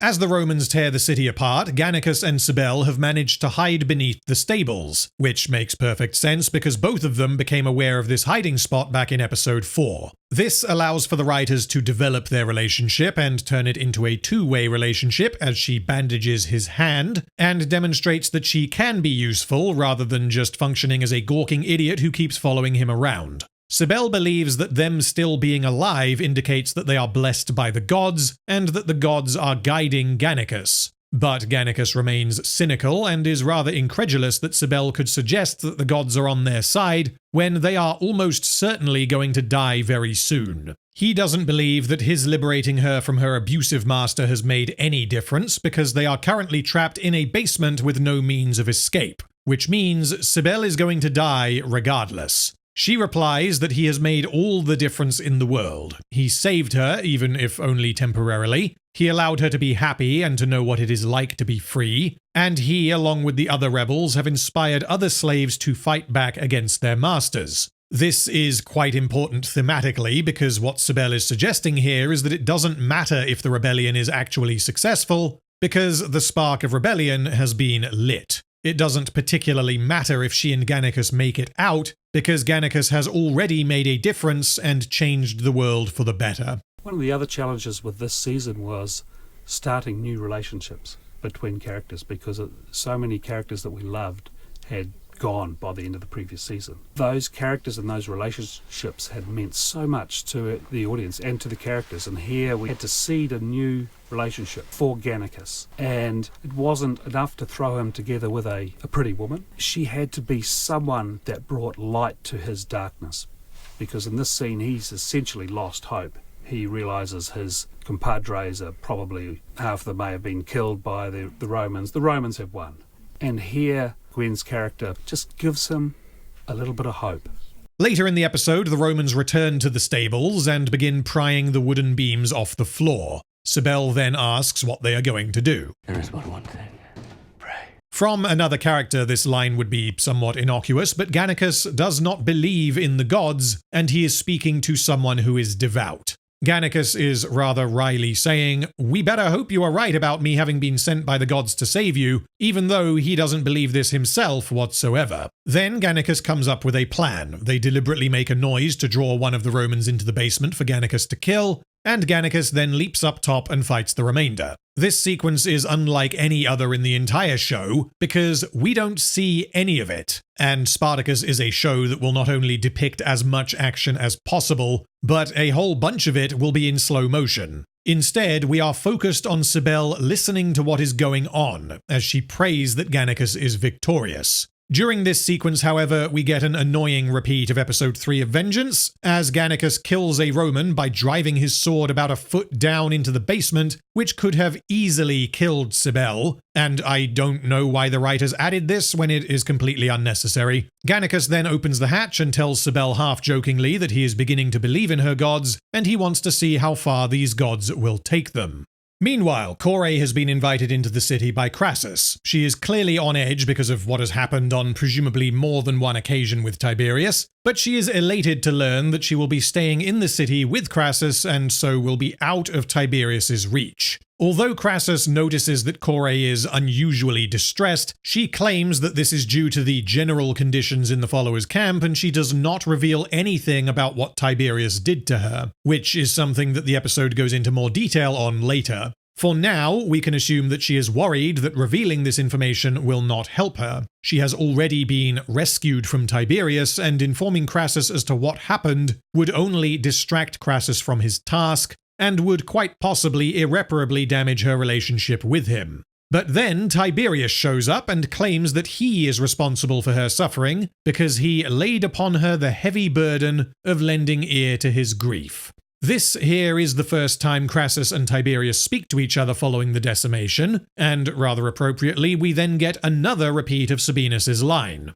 A man does what is required when fate calls upon him. As all soldiers must.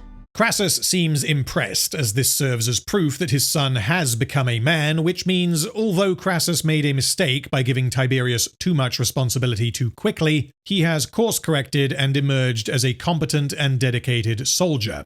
This conversation is a great example of the show doing the whole two conversations at once thing, as Tiberius and Kore have a secret that they do not want Crassus to know, and so the dialogue is given two meanings. Because Tiberius has become quite the sadistic little fellow, he decides to fuck with her right in front of Crassus. He is enjoying having this power over both of them, and he is confident that she can do nothing to stop him. Tiberius throws out a sex metaphor, and under different circumstances this kind of thing would be funny, but there is nothing funny about what Tiberius is doing. To Crassus, this appears as though Kore went above and beyond in comforting Tiberius by giving him a shoulder to cry on, and helping him become a man, but through Tiberius's choice of words, we can see that he is being deliberately sexual in a vague enough manner to avoid Crassus realizing what happened.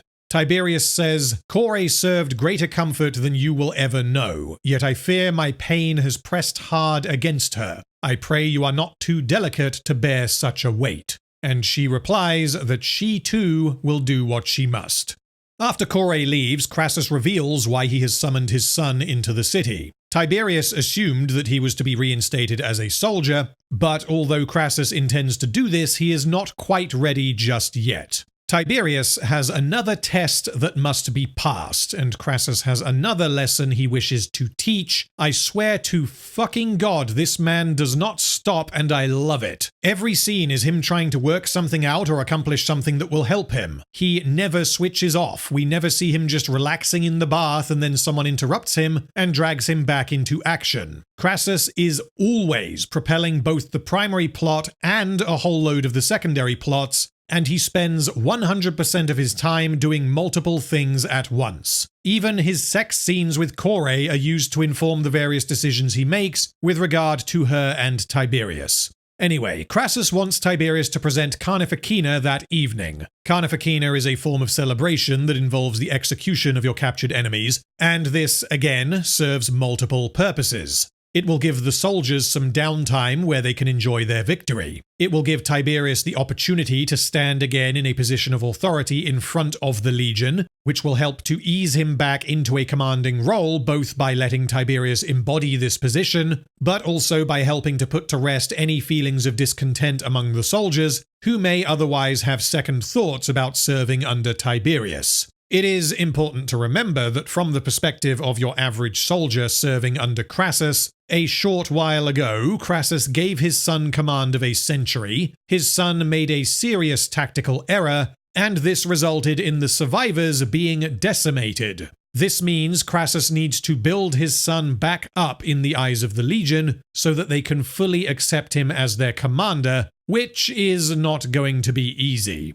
The second part of this is that the Carnifexina is intended to honor Caesar for taking down Sinuessa and Vale from the inside, and because Crassus is very aware of how much his son and Caesar dislike each other, this means he is asking his son to swallow his pride and once again do what is necessary. Be a fucking man, which is exactly what Crassus did earlier with Metellus. Fuck me, I love this character. So Tiberius is like, what the fuck, please can I be given a different job? But Crassus tells him that a shrewd man turns a rival into a valued ally. He knows well the political influence Caesar holds due to his family name. This was in fact the very reason he decided to bring Caesar in on his plan back in episode 2. And he firmly believes that there is nothing to be gained from Tiberius and Caesar being at each other's throats. If Tiberius can swallow his pride and make peace with Caesar, which is short-term pain, Tiberius, along with Crassus, will benefit in the long term.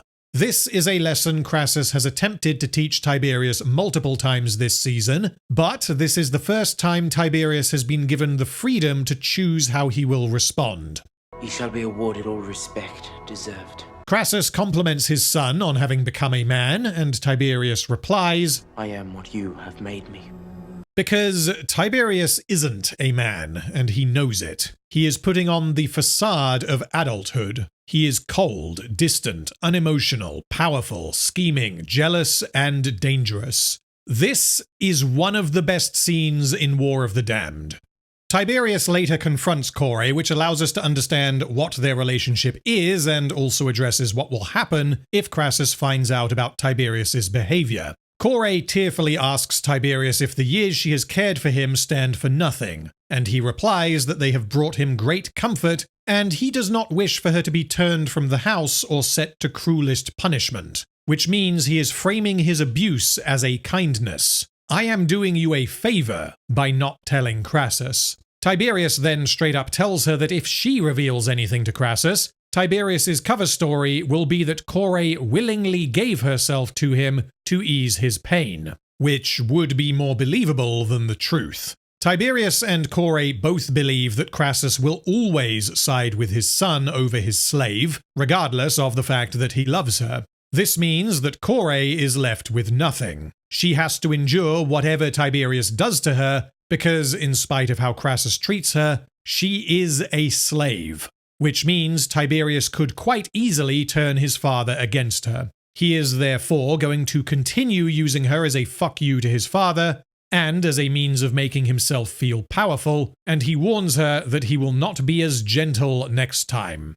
Tiberius has become quite the monster, having spent the first 4 episodes as a highly sympathetic character, And because of how extreme the decimation sequence was, the writers have managed to accomplish something quite impressive. He began as a boy trying to prove himself. He is now a resentful and sadistic monster, but he is putting on a facade of being a competent adult, which means Tiberius does appear to have learned enough from his father's multiple lessons to actually be a competent adult if this is what he wanted. But the amount of pain he has endured has resulted in him instead choosing to inflict this pain on Kore because he can't inflict it on his father.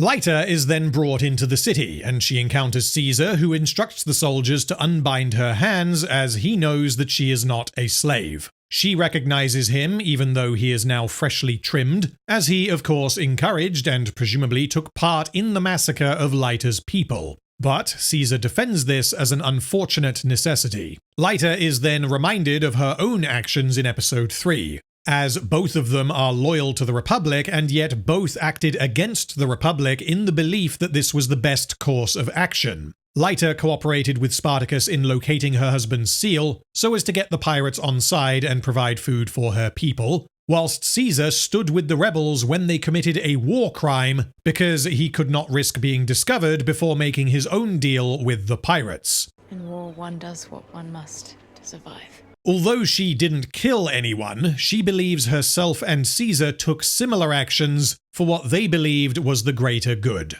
Caesar then escorts her to her old villa to be bathed before she meets with Crassus. Particular focus is given to this bathing scene when it could have been done in like 10 seconds, likely because nice boobies, but also because this is showing Lyta's transformation. She has survived the impossible, she hasn't had a bath in weeks if not months, and although Spartacus generally treated her well, she was nonetheless covered in filth to the point where Crassus's soldiers mistook her for a slave. In one scene in episode 5, she was literally pissed on, and all of that is washed away, allowing her to not only return to where she was before the city was taken, but she is wearing more makeup and a red dress, presumably intending to make her feel as though Crassus is sparing no expense on reassuring her that everything is going to go back to normal. This is particularly important given what happens next. Lyta meets with Crassus. He promptly gives her some wine and begins discussing Spartacus, wishing to learn more about his enemy, which means Lyta serves the same purpose here as she did when she informed Spartacus of Crassus back in episode 4. Lyta is defensive because Crassus previously was not pleased to hear that she had helped Spartacus, but he reassures her that he only wants to cut through the elevated legends of the Bringer of Rain, and he wishes to know of Spartacus the man. Again, Lyta is uncertain because she doesn't want to anger Crassus by complimenting Spartacus in any way, but he convinces her that he only wishes to prepare for the coming battle. Lyta tells him that Spartacus seems not to be the beast you might expect, but a man with a wounded heart. Crassus draws this connection to Spartacus's wife, indicating that he researched who Spartacus was. Although I am not exactly sure how Crassus could know that Spartacus's wife had died, as everyone who knew about that has been dead for a while, and this would therefore require that either Batiatus or Glaber kept some kind of record of it, which I somewhat doubt they would do.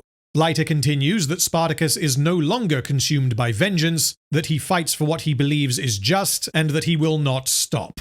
Crassus then tells her that he and Spartacus are the same, each believing themselves to be the hero, each incapable of stopping, and it is for history to decide who is mistaken. Till such a day we shall play our parts upon fortune's stage, as each of us must. Once again, reincorporating the idea of doing things you don't want to do for the greater good, only this time he is referring to both himself and Lyta. Heraclio enters the room. Just for clarity, Heraclio was not killed in episode 5, but he was injured and fell into the water, making this the extremely rare instance of Spartacus failing to kill someone, so something, convenient plot armor, etc., whatever. Heraclio tells Crassus that he wishes to claim his prize for helping them retake the city, and it is then revealed that Crassus agreed to give Lyta to Heraclio. This could have just been a shocking moment that comes out of nowhere, but Heraclio wanting Lyta was established back in episode 3, when he requested her, but Spartacus refused to deal in slaves. This helps to contrast Spartacus with Crassus, because this scene is otherwise filled with suggestions that they are very similar men, and yet one crucial difference is that because Crassus is a Roman, he will absolutely deal in slaves. This does, however, warrant some closer examination, because we have been shown multiple times that the Romans, exemplified by Caesar, place a completely different value on Roman citizens versus their slaves. The death or abuse of a Roman citizen is something to be avoided and severely punished, and so it may seem inappropriate for Crassus to give Leiter to Heraclio to endure his piratey penis until he throws her overboard. However, there are a few ways we can explain this. As we know from prior seasons, unmarried women are essentially second-class citizens. This means that, best case scenario, Leiter would be forced to marry someone and she would not have much of a choice as to who this someone is. Crassus goes slightly further by giving her to a pirate rather than a Roman citizen, but either way, Leiter is not going to have a happy ending. Additionally, the dialogue acknowledges that Crassus didn't really want to condemn Leiter to a pirate's life for she, but he has multiple reasons to. Crassus is unwilling to break his word even to a pirate because he understands that to succeed you have to be able to sustain business dealings with unsavory people. Backing down on his deal, killing Heraclio and allowing Leiter to go free, was never an option for him. Heraclio held up his end of the deal, and this allowed Crassus to retake the city, which he believes is going to guarantee the fall of Spartacus. So him compromising on his values by giving away Leiter as essentially a sex slave is something he could believably do, but as he explicitly says, this isn't really a compromise for him. Leiter gave aid to Spartacus, and Crassus has a zero-tolerance policy for betrayal or cowardice. This means, in his eyes, she deserves to be punished. This is particularly impactful in part because of the way Leiter was treated when she returned to the city. Had the sequence of Leiter being dolled up to look like the proper Roman woman she once was been cut short, then this flip would have had less impact. It is revealed that the reason Crassus went above and beyond to clean her up was not for her, it was for Heraclio. He didn't care whether she felt like things were going to be okay, and had Heraclio been like, no, I wish to have her stinking of peace, then Crassus wouldn't have bothered to clean her up. This means that not only do we have the emotional high followed by the emotional low from Leiter's point of view, but she realizes that the only reason she had the emotional high was to make her look hot for Heraclio. Also, take a look at Caesar's face in this shot. He knows exactly what Crassus intends to do with Leiter, and he does not approve in the slightest. Small details like this help to give the antagonists in War of the Damned far more depth than the antagonists of Vengeance, who, although they spent the entire time trying to have sex with and then kill each other, were wholly depicted as the baddies. They never had any kind of meaningful disagreements as to how they should treat their slaves, whereas War of the Damned goes out of its way to show us that Caesar, Crassus, and Tiberius, for that matter, are not in any sense a hive mind of evil. They are all independent characters whose objectives and worldviews overlap, but there are also many differences between them, which is what leads to so much of the conflict on their side of the story. What happens next is pretty important and relies on multiple things falling neatly into place. Heraclio has chosen to remain in the city until the end of the day because he wishes to have some fun with his prize before taking to the sea. This, I think, is fine because Heraclio is a bit of a horn dog, and he has no particular reason to wait before taking his reward. However, Gannicus and Cybele then happen to spot Heraclio moving around the city, and this causes them to cross paths. Again, this is random chance. Sinuessa Renvali is not a small city, and there is no particular reason for either of them to be anywhere near each other. Anyway, Heraclio takes Leiter into the smithy and tries to convince her to cooperate. He says that where the Romans will treat her as a slave now that she has no husband, he will treat her well, and she will be exclusive to him. This is fine. I can understand Heraclio wanting her to accept her fate and go with him willingly, which she may have reluctantly done because what Heraclio says is indeed true. However, he then decides to brand her so as to cement his ownership of her as his slave. This, I really think, should have waited until she tried to run away or something, because in branding her, he has shown that he is no better than the Romans he claims he is saving her from. He is not going to treat her like a queen as he claimed, and she is, in fact, nothing more than a slave. I like the concept of what happens here. Leiter becomes a slave in a very literal manner and even receives a brand as confirmation. But this is somewhat at odds with Heraclio being like, "Come with me, you are no better than a slave to the Romans," and then immediately branding her as a slave of his own. Then Gannicus and Cybele enter the smithy, and this gives Heraclio the opportunity to explain his treachery, which is something the writers of this show are pretty damn good at. Heraclio doesn't even attempt to deny what he did. He knows he is a dishonorable bastard, but as he says, he was given a choice between a wealthy life or dying a merciless death. Which to a man of my sort is no choice at all. Heraclio is attempting to manipulate Gannicus. He is reasonably convinced that Gannicus could kill all of them pretty easily, but Heraclio doubts that Gannicus could do this before he or one of his men managed to kill Cybele. Gannicus decides to attack the pirates anyway, and it is important to clarify why this happens, because Gannicus is explicitly putting Cybele in danger by doing this. Gannicus did not confront Heraclio for altruistic reasons. He is not there to avenge his fallen brothers or put down a treacherous pirate. He isn't even there to rescue Leiter. Gannicus sees Heraclio as a way out of the city, and he means to kill him and steal his clothing and Crassus's sigil, so as to allow him to simply walk out the front door. This therefore means that he doesn't really have a choice but to fight all the pirates at once, and hope that he manages to keep Cybele safe. The fight is not particularly quick, and it contains rather a lot of shouting and the clashing of swords, and yet none of the Romans outside hear any of this, which is exceptionally lucky and borderline implausible, because had one single soldier been like, "What the fuck is going on in there?" then Gannicus, Cybele, and Leiter would all have been killed.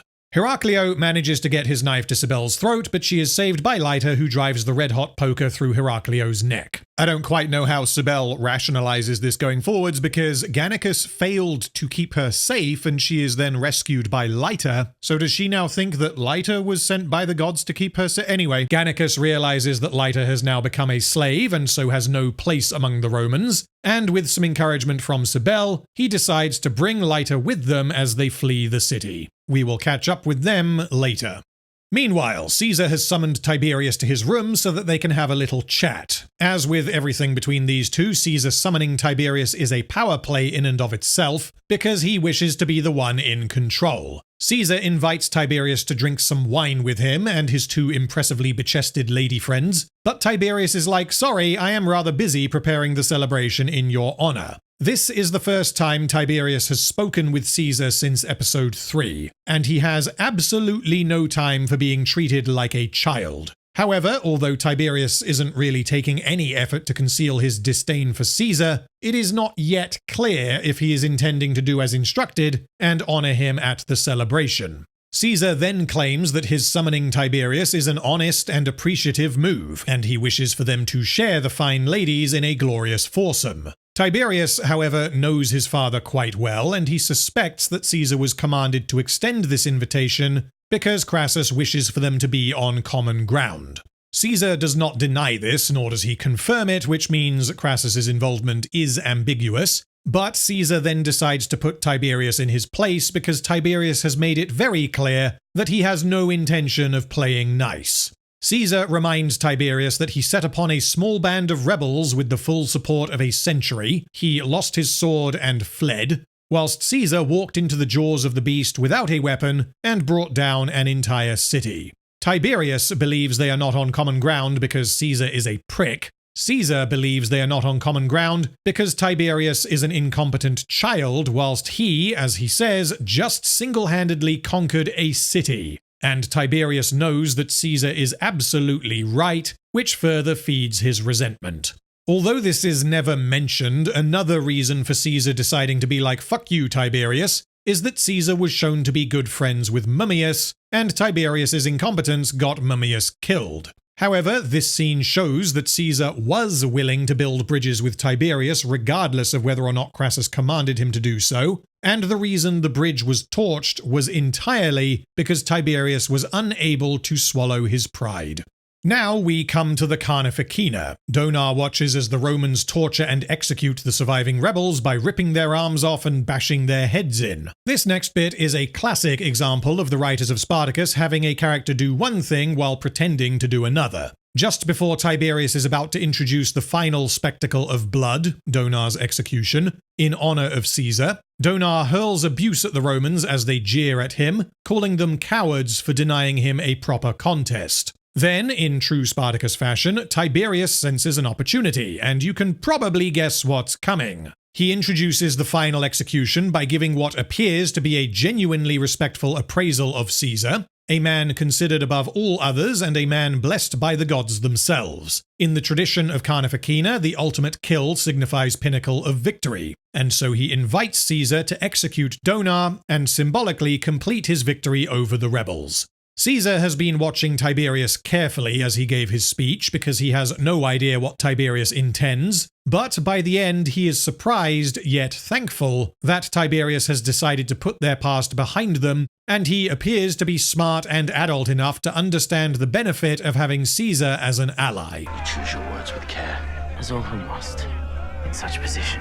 Caesar then turns his back on Donar as he gives a little speech of his own, and it is revealed that Tiberius unshackled Donar, as both of them want Caesar dead, and Tiberius hoped this would catch Caesar off guard and allow him to dispose of his rival and blame it entirely on Donar. Conceptually, this is great, but I can't really tell you how Tiberius managed to unshackle Donar without anyone noticing. He just kind of does it because he's off screen. This reveals that Tiberius has in no way grown up. He is, if anything, even more petulant and jealous than he was when he first met Caesar back in episode 2. He has no intentions of swallowing his pride, and he is instead going to abuse the position of power granted to him by his father to vindictively teach Caesar a lesson. Ideally, the final lesson he will ever learn, but I'm sure Tiberius would settle for having Donar rearrange Caesar's face a little. An added layer of brilliance here is that this also means that Tiberius has somewhat bastardized Crassus's own behavior. Tiberius clearly wants to be like his father, but he is too emotionally unstable to be able to make sensible moves. Crassus orchestrated the deaths of Cassinius and Furius for very good reasons in a plan that worked perfectly, and he accomplished this because he had some understanding of who Spartacus was and how he would respond. Here, Tiberius attempts to do pretty much the same thing. He attempts to orchestrate the death of Caesar, but for a very bad reason, in a plan that fails, and Tiberius knew quite literally nothing about Donar, only that he was a rebel who wanted Caesar dead. Anyway, Donar whacks Caesar in the face with his chains. Crassus commands that the soldiers kill him, but Caesar orders them to hold. He knows exactly what Tiberius just did, and he is obviously pissed off, but he also seems to respect Tiberius somewhat, like, okay, motherfucker, you have balls. Caesar decides to make a show of this by choosing to fight Donar in honor of his imperator and his, quote, boy, which is his way of communicating to Tiberius, I know what you fucking did. He hands Donar a sword, and the fight begins. This is definitely a risk for Caesar, because from his time spent undercover, he will absolutely know that Donar was a gladiator, which means Donar is the strong favorite to win this fight. Caesar might be very skilled when compared to other Romans, but as we have seen multiple times, gladiators are on another level. Caesar did last longer than most against Gannicus before he retreated, and he directly fought against Agron and Donar and lost, which means it is difficult to say whether Caesar could beat Donar in a 1v1. The mitigating factor here is that Donar is injured. He took a sword through the side, and this injury apparently made him lose consciousness, as Gannicus believed him to be dead. Either way, Caesar deciding to fight Donar is a very risky move, but it is the kind of move we have seen him make before. And Caesar is not exactly thinking clearly. He would likely not voluntarily put himself in a 1v1 with Donar, But this fucking child just tricked him and tried to have him humiliated and potentially killed in front of Crassus and the other soldiers, which means, game on, motherfucker, I'm coming for you. Anyway, Donar gains the upper hand until Caesar takes advantage of Donar's injury, and the fight concludes with Caesar slicing open Donar's abdomen. However, before Caesar can finish the job, Donar chooses to end things on his own terms, and he drives his own sword up into his skull, not wishing to give the Romans the satisfaction. I need to mention here that Donar goes out like a boss, and I find it very amusing that he is given such a focus in episode 6 of War of the Damned, when he was originally intended to die in episode 1 of Vengeance, which was the first episode in which he appeared. Because the writers decided to kill Aurelia instead, Donar ended up sticking around for a while, and he somehow managed to make it this far, despite never really having any kind of purpose beyond being one of the rebels. But his decision to stay behind with Gannicus and the manner in which he dies make him far more memorable than he otherwise would have been. Anyway, this then presents a problem of morale, as the final kill signifies pinnacle of victory, and Donar has just robbed Caesar of that honor, which then allows Crassus to once again demonstrate his quick thinking and aptitude for manipulating people into getting what he wants. Behold! Their greatest warriors take their own lives in fear of Caesar! As Gannicus tries to leave the city, he happens to cross paths with Caesar, who does not immediately recognize him due to his hood, but he does notice that Heraclio is trying to leave with 2 women when he was promised only 1.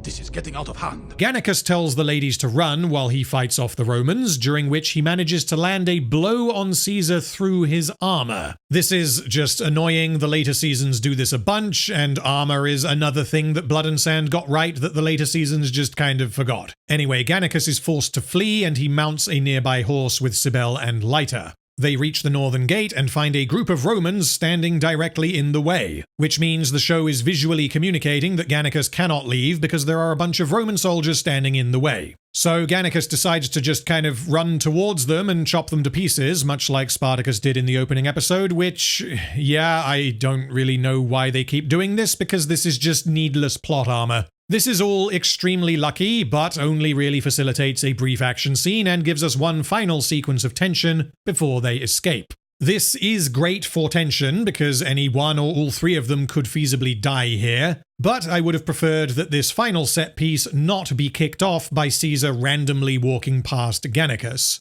There isn't any particular reason why this should happen. Lyta is guiding Gannicus through the streets, presumably through less busy areas, and there is absolutely no reason why they would go near the square, where the soldiers are gathered for the Carnificina. But yeah, Lyta takes a spear to the side, but then all 3 of them escape.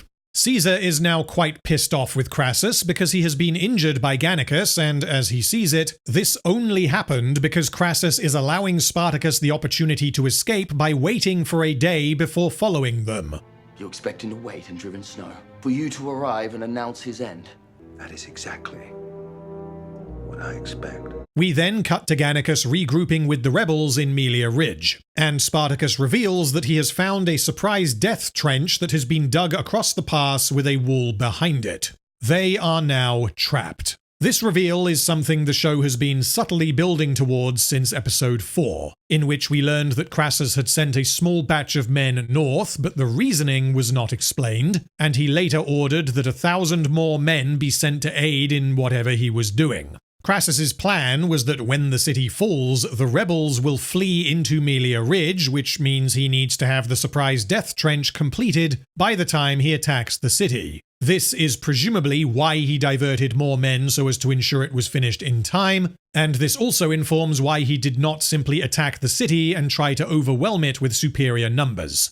When you introduce something as bold as a surprise death trench into your show, it needs to be believable that it could both exist and be a surprise. And because of the 2 brief references to Crassus doing something in the north that involved over 1,000 men, this twist manages to avoid feeling like it came out of nowhere. However, through enacting this plan instead of, for example, dropping a load of soldiers on the path to Melia Ridge and cutting off the retreat before advancing from both sides, Crassus delays his victory, which is why the show doesn't end in episode 6. The justification for him not doing this is that such a plan would have resulted in many casualties, and would not have guaranteed that he would defeat Spartacus. Instead, he chooses to corner him in Melia Ridge so as to weaken and demoralize the rebels, making the final assault that much easier. Spoils of War is a lot of fun, and it is occasionally very good. Once again, the Crassus, Caesar, Tiberius stuff is fantastic, whilst the rebel plot is constrained almost entirely to Gannicus turning into a swashbuckling hero, trying to escape with the girl. Gannicus accidentally-ing himself with Cybele is ridiculously contrived, and blatantly happens because the writers want to progress Gannicus's character arc, after which they accidentally bump into Heraclio and then accidentally bump into Caesar. But aside from random chance heaped atop random chance, what the writers actually do with Gannicus's character here is good. He finally gets to be a hero and act in a truly selfless manner multiple times, and maybe this is because I like Gannicus so much, but I really enjoy this episode being so focused on him, even though most of what happens is fairly routine heroics where he kills the baddies and saves the girl. Tiberius and Caesar's subplot, meanwhile, is cranked onwards and upwards. Caesar will be out for vengeance, whilst Crassus is in position to bring the hammer down on Spartacus for good. How could the rebels possibly get out of this one?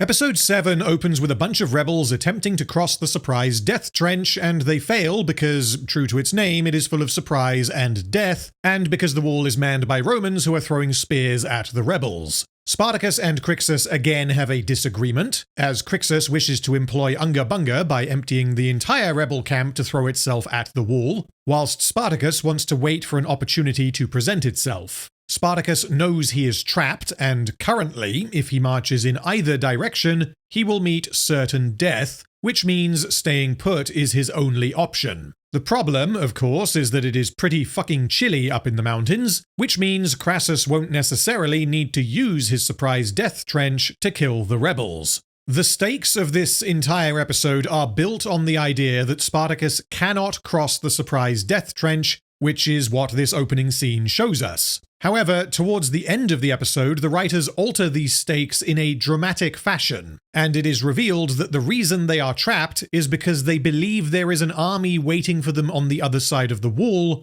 not that the wall itself is impassable. This sudden change in the stakes heavily damages the episode, because there is no discussion as to the presence or lack of presence of this second army until about 10 minutes from the end. Which means the entire time the audience is under the impression that the rebels lack the tools they need to cross the surprise death trench and scale the wall, when in actuality they could have crossed it immediately if only Spartacus had used his brain. Pull head from ass and use it for once.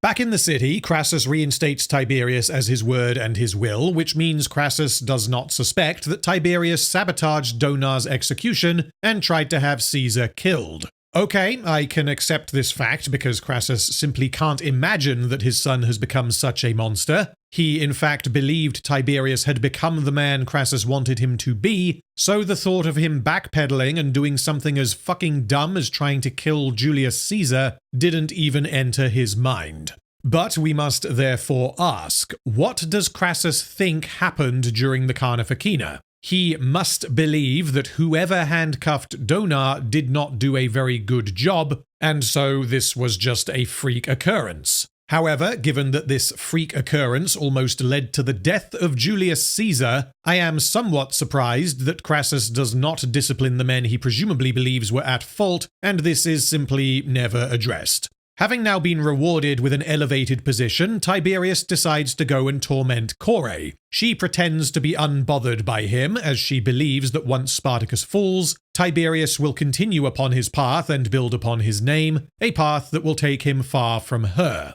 Tiberius, however, tells her that once Spartacus falls, he will remain in Sinuessa on behalf of Crassus, as Crassus intends to pressure the Senate to reward him with control of the city, and that Kore will be remaining in Sinuessa alongside him. Throughout this conversation, Tiberius is pretending that he is delivering good news, as under ordinary circumstances, this is technically a promotion for Kore. She will no longer be Crassus's body slave, she will be his Vilica Insinuessa. She will essentially serve as a head slave who is in charge of the others. However, the reason Tiberius is telling her this, and the reason he presumably suggested this to Crassus, is because he wants to torture her with the knowledge that she will never be free of him. Crassus is then informed that his tent has been prepared in Melia Ridge and he is about to leave to join his army, but Kore decides to speak with him before he leaves because she has reached her breaking point.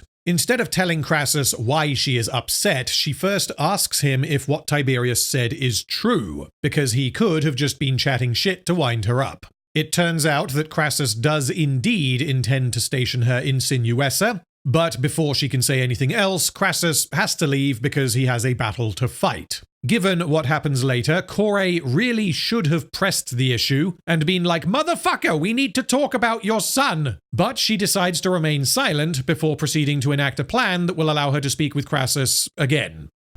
Why? Spartacus and his generals watch the Roman encampment from a distance, and it appears that Crassus has set up a command tent right at the front. Spartacus sees this as a bold move, informed by Crassus becoming overconfident, and he intends to infiltrate the camp under cover of night and the coming blizzard, and assassinate Marcus Crassus. Did IQs just drop sharply while I was away? What the fuck, you idiot? This is obviously a trap. This season has largely done an excellent job of showing Spartacus and Crassus trying to outthink each other. Both men make smart moves trying to anticipate the other despite never having met, and this, for the most part, is one of the highlights of the season. But then we get this episode where Crassus baits Spartacus by using almost Looney Tunes level logic, putting his tent right at the front of the encampment, and expecting that Spartacus will be like, "Aha, well let's go and kill Crassus," which means that Crassus thinks Spartacus is an idiot and he does not respect his intelligence, something that is antithetical to the rest of the season. And the fact that Spartacus falls for this obvious bait means that Spartacus is an idiot and he doesn't expect a trap. Thankfully, this trick by Crassus ends up being almost entirely inconsequential, because the rebels sneak in, the Romans spring the trap, and then everyone escapes, which means it isn't like this ridiculous ploy led to a load of characters dying as a result of their idiocy, but it does mean that this entire sequence feels like filler that wastes time by damaging its two main characters. It is also incredibly frustrating that after Spartacus escapes, Crassus is like, "Let him feel the sting of his wounds and reflect upon the mind that inflicts them." As if this was some galaxy-brained masterstroke that couldn't possibly have been predicted. Crassus doesn't need to do this in order to win. He already has the rebels exactly where he wants them. They are freezing cold and they are trapped on both sides. All he needs to do is wait and he will win. I could potentially get on board with the idea that Crassus would be like, well, it wouldn't hurt to set up a fake command tent and see if Spartacus is retarded, because if Spartacus is like, well, obviously that's a trap, I'm not going in there, then Crassus loses nothing. But the problem with this is that Crassus setting the trap carries with it some expectation that Spartacus would fall for it, which I don't think fits at all given the relationship Crassus and Spartacus have. This blatantly obvious trick is immensely disrespectful of his enemy, and this is the most damaging piece of writing for Crassus in the entire season. The notion offends me. So, a small group of rebels attack and find out that, oh no, the tent was a trap, who could have seen that coming, and they are greeted not by Crassus, but by Donar's corpse that has been crucified, and the words "censored by YouTube" have been carved into his chest, which Spartacus translates as "death is undeceivable." They realize they have been hoodwinked and try to sneak out, but they are faced with what appears to be hundreds of Roman soldiers, although it is difficult to tell due to the weather. Given that this was Crassus's plan, I simply can't tell you why there aren't 10,000 soldiers waiting to trap them. And had there been too many, then Spartacus, Crixus, Gannicus, Agron, and Navia would all be dead, the rebellion would be squashed, and the season would end. What follows is a light skirmish in which the main characters carve their way through a horde of disposable bad guys, and the only loss is that Naevia is stabbed in the leg, but don't worry, she's fine. Alright. The Romans are like, run you fucking cowards, and because Crixus is big mad, he turns around and decides it's time for some unga bunga, and because of the weather, it is again unclear how many Romans are standing there, which means it is unclear precisely how much of a moron Crixus is. Narratively, he is potentially facing down a high percentage of Crassus's army, so somewhere in the region of 8,000 soldiers, but the stunt team that day consisted of 7 people, so Crixus fights 7 people and crunches them to pieces in slow motion. Why did we need any of this? We are nearly halfway into the episode, and it feels like nothing has happened. Anyway, this then leads into Spartacus and Crixus having a disagreement of the like we have not seen since midway through Blood and Sand.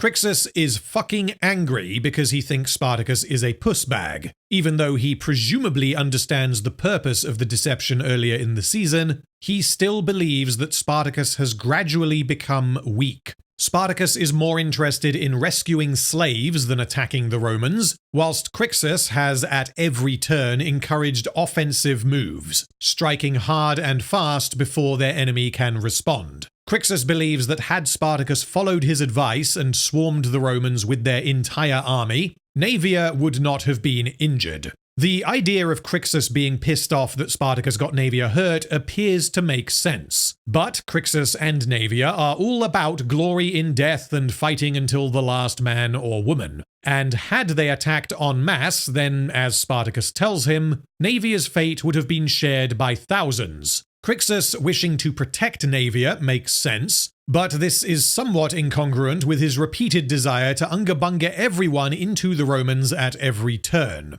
Crixus believes that Spartacus has been bested by a more devious mind, which certainly appears to be true. Spartacus's plan failed, whilst Crassus has gotten precisely what he wanted, with the rebels being trapped. This has, therefore, quite understandably led to Crixus further questioning Spartacus's leadership and wishing to do things his way. Arm everyone they can, stand and fight. Because Spartacus most of the time has a mind for strategy, he knows this will never work because they lack the ability to flank their enemy, which means they would be facing superior numbers who are better equipped in a straight fight on open ground, which would be a guaranteed loss. It would achieve nothing but their own deaths. And let the Romans see how we fucking embrace it! See, this here communicates that Crixus is absolutely willing to die. He just wants to go down swinging. Because Naevia is also a warrior, he is also referring to her when he says this. And if he were in command, he would lead a charge accompanied by Naevia, and if they die, they die. This is fine on its own, but it doesn't work for him to also be angry that Spartacus nearly got Naevia killed, because he knows that his actions carry a strong likelihood of Naevia being killed. The only difference is that she would die fighting, which actually that's exactly what she was doing when she got injured. Whatever, this is pretty weak character work for Crixus and further portrays him as a bit of an idiot. Spartacus refuses to march his people to certain death, Crixus refuses to die with a Roman sword in his back, and he says that he will assemble those who agree with him to attack Crassus, and this leads into a fight that is ultimately broken up by Gannicus and Agron.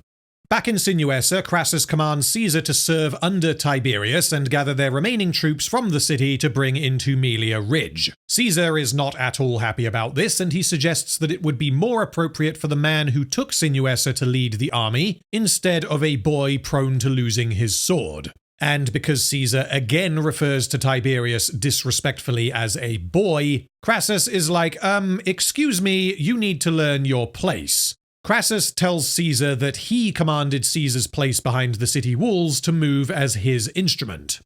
I took this city, as I shall take Spartacus' life, with my son close at hand. And where should honored Caesar find himself in the midst of such glories? At equal distance, if he but removes himself from his own path. After Crassus leaves, Tiberius and Caesar again insult each other by making not so thinly veiled threats, but the conclusion is that Caesar begrudgingly falls to command.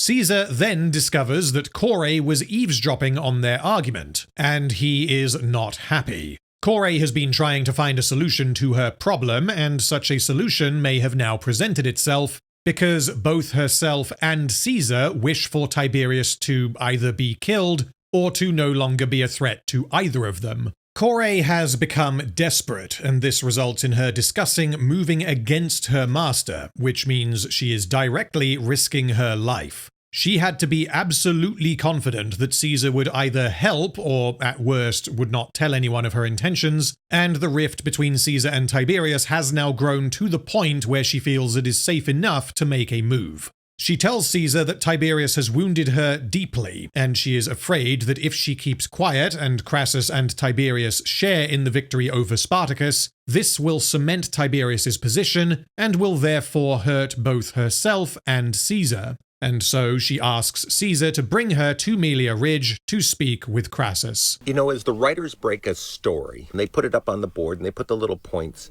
and Corey goes to Spartacus's side. And now they have to find a dramatically acceptable and believable reason and way for her to get on that side. And they needed to get her over to that side for other elements that come later in the season to pay off. And so they're kind of reverse engineering, and I never really believed that Caesar would fall for this woman's story. It had to happen. He had to go along with it. It's one of those things, and for the rest of the season it pays off, but when you get here you go, ooh, would he really do that? I don't know. He seems smarter than that. And he seems like he really doesn't care about what a slave girl would want. This ends up being very important, and so for this to function, the writers needed to ensure that Caesar has a reason to do what Kore says. Caesar doesn't care about slaves. We see this multiple times during the season. He is in a very bad mood, and Kore was just spying on him, all of which are reasons for him to be like, fuck off, you're lucky if I don't tell Crassus about what you're planning. However, because Kore overheard the previous conversation, because she was desperately trying to find a solution, she is able to make her problem Caesar's problem. Keep my choice of words here in mind for episode 8. She makes her problem Caesar's problem. She knows that Caesar wants to hurt Tiberius. She presumably doesn't care why, but this means they are aligned, and so Caesar has his own reasons to defy Crassus and bring her to Melia Ridge. Caesar and Kore later arrive in Crassus's tent on the ridge, and this means that Kore's plan was simply to speak with Crassus and tell him about Tiberius, which she could have done earlier but didn't. I get that Crassus is busy fighting a war, but it's not like Kore decided to wait until the war was over before breaking words, because she directly says that she believes she has to deal with Tiberius before Spartacus falls. So she really had every reason to tell Crassus everything in Sinuessa without needing to involve Caesar. However, the reason this happens is that the writers need Kore to be in Melia Ridge, and they need Caesar to piss off Tiberius. So Kore has a chat with Crassus, and he doesn't understand why she is so upset. He tells her that he intends to use Sinuessa as a holiday home. He will visit frequently, and they can enjoy themselves far from the inconveniences presented by his wife. The reason Crassus has decided to station both Tiberius and Kore in Sinuessa is that he believes she is the reason Tiberius has become a man, as both through her advice to Crassus and her comforting of Tiberius, he has seemingly become everything Crassus wanted. He wishes for her to further guide him, and everyone will get what they want. Kore struggles to reveal what happened because she is appropriately terrified, and she begins by saying that she is afraid that should she fail to guide Tiberius, this will disappoint Crassus. When she says that Tiberius has disappointed Crassus in the past, Crassus replies that they are now as one. Tiberius has proven himself. There is no misstep that would see father withhold forgiveness from treasured son. This is another great example of the writers doing two conversations at once, as Crassus inadvertently says exactly the wrong thing, but because of how the conversation naturally flows from topic to topic, this doesn't feel contrived, as it would if Crassus just randomly declared that he will always forgive his son without this having been prompted by the discussion that came before it. What makes this particularly good is that Crassus believes that his words will comfort Kore, as from his perspective she appears worried that she may fail in guiding Tiberius and helping him with his responsibilities, when in actuality this is confirmation that she can't ever tell Crassus what happened. Tiberius is his son, whilst she is his slave. Yes, Marcus. Everything is very clear to me now. They have sex one final time, after which Kore picks up a knife as Crassus sleeps. She asks for his forgiveness, and the episode baits the idea that Kore may have assassinated Crassus, but it is later revealed that she snuck out of the tent and joined the rebels. Throughout the episode, we get a bunch of drama in the rebel camp. Spartacus thanks Lyta for risking her life to help Gannicus and Cybele, but Lyta is still incredibly pissed off with him because he ruined her life. He brought death to her city, killed her husband, and forced her to help bribe the pirates, which then led to Crassus giving her to Heraclio and her becoming a slave. Later, when the storm hits, Lyta invites Spartacus to share her blanket, and this is way too fucking quick.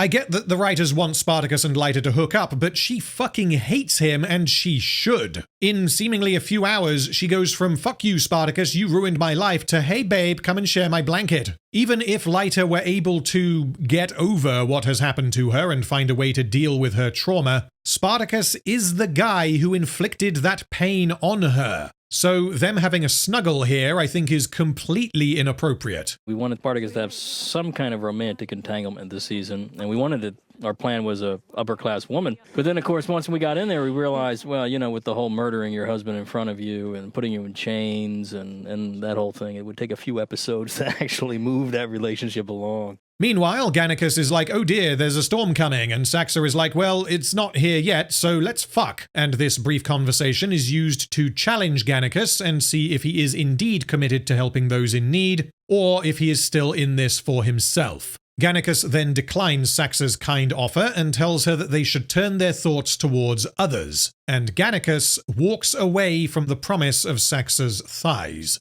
Later, when the storm hits, Saxa is unable to find Gannicus, and it turns out Gannicus had gone off to find Cybele, who appears to have joined a death cult of religious maniacs who sit out in the storm and give a blood offering to the gods, hoping that they will tell them what to do. This goes about as well as you might expect. All of them die, but Gannicus arrives in time to rescue Cybele. As the storm has now hit, he can't make it back to the camp, but they can make it to the overturned cart that is conveniently located nearby. She's like, These balls are ice cold.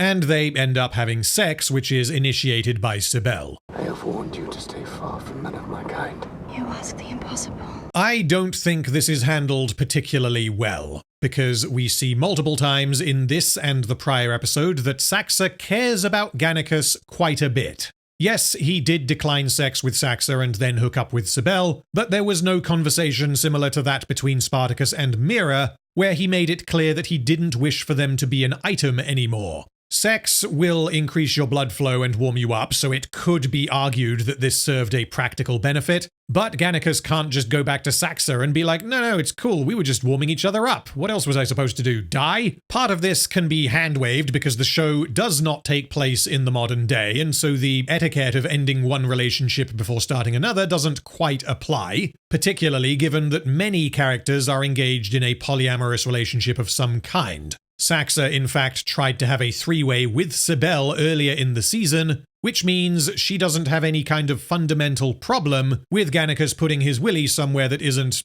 her. But essentially what happens here is that Gannicus hurts Saxa, and he just doesn't seem to care. This is meant to be a good thing, because this is Gannicus choosing to put others before himself, and I don't particularly mind his relationship with Cybele becoming sexual, but I also don't think that doing it here was the best move, because the way this comes off is that Saxa nearly risks her life trying to find Gannicus, and she spends the night worried sick that Gannicus has frozen to death in the storm, but she then discovers that actually Gannicus was out cheating on her. This also means that the way the writers show us that Gannicus has decided to put others before himself is by having him cheat on his girlfriend, which is an inherently selfish thing to do. Again, the concept of cheating doesn't really apply in this setting, but the writers clearly want to draw some drama out of their relationship. And fucking all Agron and Nasir do this season is argue about the gay pirate, so romantic and sexual tension is broadly framed around the more modern conception of monogamy. It's not like everyone is banging everyone else, so who gives a fuck because there aren't really any boundaries. Later in episode 8, we see that Saxa doesn't particularly care that Gannicus has moved on, and she herself very casually moved from Nemetes to Gannicus. But I still think that the decent thing to do would have been for Gannicus to cut things off with Saxa before sexing Sibel. And I don't particularly like that the following morning Gannicus doesn't admit what he did, even though Saxa is clearly not happy with him. The following morning, the rebels find that over 1,000 people have died in the storm, and this causes Sibel to question the faith she placed in the gods. Spartacus then comes up with a plan. He wants to drop the bodies of the fallen into the surprise death trench so as to allow them to cross it. Crixus is like, okay, but what about the army on the other side of the wall? And I'm like, wait, I'm sorry, what army? Why would there be an army behind the surprise death trench? A surprise death trench is enough of an obstacle, so there is literally no reason to put an army behind the wall. And Spartacus tells Crixus that the surprise death trench is enough of an obstacle, so there is literally no reason to put an army behind the wall. What? Yeah, of course. Okay, right, so I get what they were trying to do here. Crassus wanted to imply that there was an army waiting to catch Spartacus on the other side of the wall, which is why he placed a load of men on the wall to give the illusion of a greater force. But what Spartacus says here is entirely logical, and we are never given any reason as to why he ever believed anything else. The writers have Crixus drop in, what about the army on the other side of the wall, when we are 47 minutes into the episode, and the supposed presence of this army has never been discussed until now. What this needed was for the characters to discuss a solid reason as to why there might conceivably be an army behind the wall much earlier in the episode, so that here, when Spartacus is like, but nothing is ever as it appears with Crassus, it feels as though this is an understandable change in his perspective, rather than setting up the maybe army and being like, no, don't worry, the maybe army can't hurt you, during the same conversation. Anyway, this allows Spartacus to convince Crixus to realign with him, because they will drop the corpses into the surprise death trench, they will attack the wall, they will hope that there is no army waiting for them, but if Spartacus is wrong and there is an army, then they will face a glorious death absent Roman swords in their backs, which is exactly what Crixus wants.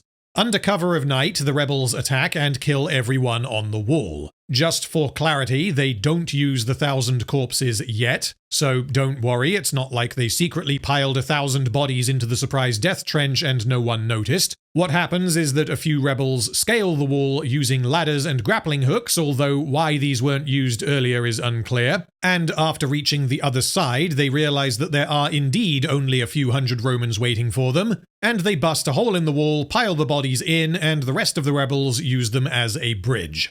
Spartacus says that they will set the wall on fire to slow Crassus down while the rebel army escapes, and we cut to the credits.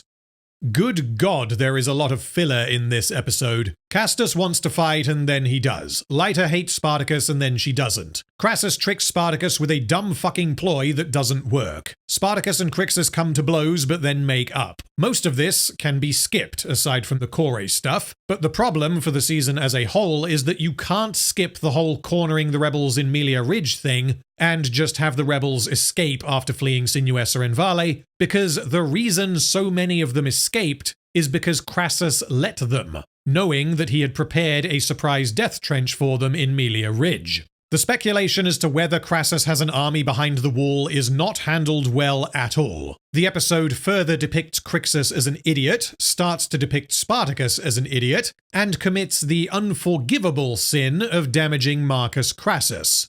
Additionally, the only reason the rebels are not wiped out here is because there was a blizzard just at the right time, giving Spartacus the means to cross the surprise death trench. However, something the episode consistently does very well is establish the geography of Melia Ridge, which is crucial because the stakes rely entirely upon the rebels being trapped, so this must be both clear and believable. Because Spartacus was filmed entirely using interior sets, this required extensive use of visual effects, and this episode ended up being one of the most effects-heavy episodes in the entire series. There are 13,283 effect shots in the series. This season has 4,300, and this episode contains 660. And no, I didn't count them. I know I like counting things and making charts and generally being an autist about this kind of thing, but no, I did not count the 13,283 effect shots myself. Anyway, in spite of a handful of good moments, Mors Indecepta is the weakest episode in the season. It is one of the most filler episodes in the entire series, and its placement in the season unfortunately damages War of the Damned as a whole.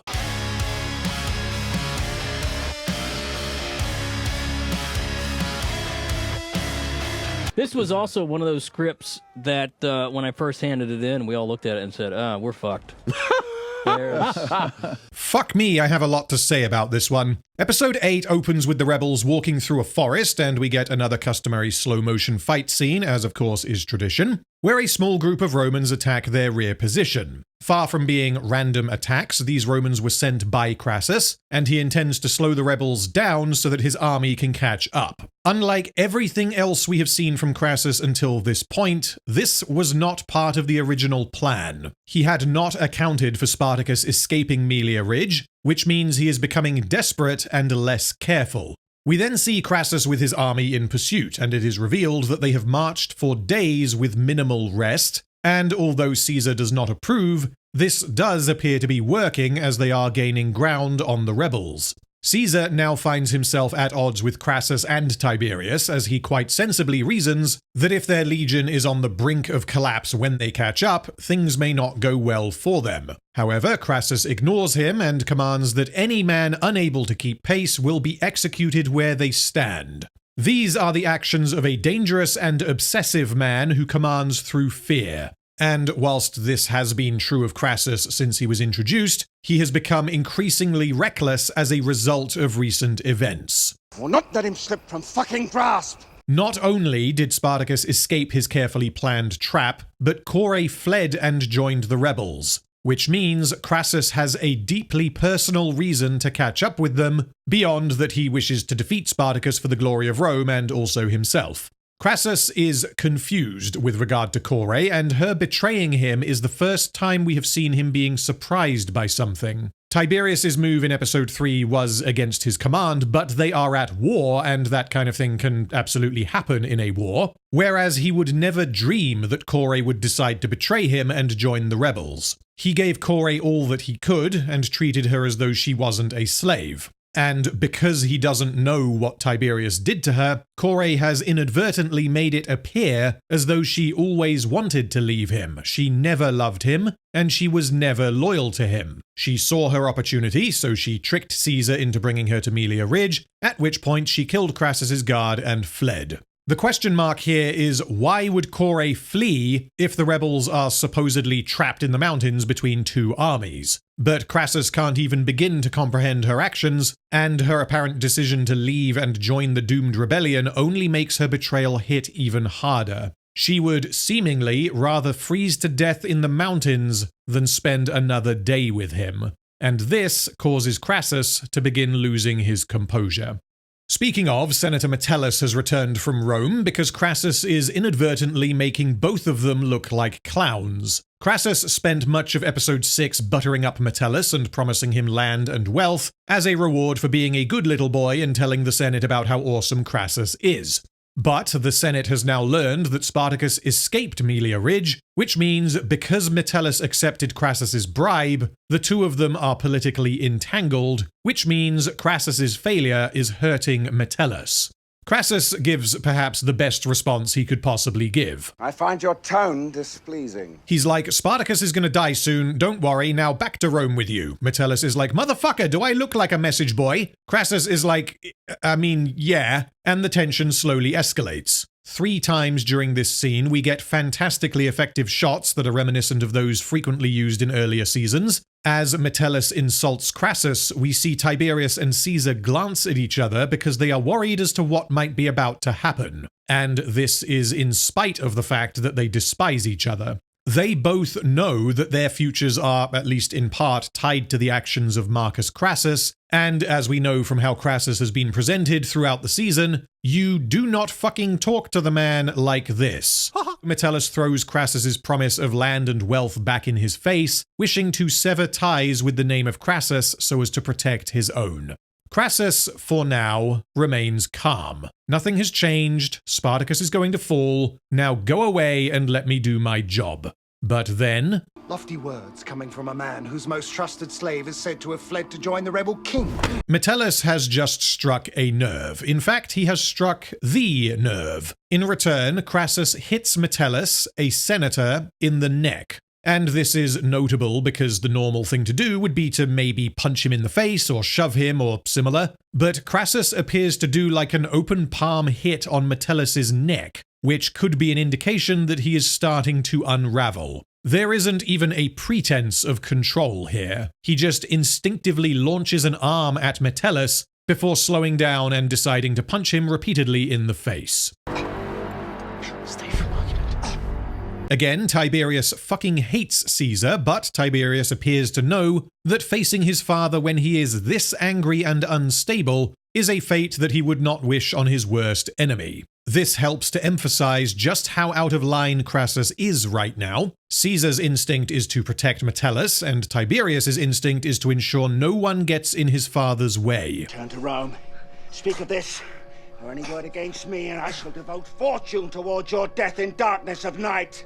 Crassus reached his breaking point when Metellus started talking about Core, and this caused him to snap. But this wasn't just me angry, me smash. Crassus had attempted previously to buy Metellus, and he was successful. But he has now realized that positive reinforcement is not working, so it's time for some negative reinforcement. Which is precisely what Crassus did earlier in the season with his soldiers and with his own son.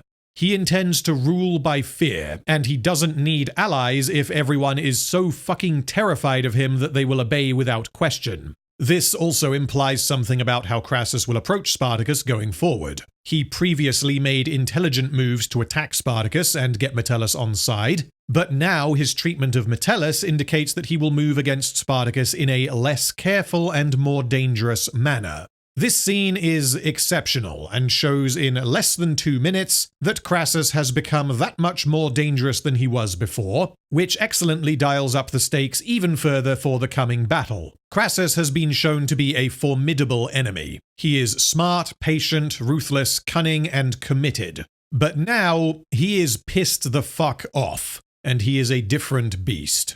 Shortly afterwards, we get another fantastic scene between Caesar and Tiberius. Caesar voluntarily presents himself to Tiberius, ostensibly because he is deeply concerned about Crassus's behavior. One senator laying hands on another senator set my historical consultants' heads on fire. Because that's something that you would not do. You know, my feeling was Crassus is pushed to the edge, and we cover it up by him giving that threat. You speak of this again, and I will have you murdered in your sleep. But the setup and, you know, the way we've been tracking Caesar and Tiberius have been battling back and forth behind the scenes, plots and schemes, but it really, really comes to a face-to-face in what I think a most unexpected way. Caesar speaking with Tiberius here may seem strange because, they hate each other, but Caesar is in a bit of a pickle, which means he has to tread very carefully. Tiberius landed the most recent blow when he nearly embarrassed Caesar during the Carnificina and almost got him killed. Caesar hasn't yet actually managed to strike back at Tiberius with anything other than words, and so Caesar's presence here could be seen as a peace offering. Now that Core has fled to join the rebels, Caesar knows how this looks. Core appears to have used him as a useful idiot and manipulated him into bringing her to the ridge so that she could escape. Although I don't believe Core intended such a thing until she spoke with Crassus in his tent. All of this added together means Caesar is worried that his relationship with Crassus will fall apart, and potentially even that Spartacus will find a way to exploit this. He asks Tiberius to speak with his father, reasoning that Tiberius has Crassus's favor, and so the son could help bring the father back from the brink. Tiberius believes that Caesar is trying to save his own skin, and that Caesar is attempting to use him to protect himself from Crassus's fury given what happened with Kore, and this causes Caesar to change his tact. What did you do to her, boy? To make her flee? Did you force that tiny cock inside? You fucking overstep! Caesar has escalated. He insults the size of his willy, and he tries to scare Tiberius by revealing that he strongly suspects what happened to Kore. Because Tiberius has declined to play ball, Caesar has gone to plan B. He will find proof of what happened to Kore, and this will help Crassus see reason, because it will reveal that Tiberius was the one who betrayed him, not Kore. If this happens, there will obviously be serious repercussions for Tiberius's relationship with his father, which means Tiberius must ensure this does not happen.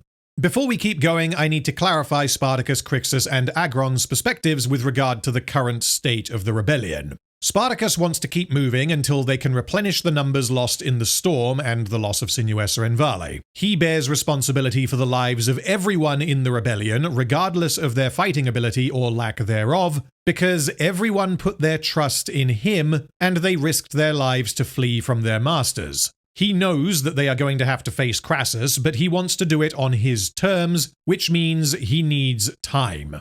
Crixus, of course, wants to stand and fight, but his justification is slightly more nuanced than Unga Bunga. The rebels are again running out of food, and Crixus understandably sees this as a time limit. He does not want to be starved out and cut down without a fight, which means they need to act decisively right now. Agron agrees that Spartacus's plan is smart, but he would personally prefer to be killing Romans instead of fleeing. His brain tells him to follow Spartacus, but his heart tells him to follow Crixus.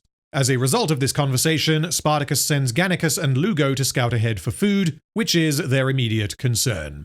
Then Kore shows up asking for aid because it turns out she has been helping a pregnant woman give birth. This immediately shows that Kore is putting herself in danger by drawing attention to herself when she could just keep quiet and blend into the background, and she is putting others before herself. Spartacus shows up and calms the pregnant woman with his Bringer of Rain energy, and this allows Kore to successfully deliver the baby. Shortly afterwards, he notices her brand bearing Marcus Crassus's initials, and Kore is then interrogated as Spartacus believes her to be a spy or a saboteur. This is another thing we want to do with Spartacus, is not the kind, gentle Spartacus. No. He finds out that she was the slave of Marcus Crassus. He's ready to kill her. I know, and that was important for me too, Yeah. because I'm like, I just didn't want to play a character that was just a nice dude. Yeah. And whenever things happened, he was like, but, you know, things will be okay, or this will be all right. I wanted to kill her for as long as I could possibly do it, until she basically made it impossible by telling me the circumstances of why she was there. Spartacus and Agron are extra twitchy because they already know that Crassus has sent at least one mole in to disrupt them,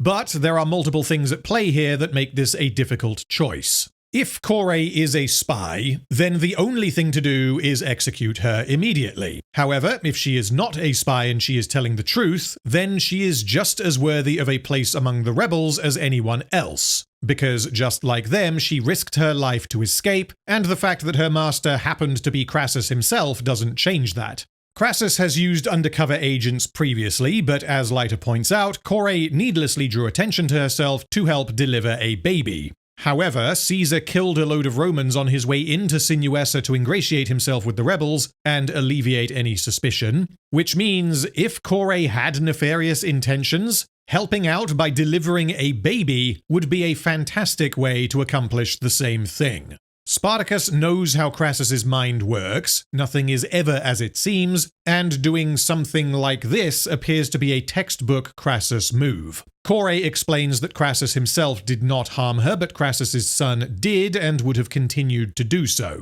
Spartacus empathizes because of what happened to Sura, and he tells Leiter that Kore is her responsibility. If her tale falls from truth, then her life shall swiftly follow. As was the case with Caesar, Kore should not be in the clear. All they have is her word that she is not a spy, and something that was not highlighted when it really should have been is that if Kore is indeed a spy as they suspect, then this means Marcus Crassus, in his infinite wisdom, decided to send a spy who quite clearly has his initials tattooed on her arm into the rebel camp and he hoped that no one would notice this. These are not the actions of an intelligent man. And had Agron said, wait, but if Crassus was going to send a spy, why wouldn't he cover up this easily identifiable mark that says, I am Marcus Crassus's slave? Then this could maybe prompt an argument as to whether Crassus is being deliberately stupid to try and throw them off. But either way, Kore still having this tattoo should be fairly strong evidence in favor of her being legit.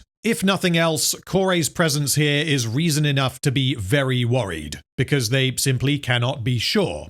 The outcome here is that Spartacus directly places a slave woman, a non-combatant, and a potential spy sent by Crassus on equal footing with the warriors like Agron, which demonstrates pretty conclusively where his priorities lie. And let her be free to starve with the rest of us. Elsewhere in the camp, we get a brief scene between Crixus and Navia. Crixus says he wanted to give her everything, food, a home, and children, but he has failed to provide her with any of this. Navia replies that he has given her everything because he saved her from the mines and freed her. We know from Blood and Sand that Crixus and Navia had discussed the prospect of children on at least one occasion. Given that they were slaves, this was likely little more than a pipe dream. But now Navia has realized that she doesn't want this. She only wants to kill as many Romans as she can before they find themselves in the afterlife. After Crixus leaves, she begins crying as she watches the woman with her newborn baby, implying that she could have had such a life with Crixus, but they have both been so damaged by the Romans that they can only be fulfilled by claiming revenge against them. This scene was so important in really conveying that here were two people that cannot give up the war. They can't go off and live happily ever after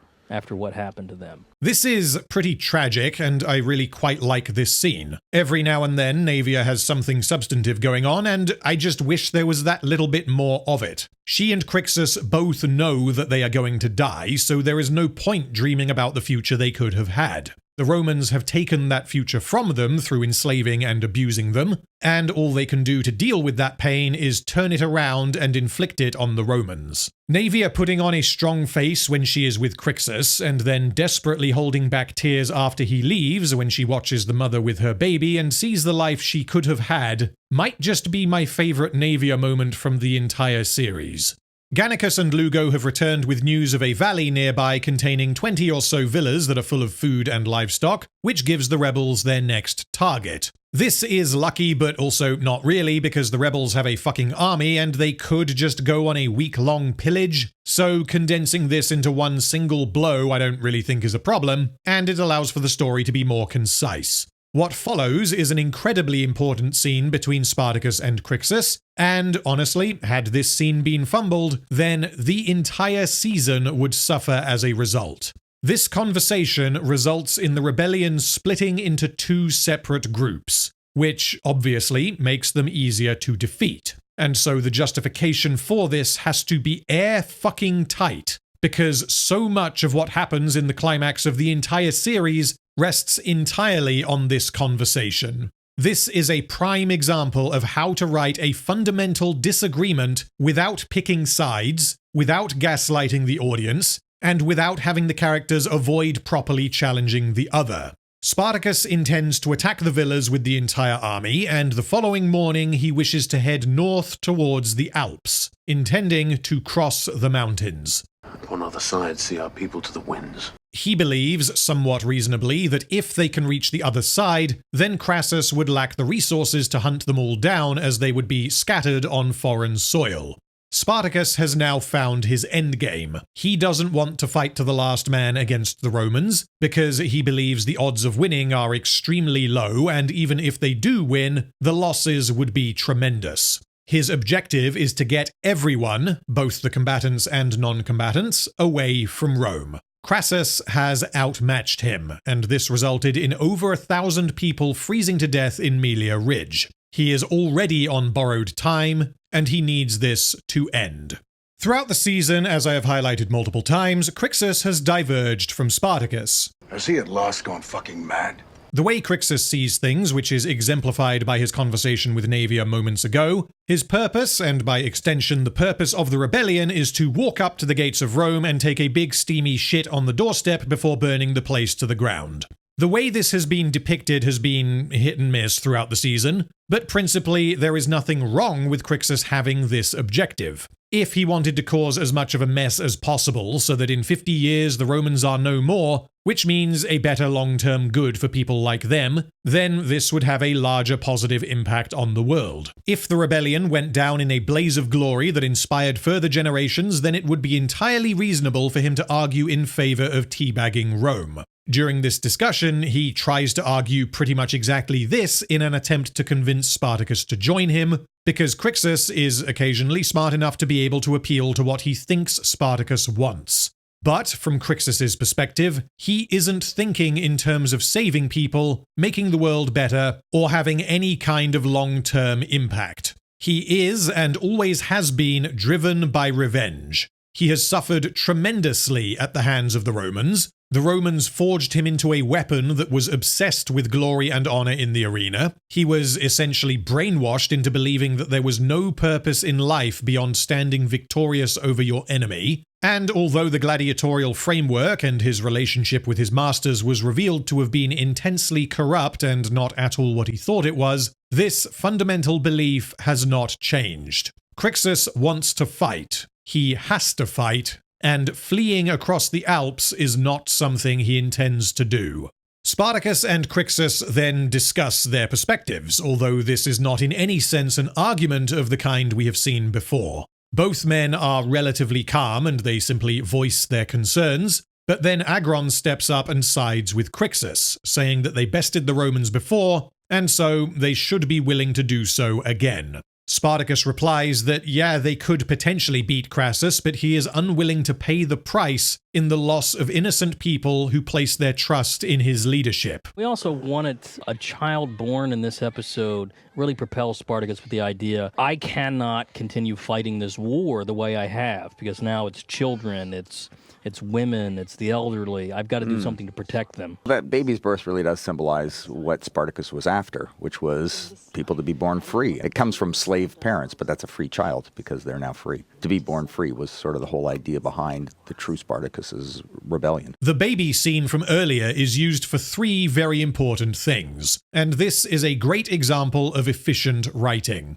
It serves a mechanical purpose by introducing Kore into the rebel side of the story and making Spartacus aware of her presence, and it allows for the subsequent conversation as to whether Kore is a spy. It also informs Naevia's realization and acceptance that she and Crixus will never be able to settle down and live happily ever after, because their dreams of children have been taken away from them. And it informs Spartacus deciding that he has to get his people, exemplified by the innocence of that baby, away from the horrors of Rome.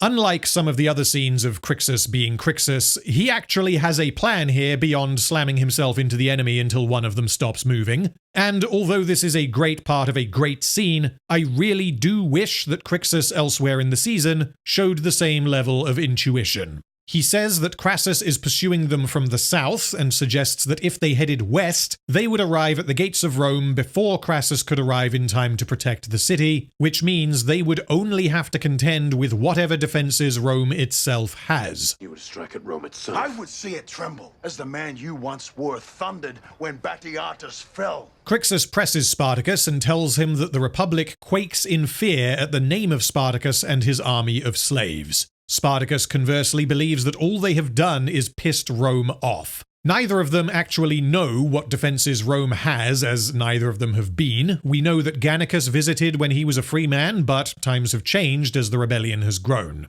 In actuality, most of Rome's forces are occupied elsewhere, which means, had they worked together and attacked Rome, they may well have succeeded. However, Spartacus is not willing to take that risk, and he tells Crixus that he is afraid of what will happen to his followers if they do not flee. Crixus wishes to be truly free, and he does not believe running away from the problem to be freedom. If they cross the Alps, they may be beyond the reach of the Romans, but who can tell what would happen afterwards? If we look at history, Crixus certainly has a point, because in the years that followed, Julius Caesar invaded Gallia, which means the beast that is Rome would absolutely remain a threat in the years to come, unless they strike its heart. Crixus believes that Crassus will never stop because Spartacus has revealed the Romans to be vulnerable, and they can't let him escape. You opened my eyes to this, Spartacus. Do not ask me now to close them. This is a beautiful line that of course calls back to the end of Season 1. Crixus was at one point Spartacus's enemy, and through his persistence, his charisma, and his character, Spartacus was able to accomplish something Crixus would have thought impossible when they first met. Spartacus managed to convince Crixus that he was wrong, and that everything he valued was built on a lie. And then, after no small amount of friction, Spartacus gave Crixus the means to build an army and strike fear into the Romans.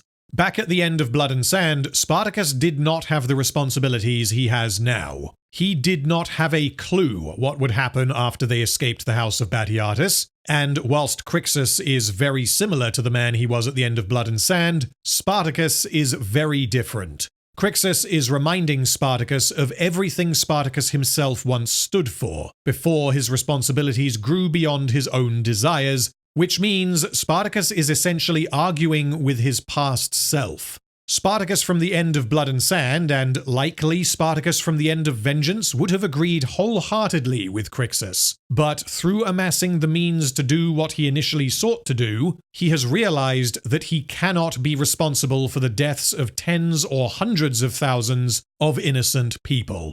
Spartacus hears Crixus out and concludes that things were simpler back when they hated each other, but because they now both care about, value, and admire each other, this fundamental disagreement cannot be resolved through punching each other. Crixus says that he is going to march on Rome with those who wish for vengeance against their oppressors. Spartacus replies that they have fought for the choice to forge their own paths. I will no longer stand in the way of yours. This scene beautifully shows two men who have known each other for the last 30 episodes and have spent much of that time butting heads, finally mutually deciding to follow their own separate paths.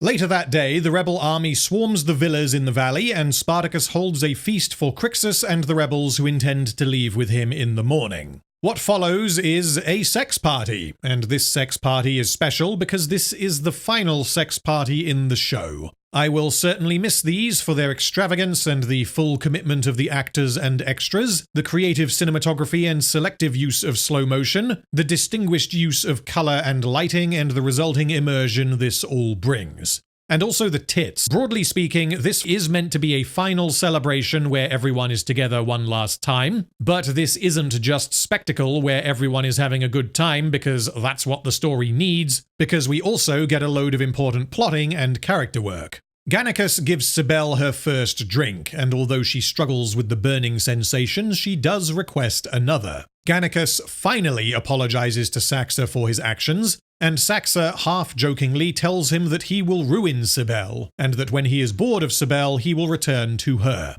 Gannicus appears to realize that Saxa is absolutely right. If he keeps behaving the way he has, he will indeed ruin Cybele, and he seems to decide here to stop drinking. Saxa's words make him realize that although Cybele wants a devilishly handsome, carefree alcoholic rogue, he can be better than that, and he should be better than that. Additionally, Gannicus temporarily stopped drinking when he was in love with Melita, only to return to it as a coping mechanism after she died. This suggests that Gannicus realizes that because he is in love with Cybele, he no longer needs this coping mechanism. Then we get a conversation between Agron and Nazir, which means I need to clarify the romantic tension between Agron, Nazir, and Castus the gay pirate, because this episode contains a bit of substance for them, which means it finally matters. Agron does not drink during the party, and he reveals that he intends to join Crixus in the morning. This decision comes as no particular surprise. Agron has generally sided with Crixus throughout War of the Damned, although he deferred to Spartacus and followed his commands whenever there was a disagreement. However, like Crixus, Agron is free to choose his own path, and he has decided to follow Crixus instead. In episode 5, he told Spartacus that he would always stand with him on the field of battle, but he has since changed his mind. Throughout the first part of the season, we very subtly lay in these hints that Agron's having a bit of a conflict, that he loves and supports Spartacus, but his heart is more with Crixus and how he wants to go about this war. He's a bodyguard. He's like a best friend. He's just always there. He's the security blanket for Spartacus. He goes to bed and he could wake up and Crixus might have changed his mind and taken half the army and left. It could have happened. Or Gannicus could have said, you know what, don't worry about it. I'm sick of this thing. But the one person that wouldn't do that is Agron. And so when he has to start thinking about his future and what life is for him, it tears both those characters so deeply. Agron has functioned as Spartacus's bodyguard since episode 4. Agron is his closest and most trusted general, because Crixus occasionally goes insane and Gannicus is generally balls deep in tits and wine. And so Agron deciding to leave is a very important character beat. As we have seen, he aligns ideologically with Crixus. He wants to bring the whole system crashing down, and he believes they are capable of doing so. Additionally, the presence of Castus has made Agron question whether he is right for Nazir, and he knows that he is a warrior, not a farmer or a shepherd, and there is no life for him beyond the Alps. Nazir says that he will also join Crixus, demonstrating that he is willing to just follow Agron without any thought for what he wants.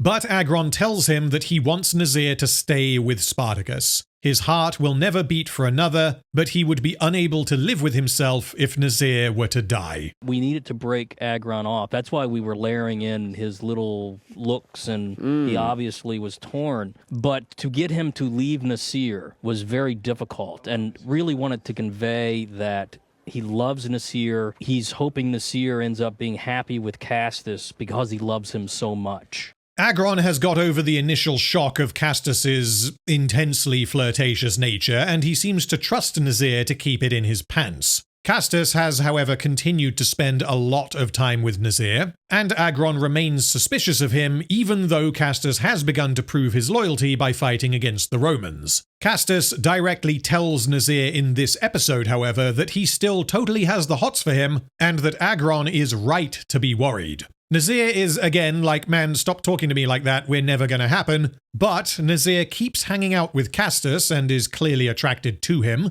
which indicates to Agron that Nazir would quite like Castus to plunder his booty hole, and so he has decided not to stand in their way. This therefore suggests that Agron wants to know if Castus will make Nazir happy, because if the answer is yes, then Agron can follow his own heart without leaving Nazir out to dry. This scene is good, and both characters have good reasons for doing what they do, although it is notable that this is the first substantive scene we have had between these two, because all of the others involve them arguing about Castus the gay pirate. I still consider basically all of that to be melodrama that distracts from everything else that's going on, but this being the payoff almost makes those scenes worth the investment.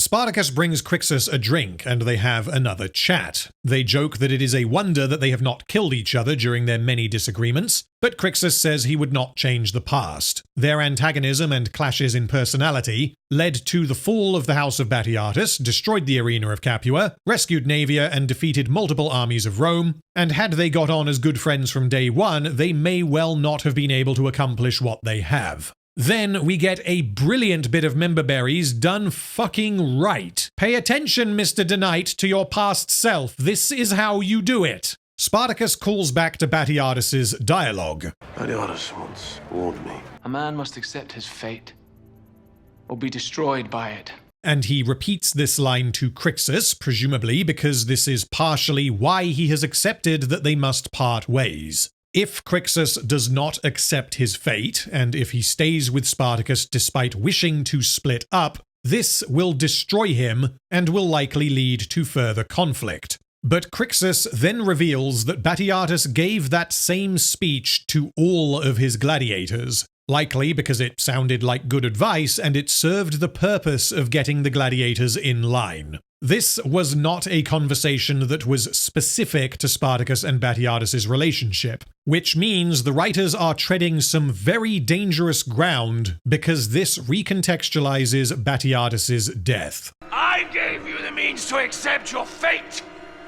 Now you are destroyed by it. This can now be understood as meaning that Batiatus was destroyed by all of those he enslaved. This was not just Spartacus on a personal mission, which is now reflected in that Spartacus has assembled tens of thousands of rebels, and they must all accept their fates. This line from Blood and Sand I find very interesting, in particular given this additional context. Telling someone to accept their fate is a means of control, which is why Batiatus said this to all of his gladiators. Failing to accept your fate and being destroyed by it would, in this context, mean that the gladiator does not accept that they are going to fight for the entertainment of others, which would then lead to their death either in the arena or at the hands of Batiatus himself. In a more general, non-slavery sense, it means that if you find yourself in a shitty situation, you need to accept that you are in a shitty situation before you can do anything about it, which applies to Batiatus himself and has many applications beyond. Now that the slaves are free and are not under the control of any masters, they are free to choose their own paths and their own fates, which means Spartacus bringing up this line from Batiatus could seem inappropriate. However, Spartacus has recontextualized Batiatus's words in a non-controlling manner. In fact, the opposite. He is saying that Crixus is free to choose his fate, thereby accepting it. And if Crixus's fate is to go his own way, Spartacus will also accept this. This is already brilliant, and it is a fantastic example of how to do key jangling in a meaningful and non-insulting manner, but once we get to the end of the season, I have a little more to say about this that makes it even fucking better. Spartacus hopes that Crixus's path gives him all he desires, and that they will greet each other again in this life. During the party, Spartacus has a chat with Lyta, during which she continues to be like, "You see, Spartacus, I too am a slave as of about 5 minutes ago," and Spartacus, quite rightly, calls her out on this because her suffering pales in comparison. They half-jokingly discuss the lack of severity of her wounds, which I find completely inappropriate, because Spartacus killed her husband. Lyta then makes it pretty clear that she wants to sit on his wee-wee, and Spartacus obliges. You yet stand, Roman. Think I could never alter heart. It is not your heart I'm after, design. This is not good. And whilst the show gives us multiple reasons for Lyta doing this, we don't get anywhere near enough. This all rests pretty heavily on the revelation in episode 3 that Ennius was not the man Lyta thought he was. He had private piratical dealings whilst pretending that he was fighting against the pirates, which means Lyta believes her husband was a liar in all things and not just this. The dialogue here makes it pretty clear that this is not about love, this is about comfort. This is Lyta allowing Spartacus to have some fun because she believes he deserves it. There is also some narrative symmetry here because in episode 3, Spartacus tries to give Lyta comfort by housing her in the villa, which is the first nice thing Spartacus does for her. And here, Lyta does the same thing, which is informed by her earlier conversation with Agron. Agron helped Lyta pitch a tent, literally, not like she has a boner, and he told her that Spartacus has sacrificed much and he deserves a small measure of happiness. Agron helps Lyta not because he cares about her, but because Spartacus cares about her. And Agron's gesture informs Lyta of Spartacus's affections for her. This all makes sense, but we must remember that Lyta has been through the fucking ringer, as I have already explained, and all of this was as a result of Spartacus's actions. Spartacus generally being nice to her, Agron telling her that Spartacus cares for her, and the revelation that her dead husband was a bastard man, is apparently enough for Lyta to overcome all of this, and she decides to have sex with the man who ruined her life because she believes he deserves some measure of happiness. This could have worked potentially, but multiple parts would need changing. I like how brutal Spartacus can be at times, but you can't have him do what he did earlier in the season and then have Lyta do this. At most, I think Lyta could maybe come to understand why Spartacus did what he did, and maybe at a stretch forgive him, but she shouldn't even like the man, much less be willing to lie with him. The following morning, it's time for some goodbyes, and we get callbacks to both Gods of the Arena and Blood and Sand as Crixus says goodbye to Gannicus and then Spartacus. Crixus tells Spartacus that back in the Ludus he spoke of how they may have been brothers in another life. You know that in another life, you and I may have been as brothers, but not in this one. Know that I was wrong. will always hold you as such. This is the perfect goodbye for these two characters because it references Crixus's realization that they are very similar men before he decided not to ally with Spartacus because they were fighting across purposes, which is exactly what is happening in this episode. They embrace, and both men go their separate ways.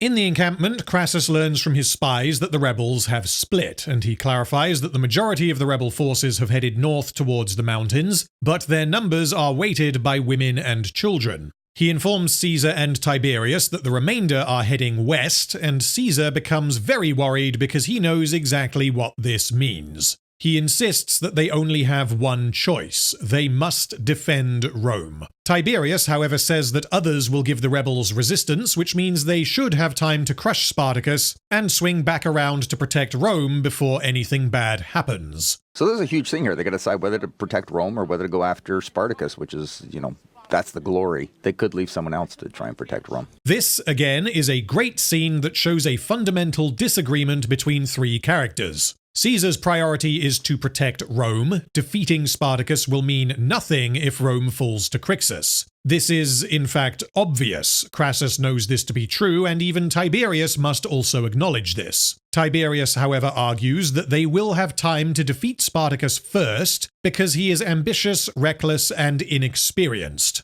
The fact that Crassus is even considering going after Spartacus first means he is potentially also willing to take the risk. Another factor is that because the women and children are with Spartacus, this means he knows where Korae is.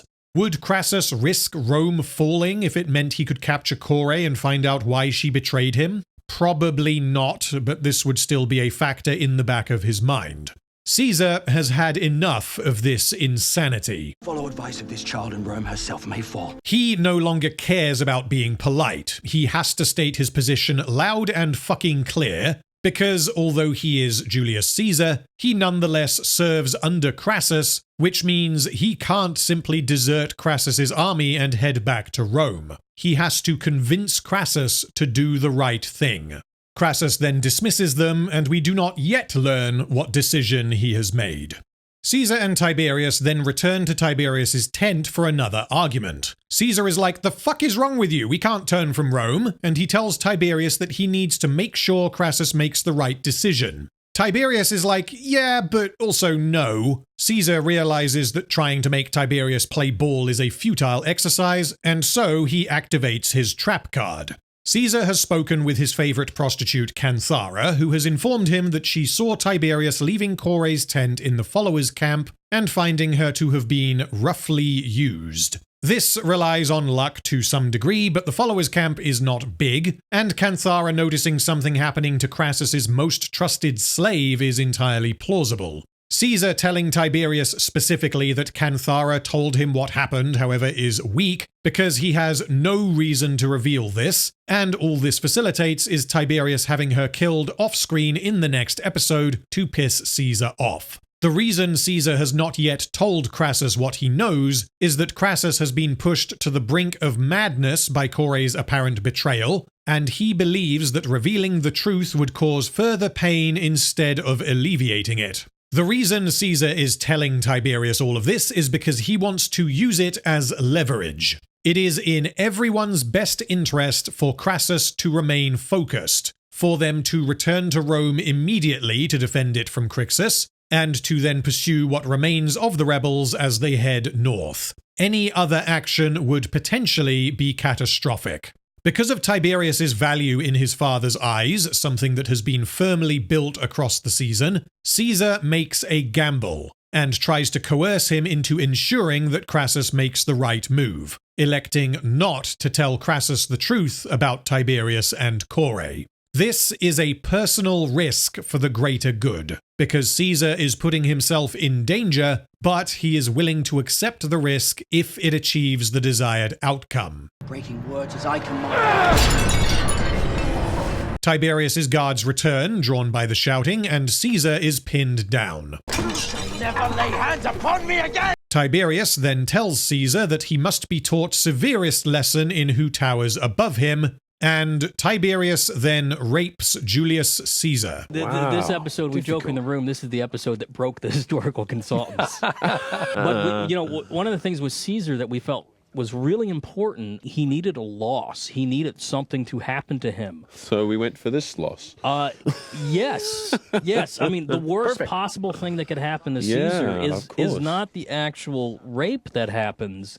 It's being dominated by this boy. This scene understandably made some people quite angry, because on its most basic level, this is the writers inventing an ahistorical character and writing a story in which he rapes Julius Caesar. However, this is not just cheap shock value, because unlike when the writers did something similar in House of Asher, this is grounded in meaningful character work. As I alluded to in episode 7, Kore makes her problem Caesar's problem, and this results in Kore's problem doing to Caesar what he did previously to Kore. The reason this happens is because Caesar keeps trying to do the right thing, and here he wants Tiberius to do the right thing, which requires that Tiberius has a level of maturity, but he, of course, does not. And so he does the very wrong thing instead. Caesar absolutely underestimated what Tiberius was capable of. He knows what Tiberius did to Kore, but she is a slave whilst he is Julius fucking Caesar, and he knows that Tiberius sabotaged Donar's execution, but this was Tiberius getting Donar to do the dirty work for him. Caesar never imagined that Tiberius, or anyone else for that matter, would ever do this to him, which means his dialogue to Tiberius in episode 7 ends up being reflected back at him. You mind your step, boy? Many a giant has tumbled to the afterlife, believing himself too big to fall. Tiberius decides to do this for multiple reasons, most of which fall under him being a dysfunctional psychopath and a sexual deviant with a twisted idea of what it is to be a man.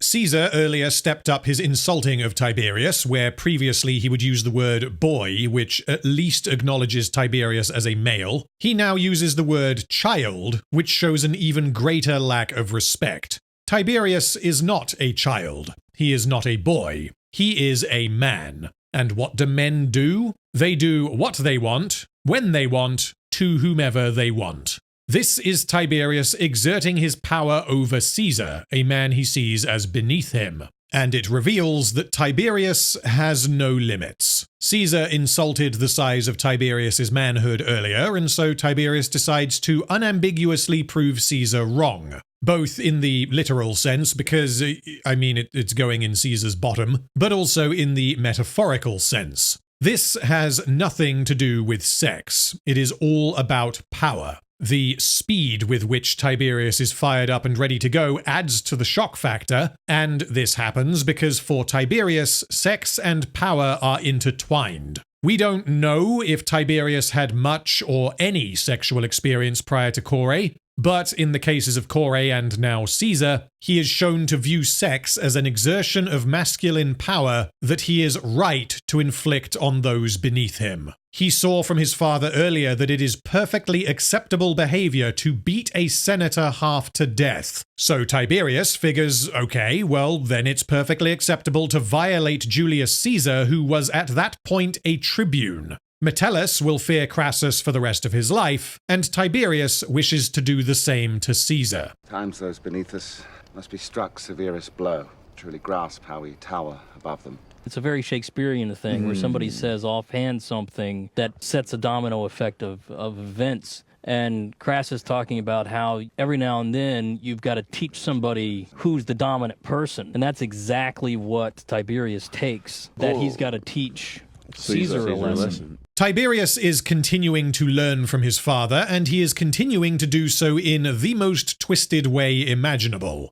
All of this happens as a direct result of Crassus's questionable parenting methods. Although his intentions were good, his methods were brutal. And because he was so laser-focused on his mission to bring down Spartacus, he did not notice the problem that was standing right under his nose. This is a great example of a deviation from history that works entirely because it fits the fictionalized story the writers are telling. Tiberius has been gradually getting more extreme in his behavior, Caesar has not been backing down, Crassus has inadvertently set a poor example for his son, and this results in Tiberius realizing that he can pretty much do whatever he wants to Julius Caesar. I can totally see the history buffs being like, oh my god, I can't believe they did that to my Julius, 1 out of 10. But if you take this as a piece of drama inspired by history instead of as a documentary, this is pretty goddamn great. Now we must rejoin Crixus, Naevia, and Agron as they battle their way towards Rome. This is a glaring weakness in what is otherwise a very strong episode, because due to budgetary and time limitations, they accomplish this in less than a minute via a heavily stylized PowerPoint presentation. It would not have been appropriate to just invent bombastic action sequences in which Crixus's army takes on Roman armies numbered 1 through 5, because that would just be prolonged battle scenes for the sake of having prolonged battle scenes. However, this is at the other end of the spectrum and it feels extremely rushed. A lot of time is passing because they explicitly fight their way through numerous armies all the way to the gates of Rome. And we get no drama, no character work, and no storytelling in between these battles, because it is accomplished during a montage. There are 2 ways I would have preferred this be handled. One option is to not actually have them reach Rome, or have them reach Rome and have to fight 1 battle instead of many. The other option is, if you restructure the season, most of episode 7 can be dispensed with, which means we can make Crixus and Spartacus split up shortly after they flee Sinuessa, and then some of the Crixus Naevia character work can be saved for their story as they advance on Rome. But what we get instead is about 52 seconds of graphic novel-style slideshow action beats, and then, hey presto, they are outside Rome. Crixus's speech, however, is fucking brilliant. Rome at last lies within our grasp. 1 last legion led by the fool Arius is all that stands between us and a victory that shall become legend. My doctore and Emmaus demand an answer from those recruits who sought glory upon the sands of the arena. What lies beneath your feet? Agron, being the only gladiator from the House of Batiatus present, aside from Crixus, replies accordingly. Crixus tells them that this day they shall water the sacred ground with the blood of the Romans. This brings everything full circle since episode 2 of Blood and Sand. Crixus and this army are the consequence of Rome's treatment of its slaves, and Crixus pumps them up by repeating the line that was drilled into him when he was a slave. This also serves as a reminder of how far they have come, specifically Crixus, Agron, and Naevia. They were captives with no control over their lives, and now they are 1 battle away from Rome itself. Additionally, the brief reference to Enemaus serves as a reminder of those they have lost. This speech accomplishes everything it needs to, and again it throws in some nostalgia for the viewer without feeling at all contrived. Speaking of... Shall we begin? Shall we begin? Some of you might think this is a bit much, but I fucking love it. And honestly, this entire show is a bit much. But there really is nothing quite like being fully invested and engaged, and hearing Manu Bennett howling before their final battle. This is the first time we have heard Crixus's catchphrase since episode 5 of Blood and Sand, and the last time he said this was when he had opened himself up to Spartacus and was willing to cooperate and fight alongside him. And as a result of his relationship and cooperation with Spartacus, he has found himself leading an army. It is indeed time to begin. The logistics as to what happens next is pretty strange. Crixus and his army wait on the side of what appears to be a very small valley, and the Roman army marches towards them. They, for some reason, march into the valley, which means they are intentionally occupying the low ground, which means they are at a strategic disadvantage and they cannot see the army they are facing. The Romans arrive in the valley and they hold position as the rebels bring forth giant flammable balls of whatever the fuck that they got from the flaming bull shop, and they do some bowling because they brought these flaming bulls with them because they knew the Romans would line up in front of them. The Romans quite literally march into a highly disadvantageous situation and wait to get pulverized. This is, frankly, idiotic, and I can't tell you why Arius led his men into this trench, nor can I tell you why Crixus thought Arius would lead his men into this trench. From a filmmaking standpoint, it likely exists because it allows for the director and stunt team to create a more extensive combat sequence involving lots of people, without having to constantly worry about what everyone else is doing in the background, opting instead to hide most of the army with the slope of the valley. What follows is pretty much exactly what you would expect. The rebels charge into the Romans, and after some slow-motion hacking and slashing, culminating in Crixus killing Arius in the same way Spartacus killed Glaber, Crixus has done it, and the rebels stand victorious with Rome trembling before them.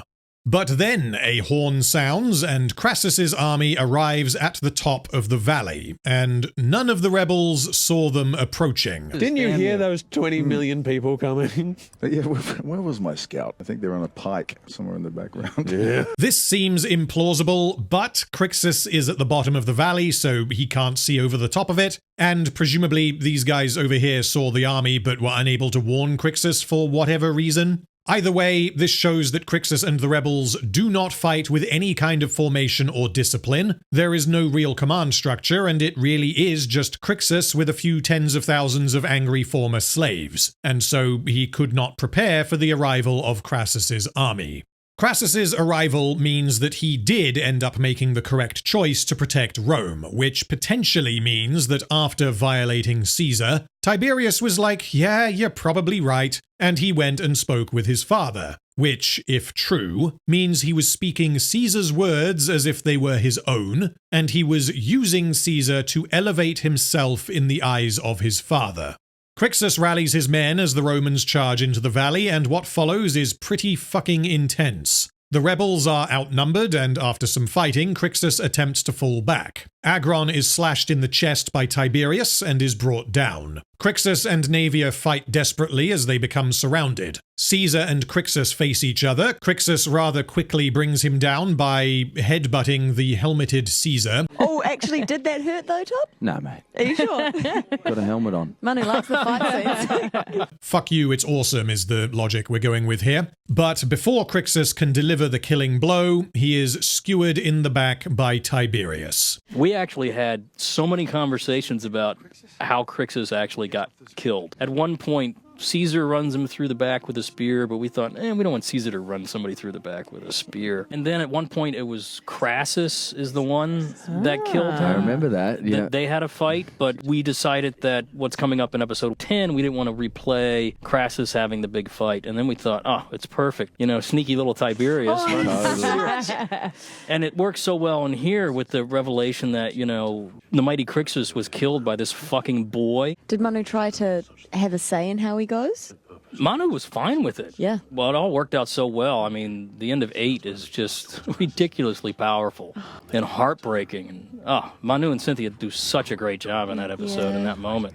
First of all, the logistics. This is an interaction during a large battle that requires that 3 separate characters are involved in the same combat. Crixus or Caesar dying beforehand is unlikely because both are far above average in terms of combat skill. Tiberius dying beforehand is unlikely because he is on a horse and he's a fucking pussbag who keeps going for cheap shots as seen with Agron. Caesar deliberately trying to kill Crixus lines up because Crixus is the commander, and Caesar has just been humiliated by Tiberius and he wishes to claw back some glory for himself. Tiberius hanging around until the opportune moment to secure the kill for himself and further humiliate Caesar makes perfect sense, which means the manner in which Crixus is killed and the reason he is killed both make sense. Which means, although he is brought down by a spear to the back, this doesn't feel cheap.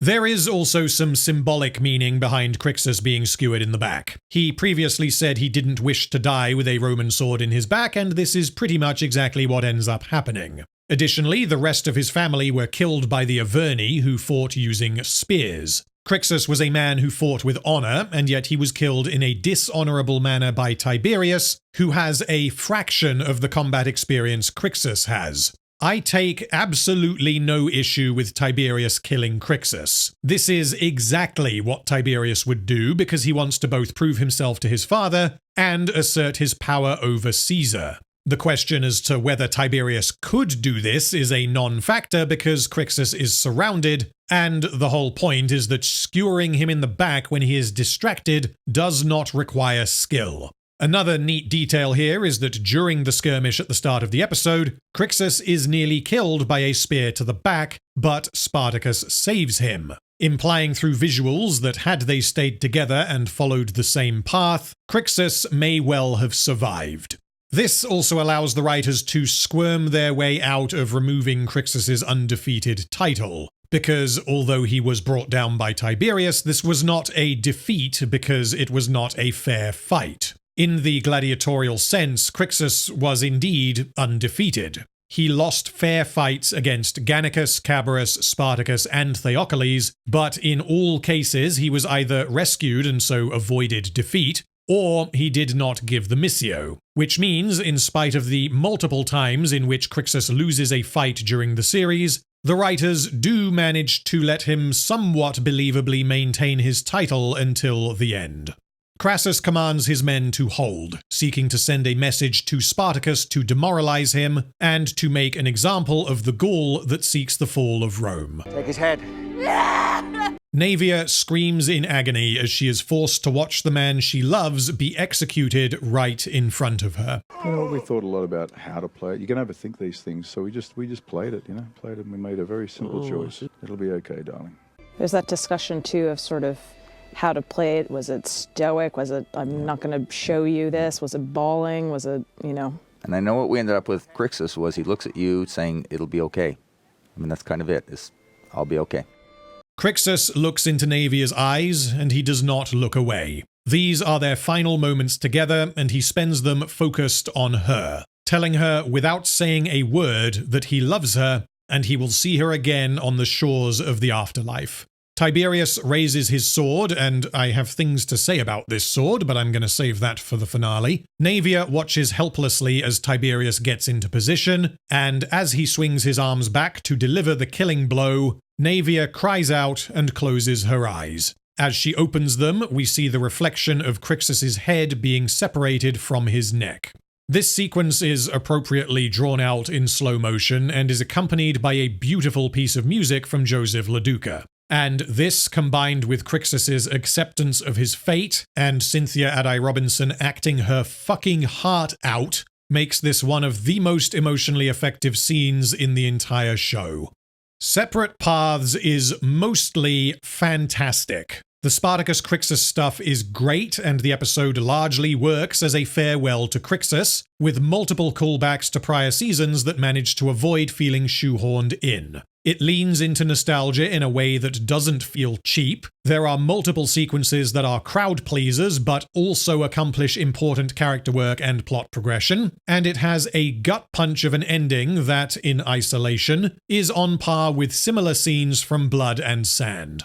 There are 8 relatively lengthy conversations that depict characters disagreeing with each other, which is typically a failure point for bad writers, but this episode consistently succeeds by grounding these disagreements in character work from elsewhere in the series, rather than just inventing bullshit in real time for them to argue about. In terms of the negatives, Leiter and Spartacus hooking up is not something I like at all. It could have worked, but sadly not in this manner. There is some stupidity in the battle sequences, and the slideshow montage is disappointing and anticlimactic. However, this is the first episode in War of the Damned in which the rebel side of the story is the highlight. The Crassus half is still great, but the episode is very much focused on Spartacus and Crixus's farewell and his subsequent death. And on a character level, this is all excellent. Crixus is the only character who has appeared in all 37 episodes so far, and now he is gone. Although I have criticisms of his character writing in parts of War of the Damned, something I can't fault is Manu Bennett's performance. The man embodied the undefeated Gaul for 4 years, and he managed to believably portray a man who started off as a prison yard bully, who fell in love and found something to fight for beyond glory in the arena, and this path eventually led him to the gates of Rome with an army at his back. Blood and Sand is still by far the standout season for Crixus, but Separate Paths is a worthy conclusion to his story. So to wrap up episode 8 and lead us into the final 2, I think it would be appropriate to play you this excerpt from Manu Bennett saying goodbye in the commentary tracks. Well, we're sitting here in the studio today, sort of doing a few episodes like this, and, a lot of the cast has been here in these rooms, and this really is the signing off of 4 years of hard work. And, absolutely. Stephen DeKnight, thank you so much for writing such brilliant scripts, mate, and for letting me play Crixus, and, to Rick and all the other directors on the show, what incredible direction we were given to each wonderful epic episode, like it was a huge opera. And then Liam, mate, again, I'll shake your hand, man, and let's ever think about Andy Whitfield. Of course. And if ever I had to say one thing to wrap everything up, is Andy was our Spartacus. And you stepped into those shoes, brother, and you made it your own, and 2 episodes from now, you're going to show the audience why you were chosen to fill those shoes.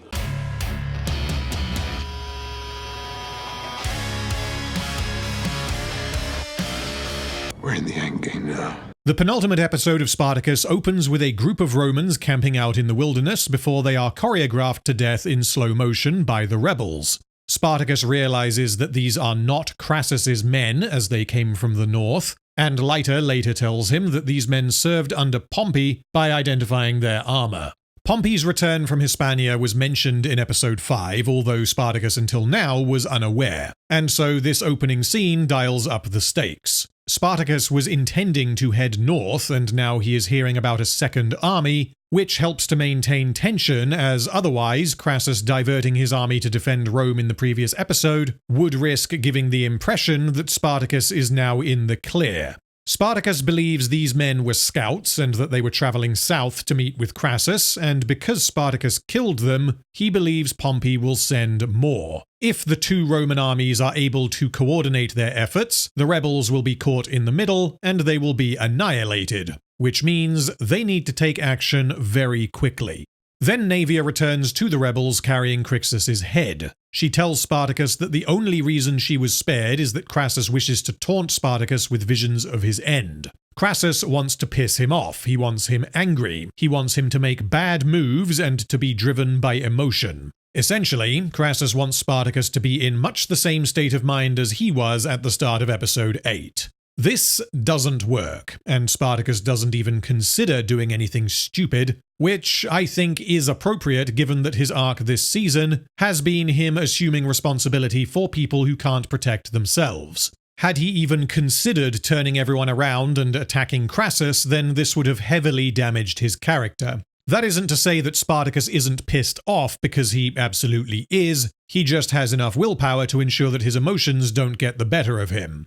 Back in Crassus's encampment, 2 of Pompey's scouts arrive and inform him that Pompey wishes to offer support in the campaign against Spartacus, and Pompey wishes to meet with Crassus. I'll just be straight up with you because although this is not explicitly revealed until later, the show doesn't do a particularly good job of hiding this. These are not Pompey's men. These men were sent by Spartacus, and this is part of a plan to capture Crassus and assassinate him. This is why we get multiple close-ups of Caesar reacting to this man. This is why the man is sweating more than a blind lesbian in a fish market, and this is why Caesar supports the notion and suggests that Tiberius go in Crassus's place. This is pretty obvious from the start, but importantly, the writers need a plausible justification for neither Crassus or Tiberius noticing that anything is wrong. The man's discomfort could be explained by him being scared of Crassus, which is entirely reasonable, and Caesar pretending to be like, yeah, send Tiberius, he's a man now, isn't he awesome, you should totally send him instead, could be explained by him being under Tiberius's penis, thumb. There are, however, some logistical problems with this. Firstly, who are these fake scouts? They are clean-shaven and presumably have no identifiable brand, which means Spartacus managed to find a couple of guys who look exactly like Roman soldiers, and they either have no brand or their brand is concealed. This is disappointing because the writers put in effort earlier in the season by depicting Caesar taking multiple steps to ensure that he fit in with the rebels, and yet now we are to accept that Spartacus just got some guys together, put armor on them, and was like, yeah, that'll do. The fact that Crassus did not notice anything off about these supposed scouts means there must have been nothing off about them, because Crassus is very intelligent and perceptive. They didn't have a brand, and they looked, talked, and behaved exactly as Crassus expected of Pompey's scouts, which means Spartacus being able to pull this off is extremely lucky. The other factor here is that Caesar recognizes the man as one of the rebels, which allows him to coerce Tiberius into attending the meeting. The writers lampshade this later by having Crassus be like, "You fool, how could you not recognize them? You were among the rebels." And Caesar is like, "Yeah, but there were thousands of them, and this is one guy. You can't expect me to recognize this one guy." And yet, the plot of the episode requires that Caesar recognized this one guy. Crassus dismisses the man and discusses this prospective meeting with Caesar and Tiberius. So many of these episodes this season were just a bear to work out the logic. There's something called refrigerator logic. For the fans that don't know what that is, that's when you're watching a show and everything's fine, and then after the show's over, you're in the kitchen, you open the refrigerator to make a sandwich, and you go, wait a minute, that didn't make sense. Yeah, right. So we wanted to avoid the refrigerator logic and try to make sure everything was as airtight as possible. And this episode was really tricky about how to maneuver everyone in the right position. And we actually broke the entire story at one point where Caesar was captured with Tiberius, and it ended up you two were fighting. In that story version, we had all the captured Romans were forced to fight each other, which is historically what Spartacus did. Once we started looking at the logic, it made more sense that Caesar was maneuvering Tiberius to be murdered. What follows is another fantastically written argument between three people, two of whom have secrets, two of whom are becoming increasingly desperate, and one of whom is trying to kill another. The writer's objective here is to have Caesar convince Crassus to send Tiberius to the meeting with Pompey, which, okay, that's a relatively simple thing to do, but Caesar needs to accomplish this without tipping his hand to Tiberius by revealing that he knows or even suspects that this is a trap.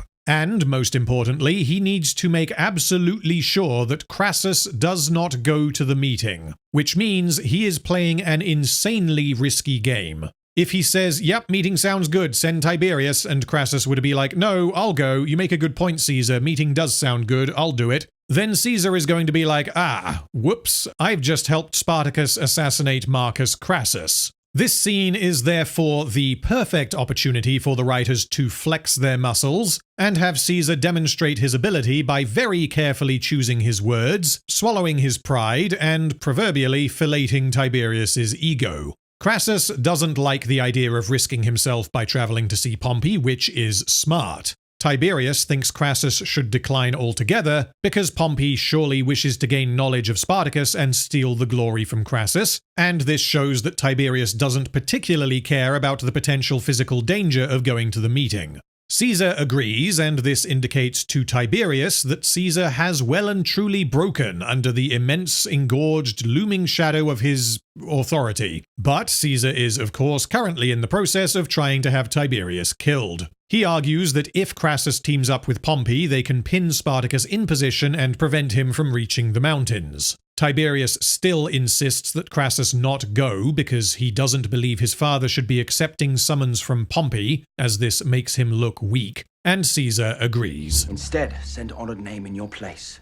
This is pretty much all the writers needed to do, but they go even further by having Crassus decline, saying that Pompey is a shrewd opponent and that someone more experienced should go instead, which then allows for Caesar to compliment Tiberius's worth. He feigns a belief that Tiberius's youth will catch Pompey by surprise, and Tiberius is like, thanks babe, you have indeed learned who towers above you. Caesar has essentially weaponized Tiberius's desire to prove his manliness. Crassus sees this as another chance for his son to do this, which means the writers have pulled multiple levers and allowed Caesar to maneuver Tiberius into a trap intended for Crassus without any of this feeling contrived. Just fucking imagine how much of a train wreck this scene would be if it was even attempted by less competent writers. Actually, you don't have to imagine, you just have to watch House of Asher. Anyway, Tiberius and his 20 men arrive at the designated meeting spot. Surprise, motherfucker! It's a trap! Much of the drama and catharsis of the episode comes from the fact that Tiberius finds himself at the mercy of the rebels. So, is it just incredibly good luck that Spartacus accidentally captures the guy who killed Crixus?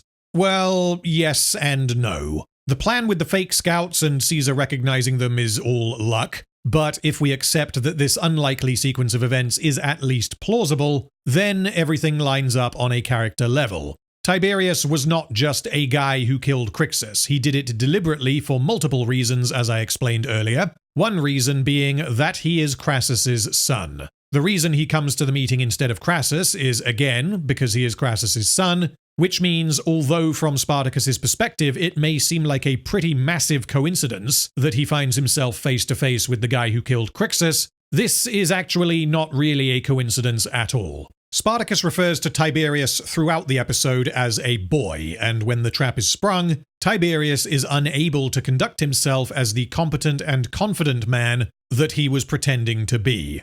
It was all an act. He starts giving his carefully prepared speech, but as soon as Spartacus reveals himself, Tiberius goes completely silent. He has no idea what to say or do. He is a child shitting in his pants, and his father is not here to clean up his mess, or as Caesar describes him later, Tiberius is a bleating sheep who mistook himself a fearsome wolf. Crassus is then informed that an envoy from Pompey has arrived. Where is my son? Apologies. I know nothing of your son. He stood before me bearing fucking mark of Pompey. Other messengers were dispatched, yet not to you. Have any failed to report? A clutch of men heading south towards Latium. Crassus immediately realizes what has happened. Spartacus has his son. This now means the writers have dialed his emotional investment in dealing with Spartacus way the fuck up. And there is a stark contrast between Crassus in this episode versus when we were first introduced to him. The writers have taken a man who personifies control in all things and slowly destabilized him to see how he will react.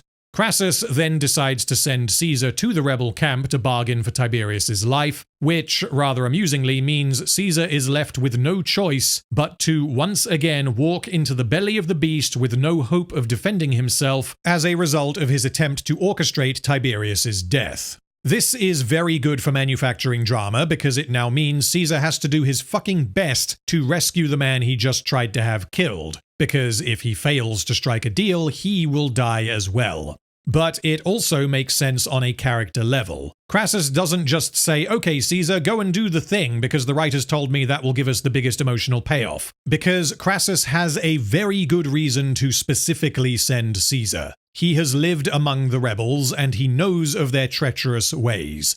Now we come to the emotional focus of the episode. Spartacus returns Tiberius and his men to the rebel camp, and he has decided to keep these Romans alive so that they can, in his words, honor the dead and give comfort to those left behind.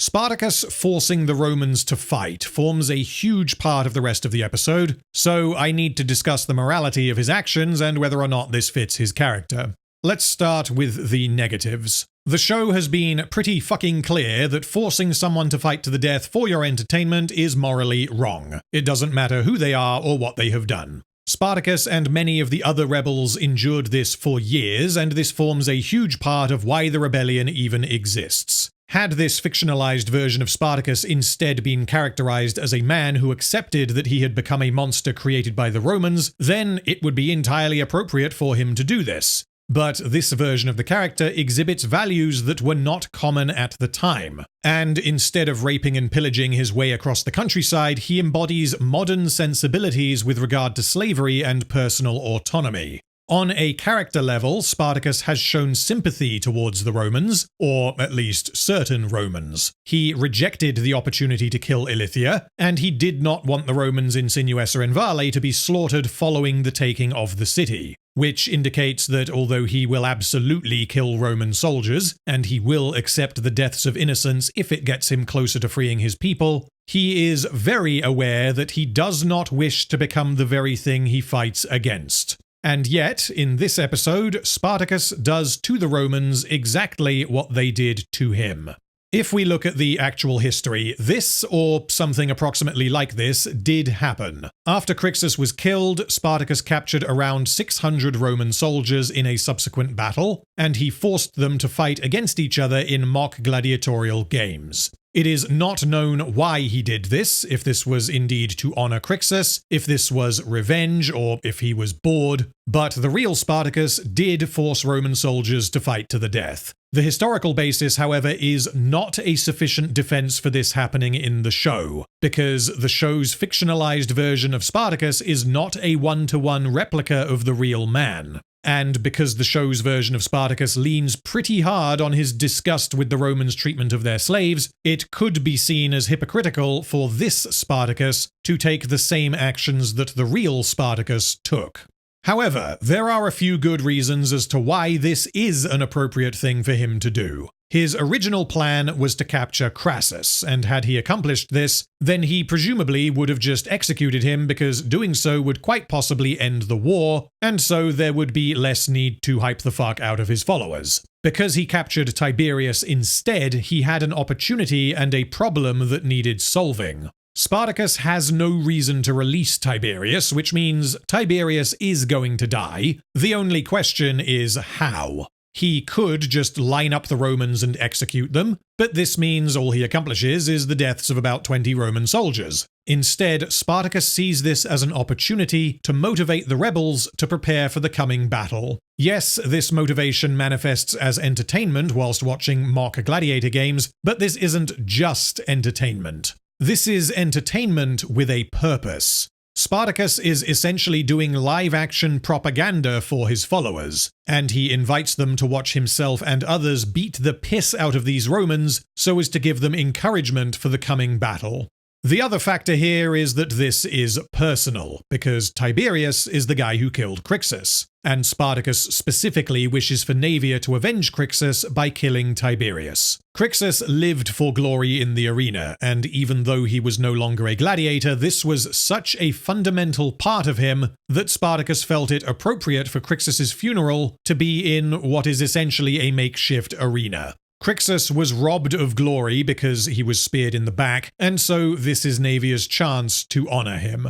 This display is intended to memorialize all of those they have lost along the way, and Tiberius embodies what they have been fighting against all this time.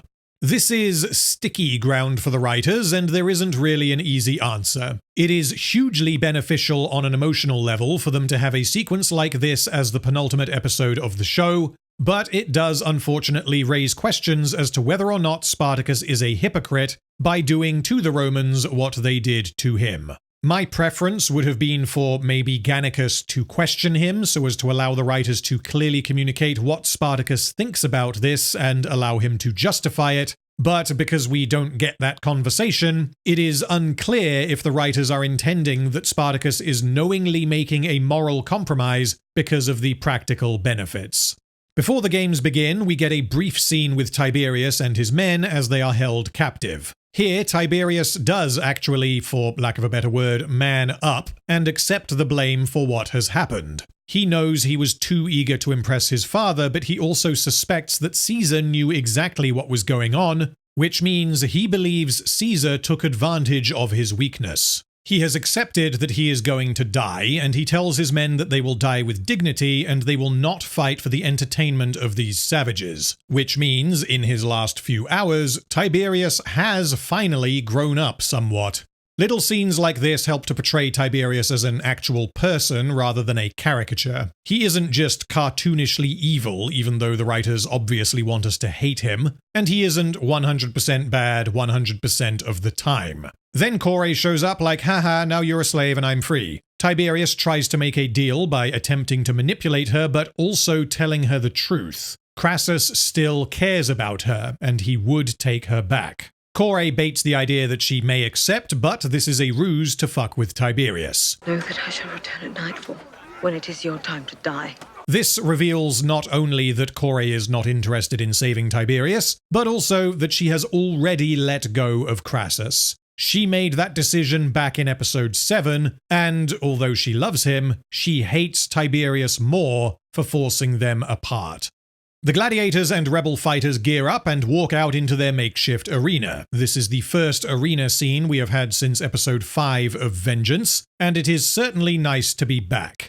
This sequence broadly functions as a crowd pleaser. This is a brief return to something that was a huge focus of the earlier seasons, and this also serves the in-universe function of memorializing those they have lost along the way. This sequence functions as the mother of all motivational speeches. This is fan service. This is the Gladiator show doing gladiator stuff. And if it was just that, then I would take issue with it. But this all has a very clear purpose, and positioning a cathartic feel-good sequence as the penultimate episode of the season before Spartacus finally faces down Crassus is very effective because it serves as an acknowledgement of the history of the characters, and it is cathartic for the rebels as well as for the viewer. Partly because Tiberius is an evil bastard and we look forward to his death, but it also plays into nostalgia by reincorporating the gladiatorial dynamic from earlier seasons. It also allows for Spartacus to directly address his followers, which isn't actually something we have seen this season. Where Vengeance leaned amusingly hard on giving Spartacus epic speeches to the point where it became a bit of a meme, in War of the Damned, virtually all of his dialogue has been with individuals rather than groups.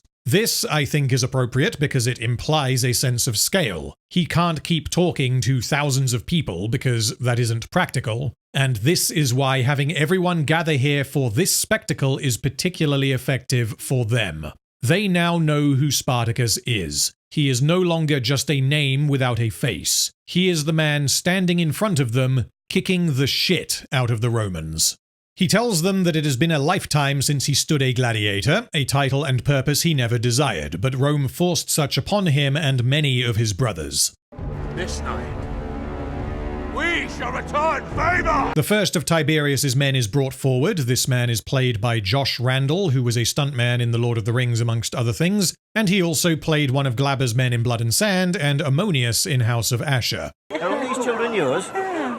Good gracious, you have been productive. He throws his sword down and refuses to fight. Spartacus kills him, and then he fights 2 more Romans at once, whom he also kills. This sequence is obviously reminiscent of Spartacus's arena fights, and the last time we had one of those that wasn't a montage, and I'm also discounting him executing good Solonius, was episode 7 of Blood and Sand. All of his other fight scenes have either been outside of the arena, or they have been in larger scale combat. This scene helps to remind the crowd and the viewer that this guy is the bringer of rain, the champion of Capua, and the slayer of Theocles. And it is certainly effective for the writers to finally give Spartacus the opportunity to fight as the mad Thracian he once was after 25 episodes spent doing other things. He is pissed the hell off. This is his chance to let rip, and he needs every advantage he can get before the final battle. These fights take up a decent chunk of the episode, and they are some of the best fights in the entire show, which helps this fan service the fans and provide some catharsis before the finale.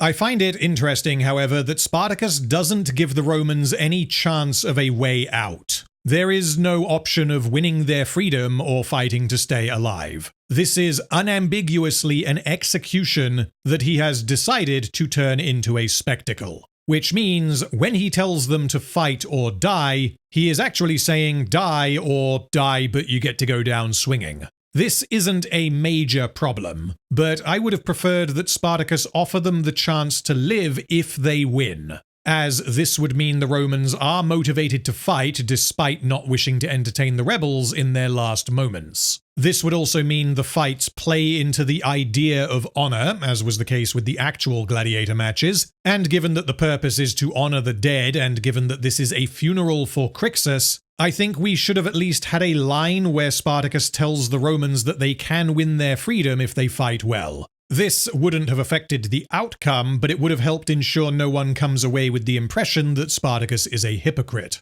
During the fight, Cybele tells Gannicus that she had never seen any gladiator games when she was a slave. She realizes that Gannicus misses his time as a gladiator, and she finds this surprising. He explains that the slavery side of it was obviously not something he enjoyed, but, to use his words, to stand upon the sands again to no clear purpose of who you are and what must be done, that is a thing that calls to all of my kind. Gannicus thoroughly enjoyed what he did. Part of this will have been him making the best of a bad situation, but we know from Gods of the Arena that he lived and breathed for the arena. Not for glory, as was the case with Crixus, but for the thrill of fighting for your life and putting on a show. At his heart, Gannicus was an entertainer, and he flourished because he was extremely good at what he did, and his purpose was clear. But after Melita died and after he won his freedom, he no longer had a purpose until very recently when he fell in love with Cybele. This conversation is Gannicus acknowledging that parts of the man he used to be still linger, and he will always be Gannicus, the god of the arena. This is why, when he takes to the sands, he decides to one-up Spartacus by fighting 3 Romans at once. He doesn't need to do this, but goddamn, it's just so much fucking fun. After Gannicus finishes his fight, we get a montage of the other fighters taking to the sands, and we once again hear the leitmotif for the rebel army, which has not been heard since episode 2 when they took Sinuessa and Vale. The meaning here is that shortly afterwards the rebels became fragmented and there was a bunch of infighting, but now everything is clear again. Everyone is aligned and they know where their path leads, which is why we get a repeat of the rebel theme. Fucking beautiful. Caesar arrives at the rebel camp during the games. He is not killed on entry, and Spartacus and Gannicus meet with him. And when I say meet with him, I mean he meets with the heel of Gannicus's foot.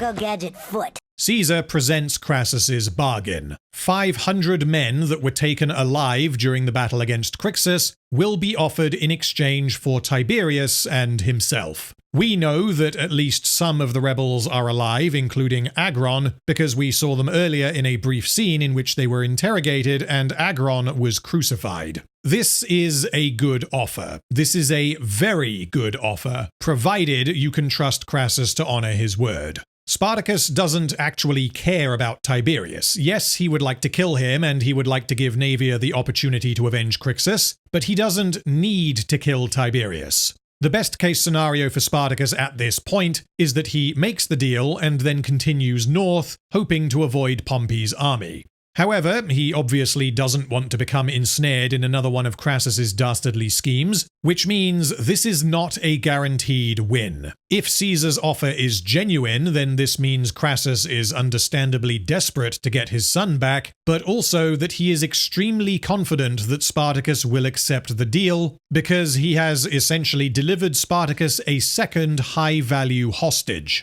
This, I think, is more than sufficient to communicate to Spartacus that this is not a trick. Meanwhile, Tiberius is brought out to face Naevia, and he is terrified by the horde of angry rebels clamoring for his death. He realizes that Naevia is holding his sword, the one he used to kill Crixus, and he demands it back. Naevia then takes the opportunity to insult him, saying that the way the sword fits her hand, she thought it forged for a woman or a sickly child. I love this line, and I love that it comes from Naevia. Naevia is herself a woman, obviously, and she has become rather skilled with swords. So she isn't saying this to demean women who fight with swords. She is saying this because she knows this will piss Tiberius off. Naevia doesn't know anything about Tiberius, but it is a pretty safe bet that this would piss off any man in his position, or any boys pretending to be men. But this particularly strikes a nerve for Tiberius because he has spent the entire season trying to prove that he is a man, and a woman is now standing in front of him like, lol, was this sword made to fit your tiny, delicate, weak little baby hands? That's adorable. Tiberius then attacks her, and the fight is somewhat evenly matched. Unlike the previous fights, this is not a sure thing. Tiberius has a slight physical advantage over her, but he is a coward who can't fight for shit, whilst Naevia is hugely superior in skill and determination. The fight concludes with Naevia badly injuring Tiberius, but before she can deliver the killing blow, Spartacus stops her. Crixus has a necklace that he's sort of been wearing through the seasons. In the fight, it's probably hard to see, but I've had it wrapped around my hand. So I've sort of been clutching on to this token. That is a fantastic detail that even I have never noticed. Yeah. He tells her about Crassus's deal and leaves the decision down to her. With great effort, Naevia ultimately decides to delay her vengeance because killing Tiberius would forfeit the lives of the 500 captured rebels, and she tells Tiberius that one day soon she will kill him. The 500 freed rebels are marched towards the encampment with an escort of Roman soldiers. Spartacus is still appropriately cautious and commands that if anything goes wrong, they are to kill Caesar and Tiberius first.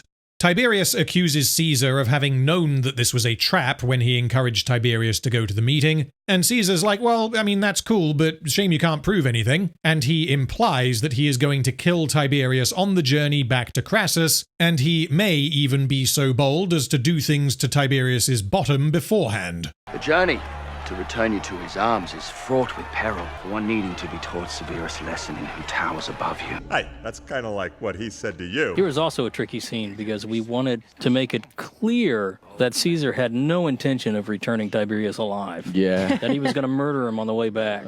It appears that Caesar has won their little game, but then Kore leaps out of the crowd with a knife, stabs Tiberius in the back, and he falls to the ground dead. We had a lot of discussions about who's going to kill Tiberius. It's like everybody had a grudge. And we ultimately went with avenging Crixus's death here and then halting it because that's what the audience expects, and then throwing a curveball. Earlier in the episode, Kore had a chat with Naevia, where Naevia discovered that Kore had the opportunity to kill Crassus when she fled, and Naevia blames her for not having the balls to do the job because had Kore killed Crassus, Crixus would still be alive. Kore sympathized with Naevia's loss, but said that she couldn't be held responsible for it, and Naevia replied that you can't turn back time, all you can do is brace against the future. And when Roman presents, balance scale against those who have most deeply wounded heart. This conversation is then referenced when Kore kills Tiberius. I have balanced fucking scale! I love stuff like this because it shows that the writers understand the story they are telling and the characters within it. They added so many callbacks to previous lines that aren't strictly necessary, because in this case we already know that Kore wants Tiberius dead, but having her interpret Naevia's words not as a threat but as encouragement means this is another example of a character taking the unintended meaning from a conversation, something that Kore has been on the other side of multiple times this season. There's actually something that happens in the scene that I play through the entire season. There's several examples of one character will say something and another character will use that as motivation to do something usually horrible. It happens with Crassus and Kore, and Crassus and Tiberius. What Crassus says leads Tiberius to attack Caesar. And here, this little conversation plays in very strongly at the end of the episode. Anyway, even though Caesar was likely going to kill Tiberius himself, Kore doing it now means that Caesar's life is also forfeit. Do you know what you have done? Spartacus tells Kore that 500 people will die because of this, but she replies that Crassus will still honor the deal if she goes in place of Tiberius. This shows that Kore doesn't place her vengeance above the lives of the captured rebels because she knows the value Crassus places in her. Although she hopes that things will go back to the way they were and that Crassus will forgive her, she has no idea what he will do when she returns, and yet she is still willing to take the risk if it means she can get her revenge and kill Tiberius. However, she could just kill Tiberius and then be like, "What's up? What's up?" But she chooses to go back to Crassus, feeling that now that Tiberius is dead, they can potentially be together again. The problem Kore faces is that in order to clear her name as best she can, she would have to reveal the horrific truth about Tiberius. And doing this when Crassus is grieving would probably not be a wise move. So she has no guarantee that Crassus will even spare her life, let alone keep her as his informal mistress. This development is something that feels entirely natural because it is drawn logically from Corey's characterization, but it is still something the audience will likely not see coming. The writers knew they wanted Corey to kill Tiberius, and they manufactured a situation whereby Tiberius is about to get to safety, and this means when Corey strikes, it momentarily appears that she has condemned the surviving rebels to death. But then they allow the deal to still go through by having Corey choose to essentially sacrifice herself to Crassus's mercy.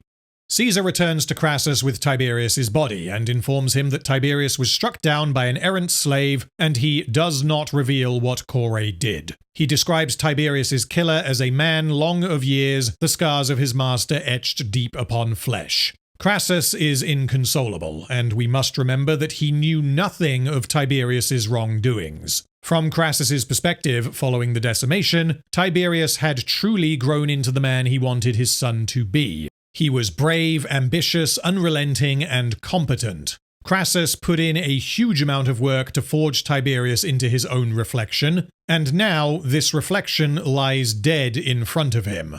I also need to highlight that Simon Merrill's performance in this scene might be his standout moment. Crassus is emotionally devastated, but he knows he still has a job to do, and he tries his best to maintain his composure. Corey then enters his tent. Crassus approves of Caesar's actions in bringing Corey to him, and he tearfully orders that Caesar prepare the men to march against Spartacus.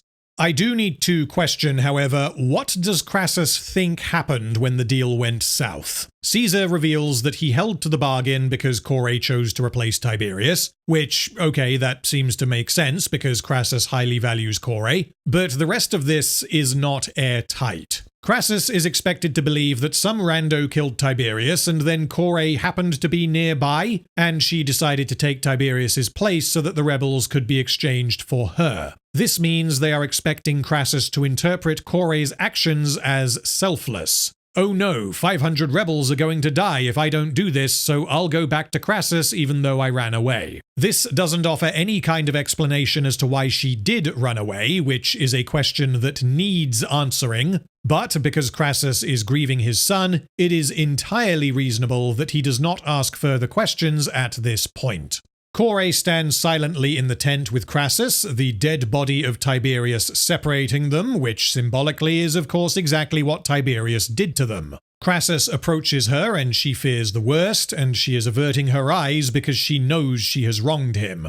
Crassus tells her to look at him, she sees that he is crying, and she tries to console him. Crassus kisses her and appears to welcome her back, but he then tells Corey that she will address him as Dominus from now on, after having allowed and encouraged her to call him Marcus since episode 2. He has realized that the closeness of his relationship with Corey led to him feeling immense pain when she fled, and so he has decided to reframe their relationship as master and slave. This serves as a moment of relief, but also heartbreak for Corey. Crassus is not angry, and so she is not currently in any particular danger, but she has returned to a life of actual slavery, not the slavery with special privileges that she had before. The hostages are returned to the rebel camp, and Nazir realizes that a badly injured Agron is among them. Earlier in the episode, we saw that Nazir was angry because Agron was presumed dead, and he felt guilty because he believed part of the reason Agron was gone was because of him. If only Castus had not been so irresistibly handsome, Nazir would not have been tempted by the siren song of his pirate juice. Agron's return is a big emotional reunion where the lover we thought lost is returned to his partner, and Agron tells Nazir that he was foolish for leaving. Naevia places Crixus's necklace over his severed head, which is placed atop his shield. Spartacus gives a speech honoring those who sacrificed their lives for them, and he lights the pyre. As it burns, the rebels speak the names of those they have lost. Crixus, Sura, Varro, Mira, Enemaeus, Diotimus, Raskos, Sanus, Donar, Duro, Acca, Fortis, Barca, Nemetes, Liscus, Manus, Planus, Tychos, Vetus, and Sophus. As everyone chants Crixus's name, Spartacus tells them that they shall make their final stand against Rome, and he promises that they will live free or join their brothers in death. This episode broadly functions as a mega dose of nostalgia into the jugular, and miraculously, this never feels like the writers are just playing with their toys and expecting the audience to clap like fans of Rings of Power. The Dead and the Dying is a love letter to the rest of the show and a fantastic reminder of everything that has happened before the grand finale. However, there are some problems. The plan with the fake scouts is hard to accept, and Caesar recognizing the scouts is just incredibly lucky. Unfortunately, basically the entire episode relies on the above. I don't take any huge issue with the morality of the mock gladiator games because, as explained, there are plenty of reasons for Spartacus to do this, both practically and out of respect for the dead, but I do wish this had been addressed by the characters, given how Spartacus has been characterized elsewhere. But let's not waste time, he says nearly 7 hours into his video. We have finally made it. There is one episode to go. Let us finish this.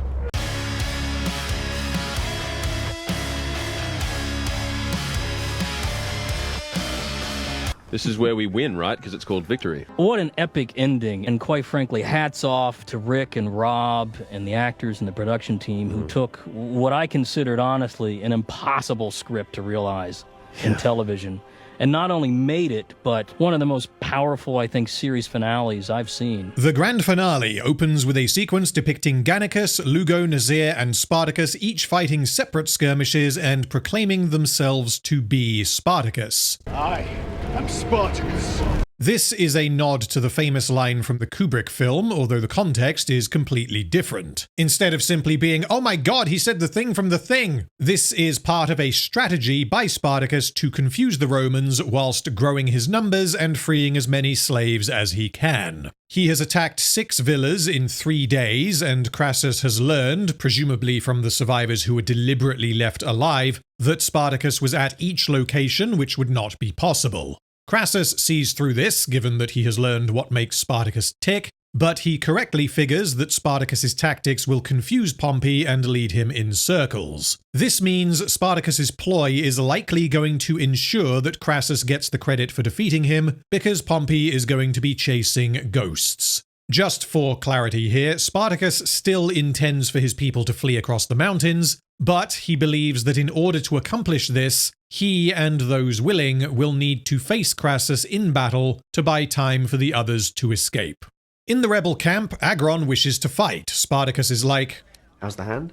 And because the writers are very aware that when you severely injure someone's hand, it will impair their ability to hold a sword, Spartacus asks Agron to pick up his sword, and when he cannot, he is instead asked to lead those who cannot fight across the mountains. Because Nasir knows that Agron will want to fight, he has Frankensteined together an improvised weapon consisting of a shield with a sword poking out of it, the idea being that the shield is strapped to Agron's forearm, thus allowing him to use the whole thing offensively without actually having to hold anything. I have no idea if this thing is in any way practical. I'm sure you guys will let me know in the comments, but it seems like it makes sense, although I do think they missed an opportunity to give Agron 2 of them, given that he can't use either of his hands. But let it not be said that this show lacks representation for the handicapped. This is a nice moment where Nasir accepts without any discussion that Agron will obviously want to fight, and he knows that Agron being forced to flee from battle while his friends die heroically would crush him, but this could have been improved by maybe briefly earlier in the season, showing Nasir tinkering with some leather straps to use on Castus, use on a shield, as this would have then established that Nasir has some ability when it comes to handiwork.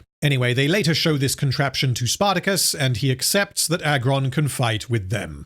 Meanwhile, Gannicus and Cybele have sex, and he tells her that he must stay and fight so that she can be free. He calls back to their first conversation, where she claimed that the gods had sent him to save her, and he believes she was mistaken. You were the one sent, and I in need of saving. This is beautiful, and it shows how far Gannicus has come even in the last couple of episodes. He remained cynical in episode 5, and he continued drinking as late as episode 8, which was after he hooked up with Cybele. He has since committed himself to protecting those in need, which is exemplified by Cybele herself. Where he previously belittled her beliefs, he has now accepted them in his own way.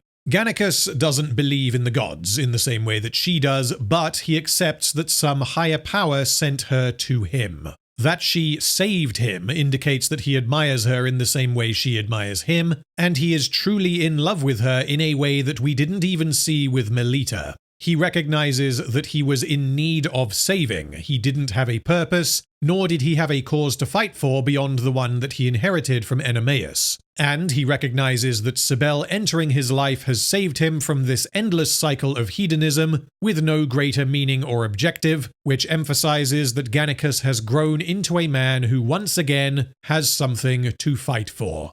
Fan-fucking-tastic.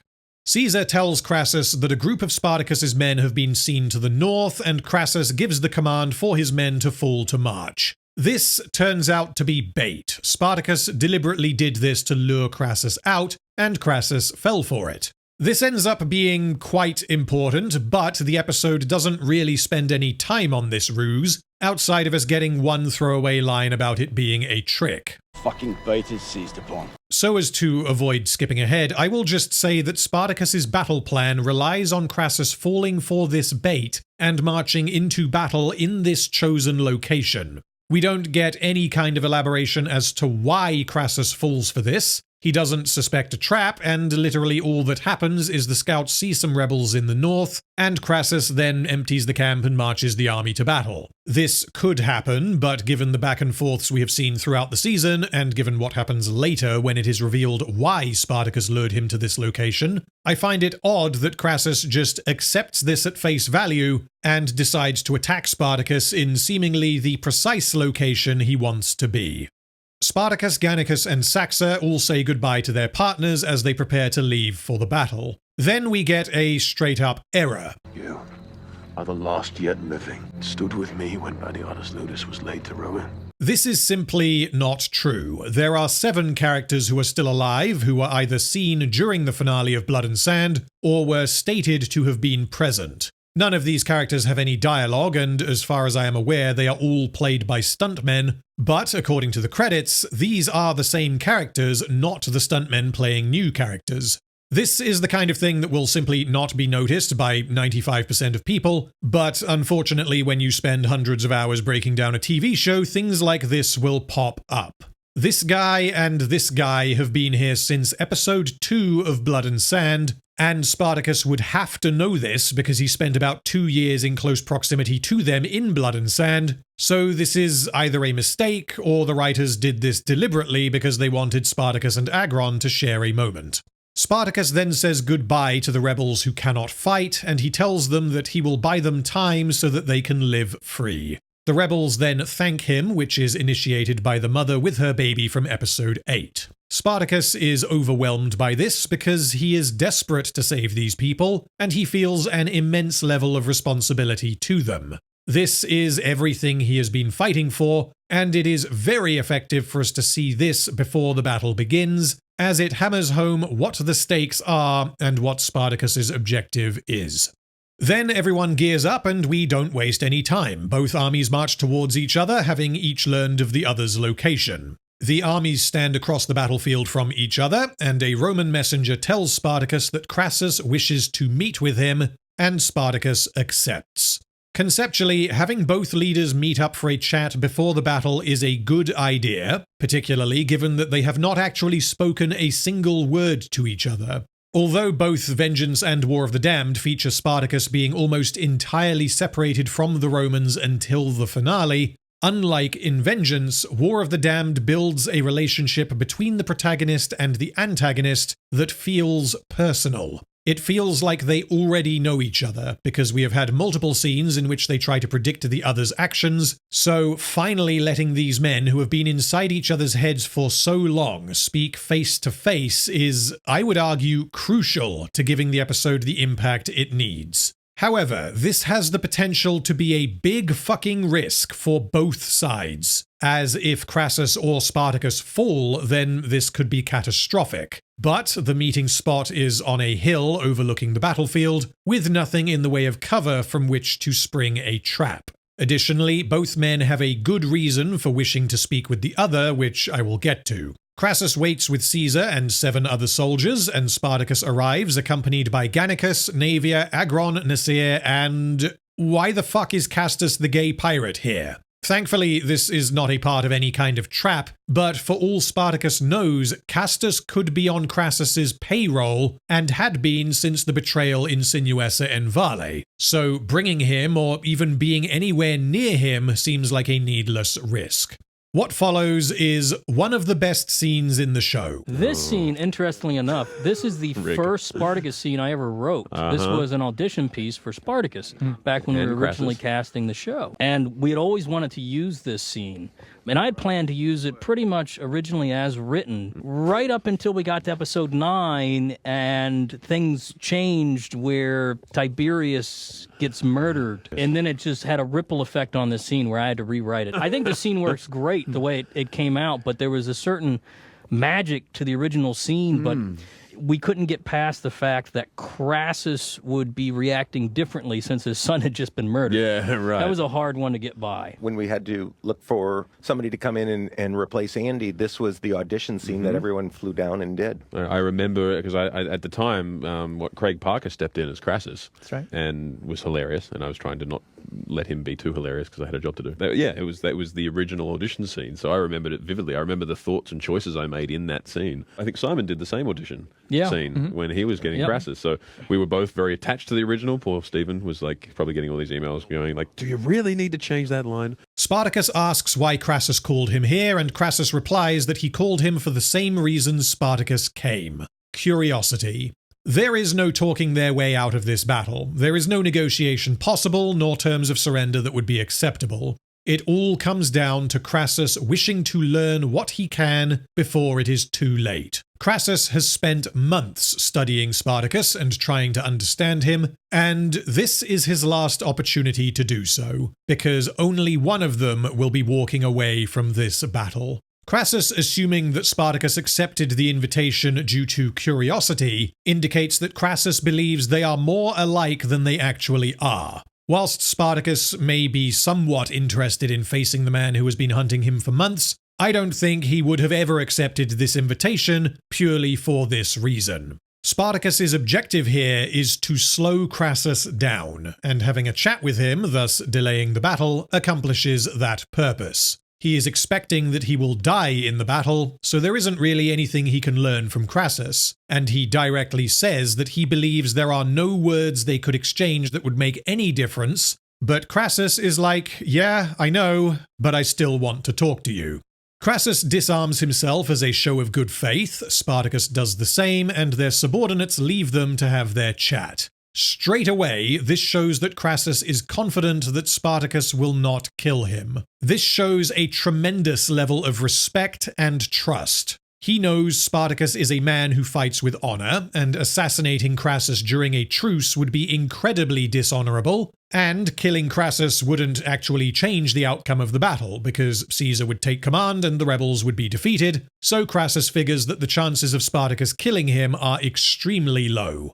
It is a thing known, is it not, that you cannot win this conflict? Spartacus replies that every Roman he has defeated previously had the same belief, and he proved them wrong, which is true, but unlike those previous battles, Spartacus knows that his death here is a very real possibility, which means he is simply chatting shit by reminding Crassus that he has killed rather a lot of Romans on his journey that led him here. Crassus then decides to do some fishing, and he asks if this is true of Tiberius, even though he has no reason to believe that Spartacus had anything to do with Tiberius's death. Spartacus is like, sorry, I'm not going to mourn the loss of the guy who killed Crixus, and Crassus tells him that Crixus died in battle and so his death was honorable, whilst Tiberius was shanked by some rando, which is not a suitable death for a soldier. It is not as I had commanded, yet the woman had been rudely treated by his hands. Oh dear. The cogs start turning. Crassus doesn't know that this woman was Kore, but he does know that he has been lied to.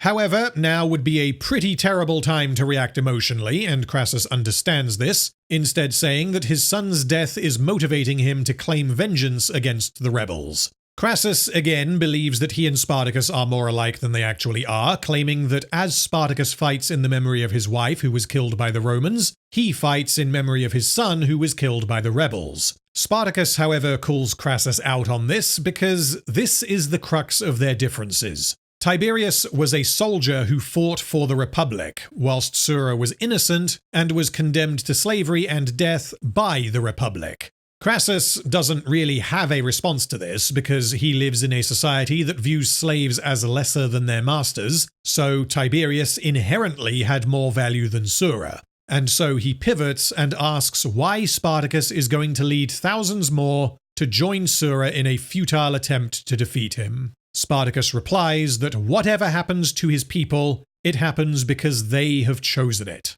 We decide our fates, not you.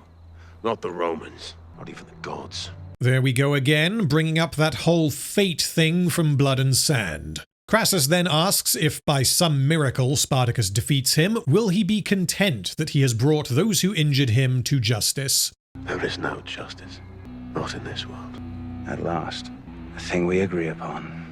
Spartacus obviously doesn't believe there is any justice to be found because he is incapable of defeating the Romans, and so they will continue to mistreat their slaves. All he can hope to do is free as many as he can from their oppressors, because he has learned that he can't cling to this idealistic notion that he can actually hold the Romans properly accountable. Although he has been hugely successful, he doesn't believe he has made much of a difference. He has mildly pissed Rome off, and he is unwilling to risk the lives of his followers to pursue some misguided idea of holding them to account. Every life saved is a success, but it is still tragic that he couldn't save more. Crassus doesn't believe there is any justice to be found because he knows that life is unfair. Good people like Tiberius die young, and he simply doesn't care about the suffering the Romans inflict upon their slaves. That is what slaves are for, and they should have thought about that before they became slaves. He therefore believes that wiping out thousands of rebels would not be justice for Tiberius's death because their lives do not equal his. He does not have any sympathy for Spartacus despite admiring him, and he actively perpetuates the system Spartacus fights against because he is part of that system. Having at last found some common ground, the two men shake hands. When we again meet, I will kill you. No, you're going to try. I adore this. Fuck me. First, we have the mutual respect shown by two men who are about to fight each other. We have Crassus's confidence that Spartacus cannot possibly win. And we have another reincorporation of a much earlier line of dialogue from when Crassus was fighting Hilarus in episode 1. You asked me to kill you. I command you to try. The mechanical purpose of this conversation is to inform Crassus that both Core and Caesar lied to him about Tiberius's death. It is, in fact, possible that this is partly why Crassus summoned Spartacus to begin with. He is deeply troubled by his son's death, and he knows that when all the rebels are dead, he will be unable to do any digging as to what happened. This, therefore, suggests that Crassus suspected that something was off, which makes sense because, as I explained, Core substituting herself for Tiberius is a bit strange if, as she claims, she had nothing to do with his death. And so Crassus steers the conversation towards Tiberius to see if Spartacus has any useful information. The other tricky part about rewriting this scene is Crassus had to get a clue about what really happened to Tiberius without Spartacus ratting Core out, because you didn't want that to happen. You had to tread very carefully, and Crassus had to be able to put it together. Given how the dialogue flows, it is perfectly reasonable for Spartacus to say what he says, and for Crassus to learn that a woman killed Tiberius, not a man. Crassus was seemingly pissed off that his son had died without honor, and Spartacus offers a justification for why this happened. Tiberius abused this woman, and so, naturally, she took revenge. Spartacus has no reason to care whether or not Tiberius died with honor, but he does want Crassus to know that this was not his doing. So he basically says, I'm not sorry that he's dead, but Tiberius brought this upon himself, and this was not my doing. He likely doesn't care what Crassus thinks of him, but it also doesn't benefit him to let Crassus believe that he was in some way responsible for Tiberius's death. Rather interestingly, in the original version of this scene, Crassus was going to offer Spartacus the chance to flee. The plan was that Crassus wouldn't be able to ignore the rebel army, but he would be so impressed by Spartacus that he didn't want to kill him. But it was the offering Spartacus a chance to flee. Yeah. He couldn't do it once his son was Right. dead. So it was that you and a small group of people can go just right off. Yeah.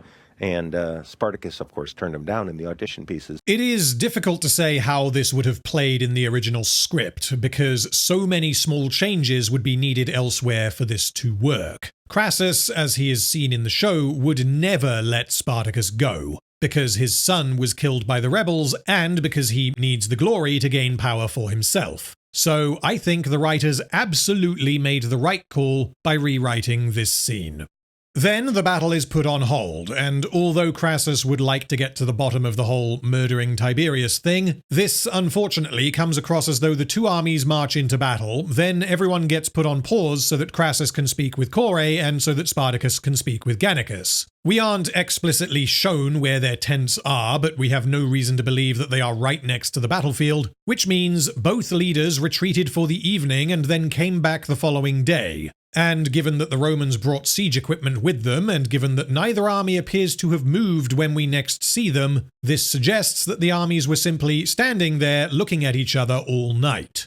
This is unfortunate, because the episode built anticipation in the opening 20 minutes or so. Then Gannicus was like, I've had my fill of words, time for battle. And then the armies marched towards each other, but actually not really, we need to back out and do some more character stuff. And just to be clear, the character stuff we get here is really, really good. I just can't help but feel this should have happened before the armies actually started moving.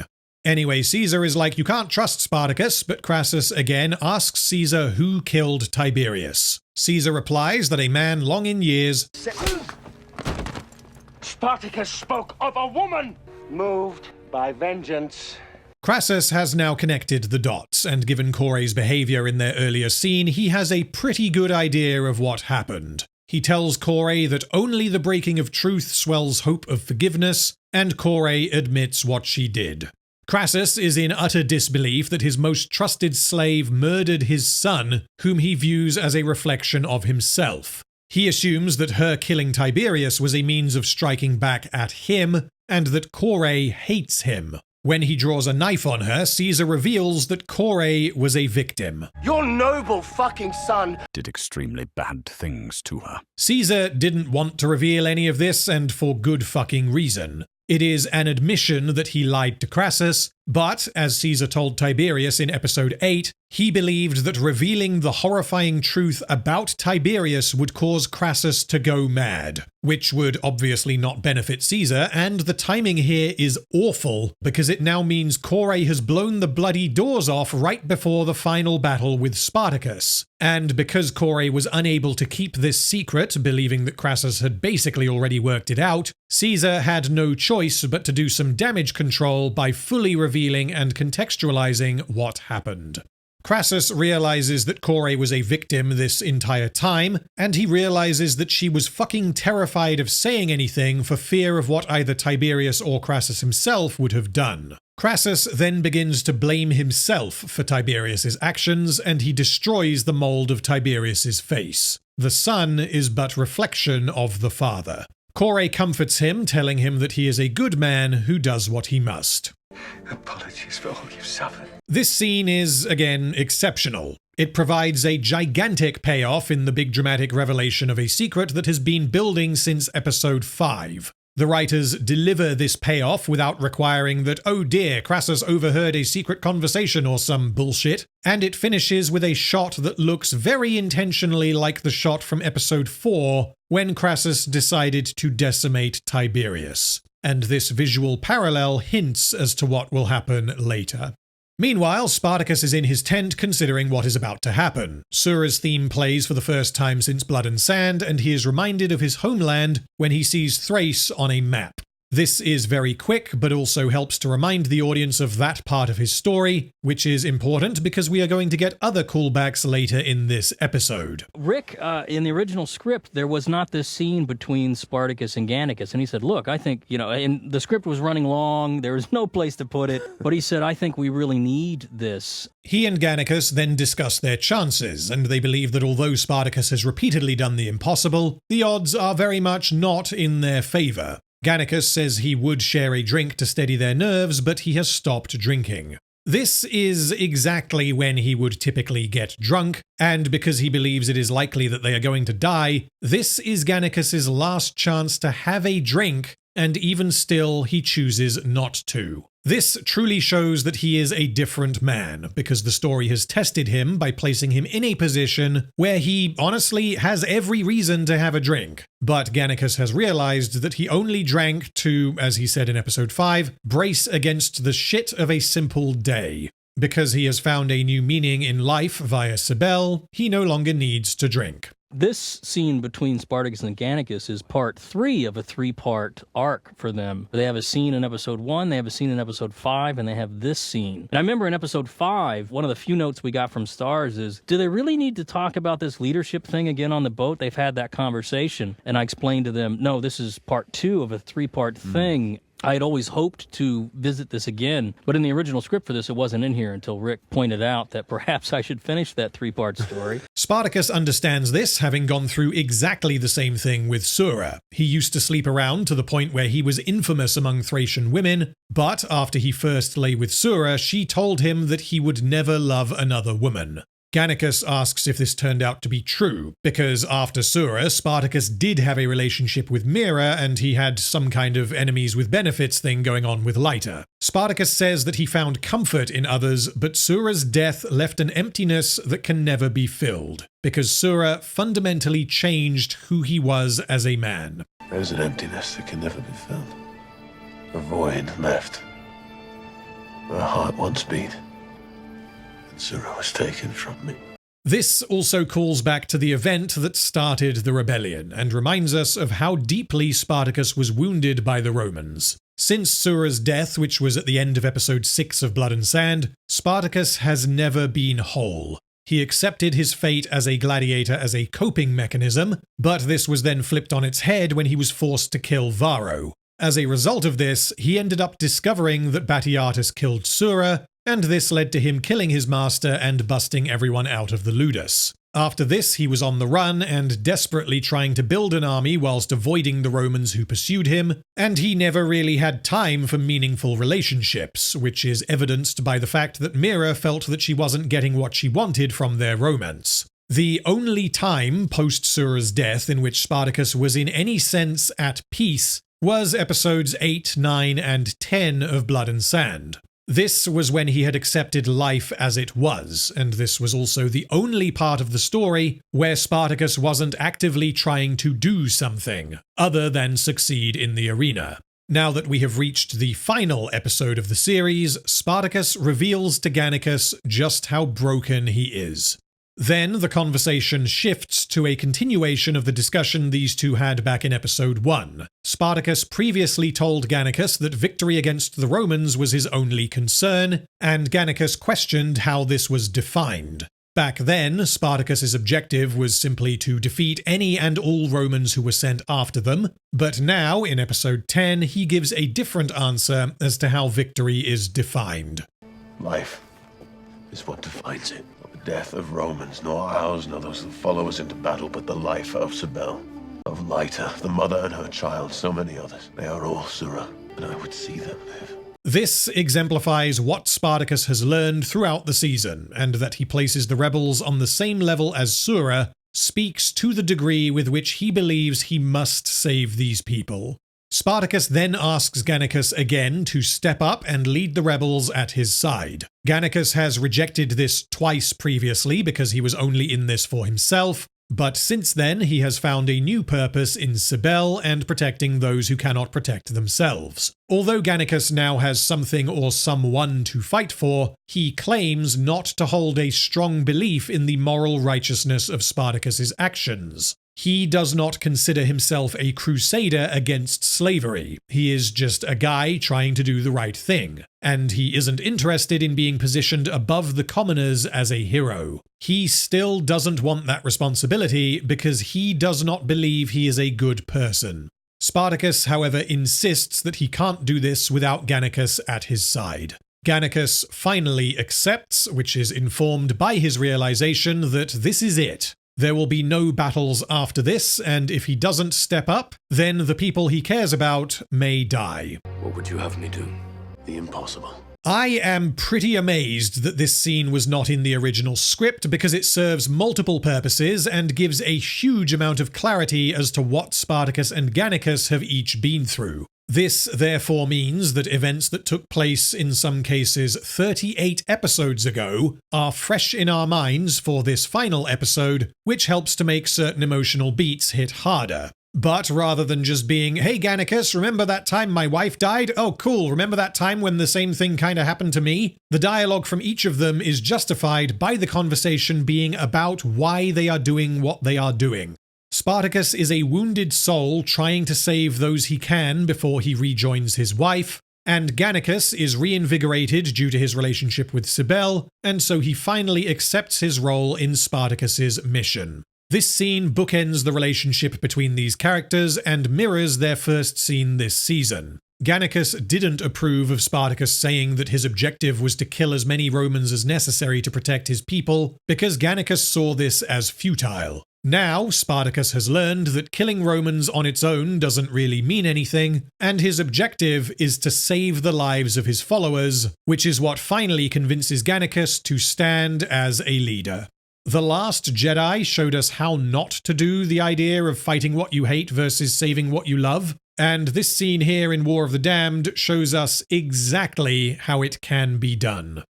In the morning, the armies again face each other on the field of battle, and we get a clear establishing shot showing us just how fucked the rebels are. Crassus obviously recognizes that the rebels are hilariously outnumbered, but because he knows that Spartacus is not a fool, there is probably some hidden bullshit somewhere.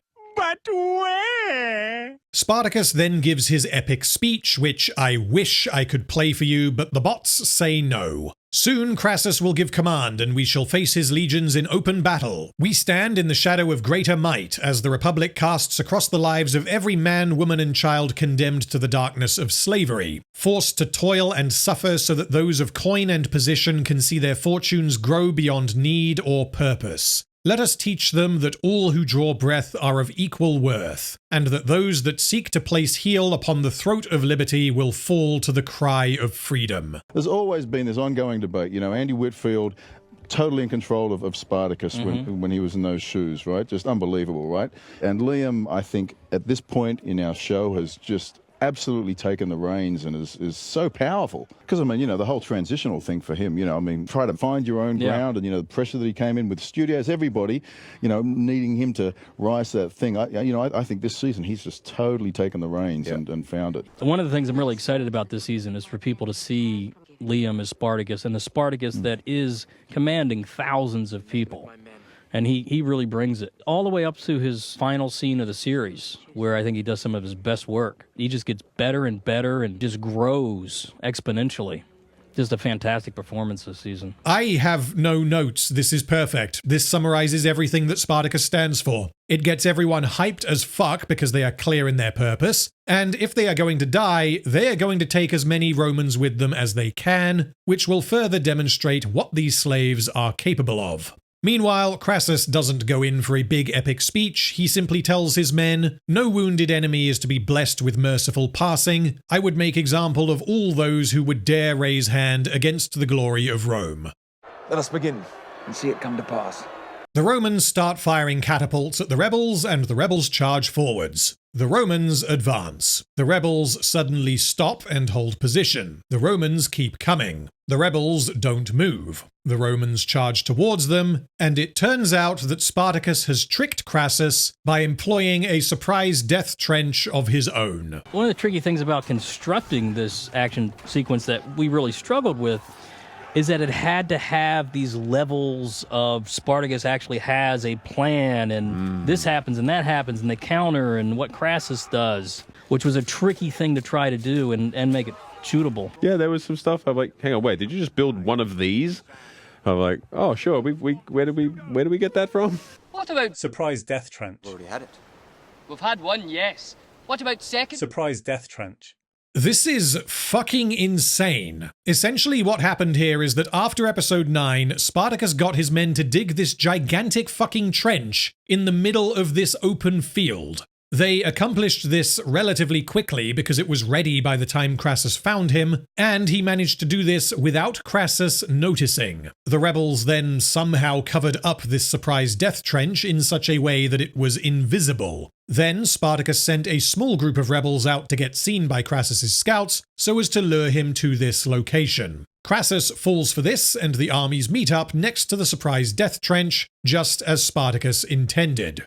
He somehow manages to position his army in such a way as to guarantee that the Romans will fall into the surprise death trench. He knows that Crassus will follow him here, he knows which direction he will arrive from, and he apparently knows where everyone is going to be standing so that he can ensure that the Romans charge into the surprise death trench at a 90-degree angle for maximum effect. The amount of effort this would have taken would have been monumental. And this kind of thing was actually accounted for earlier in the season, when Crassus sent a couple of thousand of his men into Melia Ridge to do some excavating to prepare for Spartacus's arrival. And this presumably took months of work because he started doing this in episode 3, and it was only needed at the end of episode 6. Conversely, here we just suddenly have another surprise death trench that is nowhere near as effective. The front line of Romans fall in, but then the rest of them are like, oh, okay, well, let's stop falling into the death trench. The end result is that the two armies are separated, and so the Romans would have to go around in order to attack the rebels, which means the rebels can make efficient use of ranged weapons to pick some of them off, which prompts the Romans to form a testudo. Spartacus was expecting this, which makes sense given his understanding of Roman military tactics, but it makes me wonder, what were the Romans going to do next? The surprise death trench means they can't fight, so they either need to retreat, go around it, or stand there and get shot at. Actually, there is a fourth option, and that fourth option is stage 2 of Spartacus's insane plan. Yay! The rebels reveal a load of surprise death ladders that they had hidden under the dirt, and they flip them across the surprise death trench and on top of the Roman testudo. Spartacus then leads a charge across the surprise death ladders, and the battle truly begins. I don't really have an explanation for why they do this. The objective here is to buy time for the others to cross the mountains, so if we can accept the plausibility of the surprise death trench, then that at least serves this purpose. It slows the battle down and forces the Romans to figure out what to do. But Spartacus then essentially solves that problem for them, and the surprise death ladders only serve as a means of bottlenecking his own army. Also, the fucking Romans at the front just stand there maintaining formation after the rebels have dropped their surprise death ladders on their heads, when they could simply walk backwards or push the ladders into the trench. I get that this is a battle, things happen quickly, and it can be difficult to communicate orders to a large number of soldiers, but I have to assume that if you go into testudo mode and then a load of rebels start running across the top of your testudo to get to the rest of the army, you don't just fucking stand there and let them do that. Although this battle sequence is extremely silly, I will highlight that we have excellent clarity with regard to the locations of both armies and the state of the battle as it progresses. This show did not have a particularly big budget when compared to other epic TV shows at the time, but the producers understood that they needed to include plenty of VFX shots during the various battle sequences so that the battle is readable. If the viewer doesn't know what is going on, then they can't react emotionally to what is going on. This is in stark contrast to something like Rings of Power, which, although Rings of Power clearly had a huge amount more money behind it, the producers had no idea how to do a battle sequence anything like this, which is why the battles in that show are an unknown number of bad guys running towards an unknown number of heroes for an unknown period of time without any kind of visual indicator as to what is happening on a strategic level. This is why, although there is a lot of crazy shit in this battle, we understand who is winning and why at each point in time, which means the stakes are clear. After the rebels engage the front lines, Crassus orders the ballistae and catapults to fire, even though this will now hit his own men. We then get our first character death of the episode. Lugo and his magnificent pectorals get hit by a flaming catapult, and he goes down in a literal blaze of glory while battering nearby Romans with his warhammer as he insults their mothers. One of the challenges is I didn't want to kill off characters prematurely because I Right. wanted to carry them all the way through to the end, but then you're left with a series finale where you don't also want it to be one falling after another. So it was just figuring out I who think you goes timed when. it perfectly, Stephen, Yeah. honestly. You lose just enough to still hold on to that hope, but then the finale is just this epic. Then the backlines of the Roman army are hit by a cavalry charge led by Gannicus. And Rick, I believe this was your idea to have Gannicus come up behind with the cavalry. Yeah, it spoke to him finally accepting that leadership position. Which is and great. which is why I wanted that shot of Spartacus seeing Gannicus, seeing Right. him, because it was like he did it. You know, he did it. This strategic move was what Spartacus was referring to earlier. What would you have me do? The impossible. This initially appears to be a full army consisting of cavalry, but if you look closely, you will see that only the front line are on horses, and I find it far more plausible that the rebels had access to about 50 horses, even though we never see any prior to this, rather than them inexplicably getting their hands on a few hundred or even a couple of thousand horses off-screen. They quickly take control of the siege weapons and begin firing the ballistae into the rear of the Roman army. Caesar is ordered to take command of the rear position, while Crassus advances. Anyway, now it's time for death number 2, Castus the Gay Pirate. He is slashed across the chest by a Roman on horseback, and he dies in Nasir's arms with Agron close by. Would that had been you for but a day. Well, at least I be dying as I be living. Yes, Castus, you died as a beautiful gay pirate. No, Twinkleton, I died with me mind in ye delicious undergarments. Then we get death number 3. Saxa is run through and she dies in Gannicus's arms. Wieder finde ich dich in seinen Armen wieder. Do you speak any English? Shortly afterwards, death number 4. Naevia finally meets her end at the hands of Caesar. She is fighting using Tiberius's sword, which Caesar reclaims, and This does not belong to you, slave. Naevia is killed in exactly the same manner as Diona back in Gods of the Arena.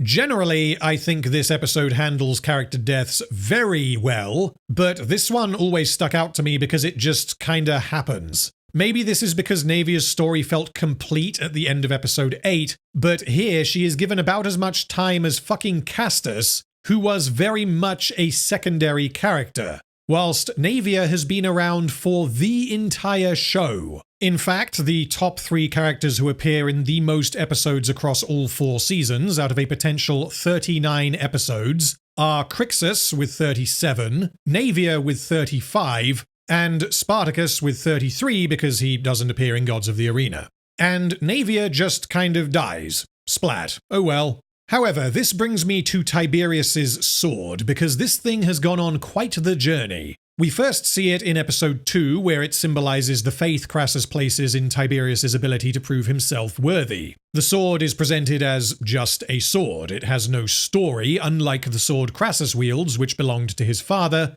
and so the sword signifies the potential he sees in his son, and the story yet to be told. He later presents Tiberius with the sword when he is named as his word and will. Tiberius first uses the sword when he attacks the rebels and pirates in episode 3, and he loses the sword when he is forced to flee. This shows that he squandered his potential by acting like a child unworthy of such a title. Crixus recovers the sword and keeps it throughout the season, using it to massacre the Romans in episode 4. This massacre happens as a result of Caesar inflaming tensions within the city, and so Caesar, in a sense wielding Tiberius's sword through Crixus, shows him finding success where Tiberius could not, and the sword's potential is being realized by Caesar. In episode 8, by which point Tiberius has ostensibly realized his own potential and placed Caesar beneath his heel, Tiberius recovers his sword and uses it to decapitate Crixus. In episode 9, Caesar tricks Tiberius and he loses his sword again, and Spartacus uses it to knock him unconscious. This signifies that Tiberius has flown too close to the sun. He was too ambitious and too eager to please, and this led to his downfall. This is further symbolized when Naevia uses Tiberius's own sword against him and defeats him in combat. He fell victim to his own desire to live up to the potential his father saw. In episode 10, Naevia wields the sword in battle until Caesar takes it from her, and uses it to kill her, thus returning it to its rightful master because Caesar has won his battle of wits against Tiberius. Caesar then manages to find Gannicus. This is so fucking cheesy, and I love it. Caesar has fought Gannicus 3 times already this season, and after he threw the first fight, he said, I shall have rematch upon a day. and this appears to be that day. Long to meet you in true contest. And I have longed to see your head parted from fucking neck. Caesar should not win this, because Gannicus is significantly more skilled than him, but he does put up a very respectable fight. The Romans gradually close in on Gannicus, forming an ever-shrinking circle with their shields. Caesar continues to fight, but retreats behind the shield line after he is struck in the face. Gannicus is now the last man left. He is slashed multiple times by the Romans as he flails at their shields. Caesar waits until Gannicus has exhausted himself, and he approaches, but instead of killing him, Caesar knocks Gannicus out. Intercut with all of the above, we have Spartacus's final showdown with Marcus Crassus. In the midst of the battle, Crassus locates Spartacus, Spartacus knocks him off his horse, and Crassus is forced to retreat onto the hill where they spoke earlier. Spartacus follows him, and we get this glorious shot of Spartacus charging up the hill, caked in blood and gore, singular in his purpose. Crassus is somewhere between impressed and terrified. This season has been building towards Spartacus and Crassus having a final boss battle in the finale, and fortunately, this is mostly justified. Crassus is injured, and so his men remove him from the battle, which makes sense, and then Spartacus follows them and manages to kill the 15 or so soldiers who were accompanying Crassus. Spartacus being able to do this is nuts, but he is functionally a superhero, and this is in line with how he has been depicted since Vengeance, so I don't really have a problem with this, but this is definitely no longer the semi-grounded setting that we saw in Blood and Sand. As he carves his way through Crassus's men, he looks directly at Crassus as a power move. You can't fucking stop me. We had a lot of talks about when Spartacus and Crassus face each other. Normally Spartacus would just kill him, but at this point, he's beat to shit. And now these guys are going to have at him. So it's a much more even fight. Yeah, if you were to put Crassus and Spartacus at 100%, Spartacus would kill him. Yeah. But he's so exhausted, and he's already, which is why, you know, the wounds and stuff all, it's just kind of weakening him up. When Spartacus has finished killing the red shirts, he finally faces Crassus. I made promise. The next time we met, we would have you alive. Come then, and attempt to take it. This fight scene is one of my favorite fight scenes of all time because of how it plays with tension and audience expectations, and how it relies on other scenes from earlier in the season to deliver its payoff. So as to not neuter any of the impact, I will run through what happens, and I will then rewind to explain why I love this so much. Boy, you guys trained and trained and trained on this one. And again, for a filmmaker, to be able to have both actors do this, you know, obviously you got the skills, Liam, but, you know, there was some questions about whether Simon would be able to pull it off, and he did. You know, so good. We worked. I told Simon because I knew how much it meant to him to do this, and he deserved to do it. He'd earned it. He'd been so amazing all season, and so we just trained. We were going to the gym, and we were just doing hand swords at each other for the full sequence, and he got so good at it. I don't think anybody ever realizes that we never have actors fight other actors. It's always actors and stuntmen. Right. So this scene, 2 actors really fighting each other, is just inviting somebody to get hurt. And that these guys went to the extra effort to really train so we didn't need stuntmen is fantastic. Both men fight using the Dimachorus style we have seen from them previously, and this is one of 2 fights in the show in which both fighters use this style, the other being Spartacus fighting Gannicus in Vengeance. Unlike that fight, which was flashy and exciting, this one is gritty and brutal. Both men are exhausted and injured, which means this is not a heavily choreographed spectacle, and for much of it, there is no accompanying music. This is 2 men desperately trying to kill each other. Both men manage to disarm the other of one of their swords. As Spartacus is close to collapsing from exhaustion, we see a brief flashback shot of Sura being taken from him. He roars and batters Crassus. We see Mira dying in his arms. Spartacus lands another blow. Varro falls to the ground, dead. Spartacus lands another blow. Sura dies in his arms. Spartacus lands another blow and disarms Crassus of his only remaining sword.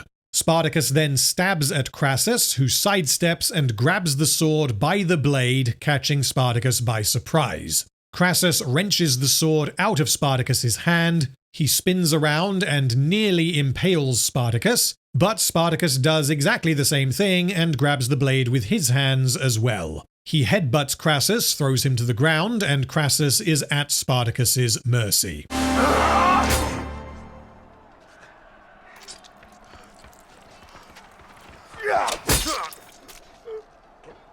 Spartacus is then impaled by 3 spears that finally bring him down. And this was one of the ones I really dug my heels on. I did not believe that Crassus would beat Spartacus. Yeah, and it's so great because you think he is, and then I think there's a moment here where the audience would actually think they're going to change history. They're flipping through the history books right now. Yeah. Now I need to dissect why this is so incredibly well done. The fight opens with no music, which helps it feel tense and grounded, but the epic music kicks in when Spartacus starts recalling those he loved dying due to Roman cruelty. This builds into a crescendo, and the flashbacks gradually get more intense with regard to how they impacted Spartacus's life. Sura being taken kicked everything off and motivated him in the early episodes of Blood and Sand. Mira's death hit him hard, but it didn't have a particular impact on him outside of that episode.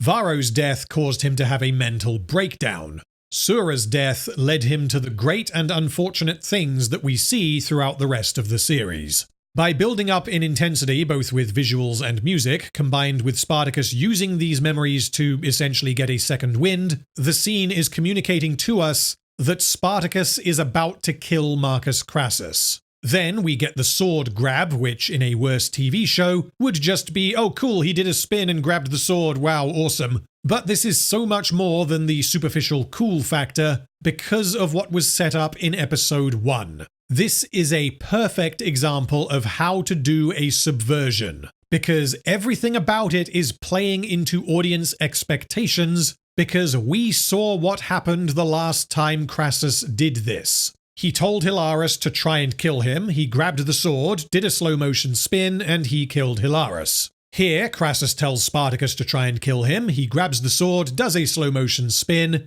and so the audience is expecting that this is how Spartacus dies, which would make sense. This would be Crassus outsmarting Spartacus, as he has done multiple times, doing so in exactly the same manner in which he outsmarted Hilarus, and this would be a callback to an earlier scene, which means the audience will realize what is going to happen just before it happens. The writers copy a pattern from earlier in the season before breaking from this pattern at the last moment. The anticipation and dread build as Crassus spins around in slow motion because we fucking know what happens next. But then we get subverted again and Spartacus grabs the blade himself. This is not just the writers being like, oh wow, look at that, we subverted you, aren't we clever? This is essentially Spartacus using exactly the same trick against Crassus moments after it was used on him. He has a history of doing unconventional things in combat, such as throwing his sword, and so this doesn't come out of nowhere. And this shows once again that Spartacus and Crassus are in many ways very similar men. In episode 1, Crassus beat Hilarus because he was smart, he understood the man he was fighting, and he was willing to make sacrifices to earn victory. In episode 10, Spartacus and Crassus both appear evenly matched in this regard. They are both smart, they both understand the man they are fighting, and they are both willing to make sacrifices to earn their respective victories.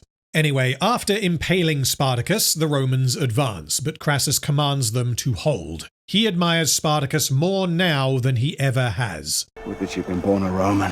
That stuck beside me. Crassus saying this is the mother of all compliments because of the intrinsic value he places in what it is to be a Roman. This also speaks to his ambition because he believes he may have achieved untold greatness with a man like Spartacus at his side. And bless the fate that it was not so. Spartacus is fatally wounded, and even so, he rejects this idea wholeheartedly. He is proud to have been the mad Thracian who became a gladiator, who became the leader of the rebellion that made Rome tremble, and even though this story ends with his death, he would not change anything. Spartacus sees a piece of fabric on the ground, and this reminds him of Sura. I assume that there never was any fabric there and he hallucinated the whole thing because he is dying, and he wants to remember the woman he loved. He looks up at Crassus, who raises his sword. Spartacus is accepting his fate and being destroyed by it. This is fucking beautiful. Everything about this is I need to go off script here because this is actually getting me emotional just talking about it. This is what happens when writers care about what they are writing. You end up with a story that effortlessly ties things together. The emotional impact is heightened by all of these tiny little details that you may not notice on first viewing, but when they become apparent, the show just moves to another level. This is an interconnected web of references and payoffs that all come together and make this scene with Spartacus and Crassus one of the best scenes in the show, and definitely the best scene in War of the Damned. But before Crassus can deliver the killing blow, a group of rebels arrive led by Agron, and Crassus is knocked down the hill. This has a couple of hallmarks of bad writing. Agron seems to just spawn in and whack Crassus with his Frankenshield. Agron happens to arrive just in the nick of time, and he removes Crassus from play but does not kill him. However, in this case, I think this is mostly justified. There is a battle going on, and this battle is going to be loud, and Crassus is exhausted and hyper-focused on Spartacus because this is his moment of triumph, so noticing Agron becomes less likely. Knocking Crassus off the cliff instead of killing him is a bit more questionable, but it is possible that Agron thought this was a killing blow. He was just mistaken. And yes, it is lucky that Agron arrives just in time to rescue Spartacus, but this changes nothing on a narrative level, because Spartacus has already been mortally wounded, and so this lucky timing just means Crassus doesn't get to finish the job. Agron considers chasing Crassus, which is good because Crassus is vulnerable and killing him is a good move in a strategic sense, but he chooses not to, which parallels what Spartacus gradually realized throughout the season. Killing Romans is not an objective unto itself, and he chooses instead to help his friend who is dying.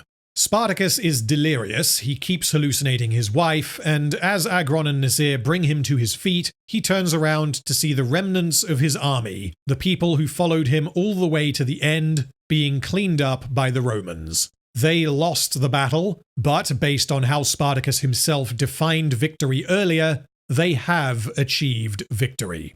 Caesar and a group of Romans arrive at Crassus's side, and he orders them to retake the hill. But they find that Spartacus has gone. Caesar is angry, believing that Spartacus has escaped yet again, but Crassus knows that Spartacus has been fatally wounded. He has already won. He just wants to find Spartacus so as to prove that he defeated the bringer of rain. Caesar informs Crassus that many of the rebels are still alive, and Crassus commands Caesar to crucify them on the Appian Way to serve as an example, showing all slaves in the Republic what happens if they turn on their masters. We then cut straight to the Appian Way, and Gannicus is crucified.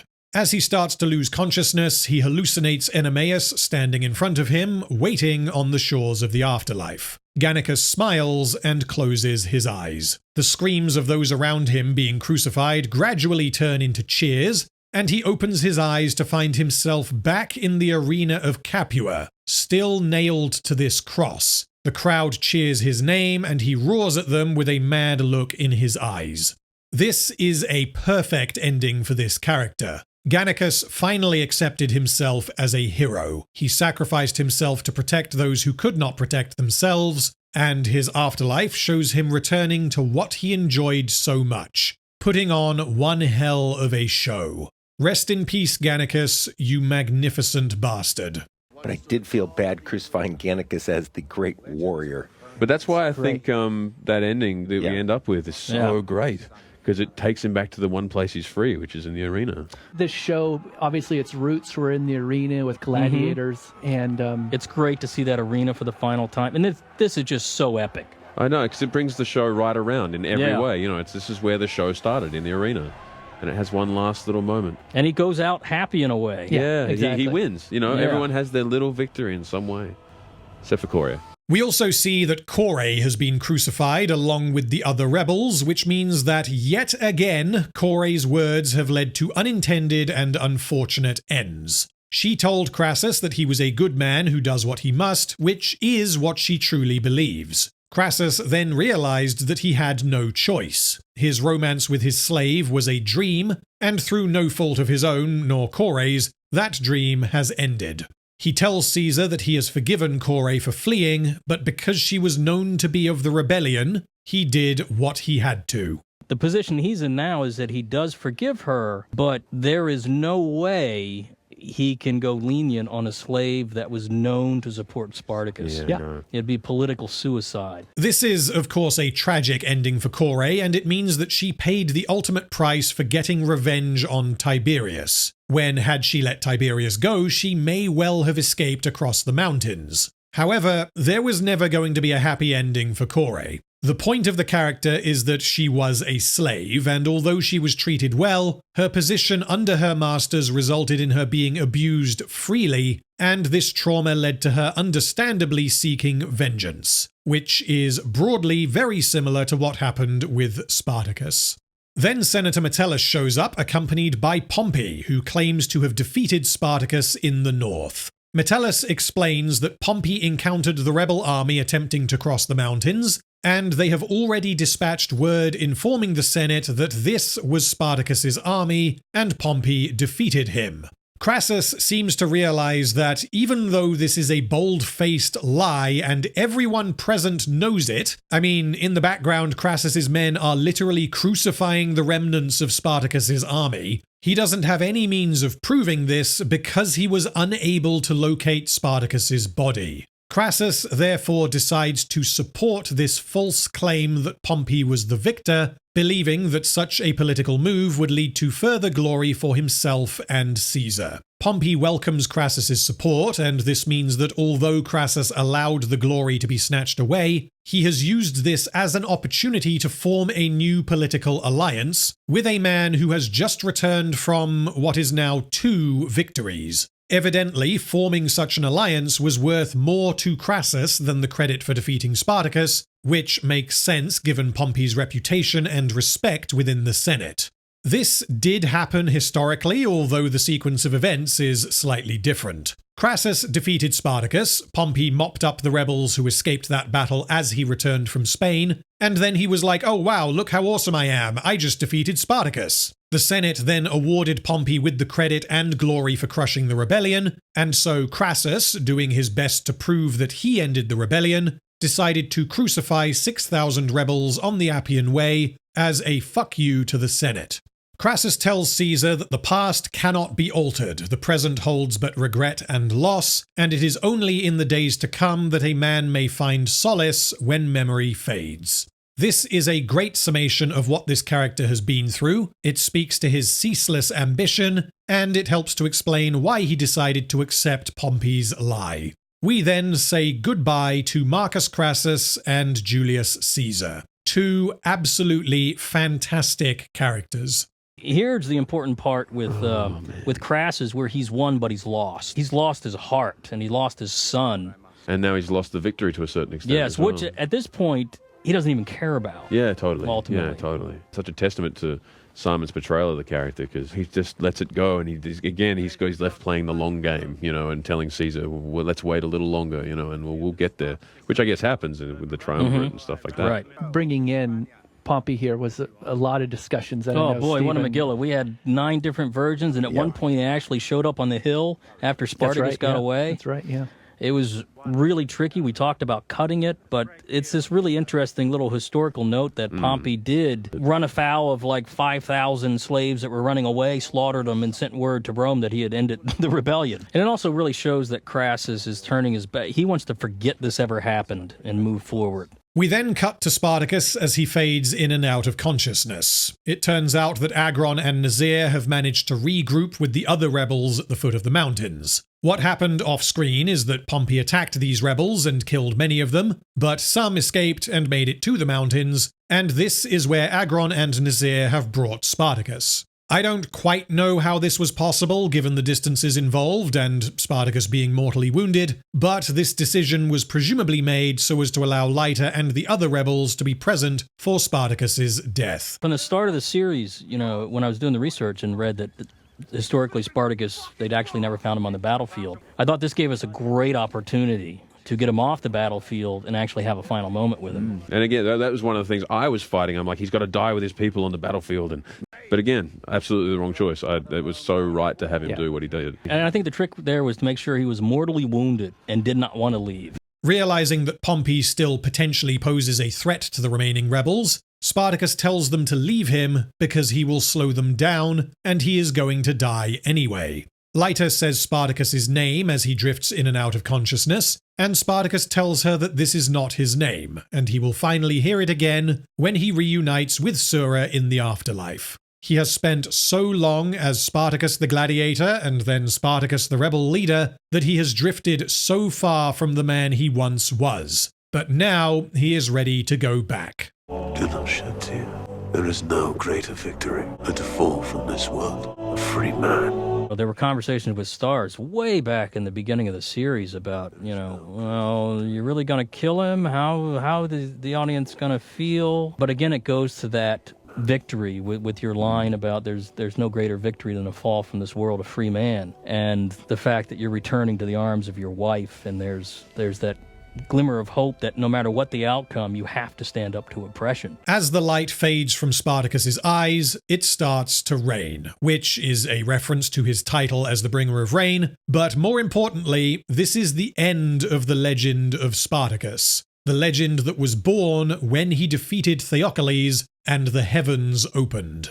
Agron tells Spartacus that one day Rome shall fade and crumble, yet Spartacus shall always be remembered in the hearts of all who yearn for freedom. And the rebels bury their leader and head off into the mountains. We wanted, to convey the fact that because of Spartacus' sacrifice, many slaves got away. Yeah, it wasn't for nothing. Which historically, they did get, quite a few slaves did get away. The final shot of the series is Spartacus's grave with Agron's shield mounted on top. The shield is emblazoned with a red serpent, which brings us full circle from the opening episode of Blood and Sand, and fulfills Sura's vision from the gods. Spartacus bowing before a great red serpent, the life flowing from his veins.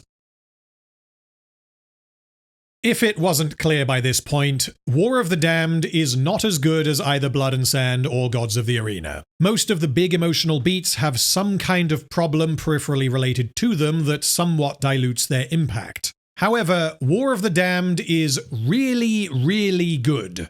The Spartacus side of the plot is broadly on par with the Spartacus plot in Vengeance, but it has a handful of moments that eclipse anything in Vengeance. However, the Roman half of the plot in War of the Damned is head and fucking shoulders above Vengeance, and the Roman plot does the heavy lifting in this season. One of War of the Damned's biggest achievements is in how what could have easily been the weakest part of the season became one of the strongest. What I love about Simon, and really one of the things that landed him the role, is that I always felt there's at least 2 or 3 things going on behind his eyes at any given time. And not just intellectually, but emotionally. He's got such depth, and he's so magnetic. And that was a very tricky part to cast, because purposefully, we've talked about Crassus for 3 seasons and built him up as this kind of Roman boogeyman. And we needed, just the right guy to carry that. Crassus and Caesar are top-tier characters, and hopefully it is now clear as to why myself and many other fans were so thoroughly confused and disappointed when it was revealed that the Spartacus spin-off was going to be House of Asher instead of any kind of continuation of the stories of Crassus and Caesar. Their story feels complete, but it still ends with a hook leading into the first triumvirate, and given how exceptional Crassus and Caesar were, the writers could have continued their story, even though doing so would obviously be a step away from the gladiator dynamic the show built itself on. Anyway, there are multiple big emotional moments that hit fucking hard because of the execution within the scenes themselves, as well as the supporting characterization surrounding them. The music and visuals are also a clear step up over past seasons. Spartacus is great, and the character is a vast improvement over Vengeance. Crixus is generally relatively weak this season, although the end of his story is fantastic. Agron feels largely wasted, but he has a couple of good scenes. Gannicus is almost perfect, aside from the manner in which he jumps off the Saxa Express. The biggest weaknesses include certain sequences suffering from a lack of scale or implied scale, presumably as a result of budgetary limitations, specific parts of Crixus's characterization, Spartacus's romance with Lyta, everything with Castus, and some nonsensical battle strategies. There is pretty consistent dumb spectacle stuff in all of the battle scenes, and whilst they are hugely entertaining, there are multiple strategic moves that are, let's be polite and call them head-scratchers. And although the finale contains a lot of wacky shit with regard to the battle itself, the character stuff and how it handles Spartacus's death is exceptional. I also thoroughly appreciate that Spartacus's moral compass is not clean. Spartacus has good intentions and he is a good man, but he does some pretty horrible stuff for what he sees as the greater good. The writers challenge him multiple times, and although he is almost certainly heavily sanitized when compared with the historical figure, he is not just one-dimensional protector of the innocent and defender of the weak. If I were to put a number on each season, Blood and Sand gets a 9 out of 10 for writing quality and a 10 out of 10 for how much I like it. Gods of the Arena gets an 8 out of 10 for writing quality and a 9 out of 10 for how much I like it. Vengeance gets a 4 out of 10 for writing quality and a 6 out of 10 for how much I like it. War of the Damned gets a 6 out of 10 for writing quality and an 8 out of 10 for how much I like it. And because I know people are going to ask me, for completion purposes, House of Asher gets a 2 out of 10 for writing quality and a 4 out of 10 for how much I enjoy it.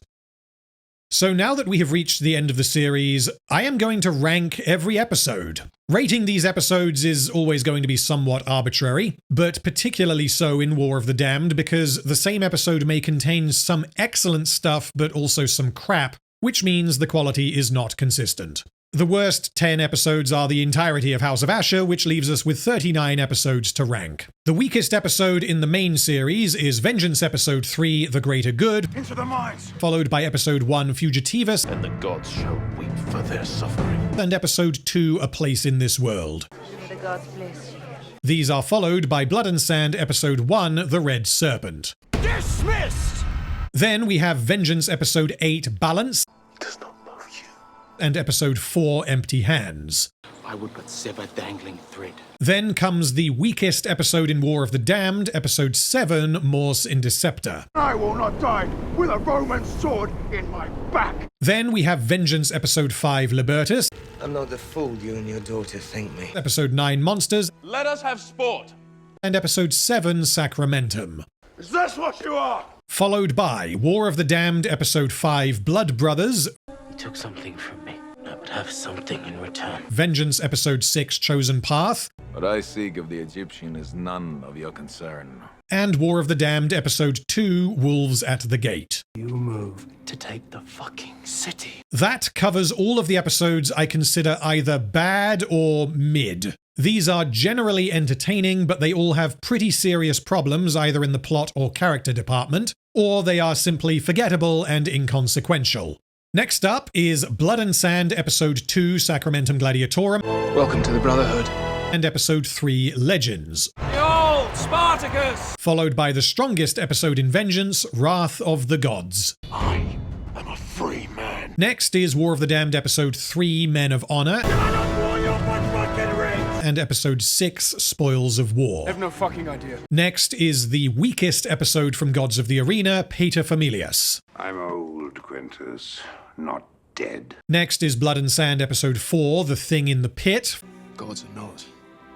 That debt demands repayment. followed by Gods of the Arena Episode 4, Beneath the Mask. She is my wife! Because I foolishly allowed it. Next is War of the Damned Episode 9, The Dead and the Dying, We will live free, or join our brothers in death! followed by the finale of Gods of the Arena Episode 6, The Bitter End. There will be an accounting, buddy artist. Next up is War of the Damned Episode 1, Enemies of Rome, You asked me to kill you. I command you to try. and Episode 4, Decimation, Your lesson, well learned.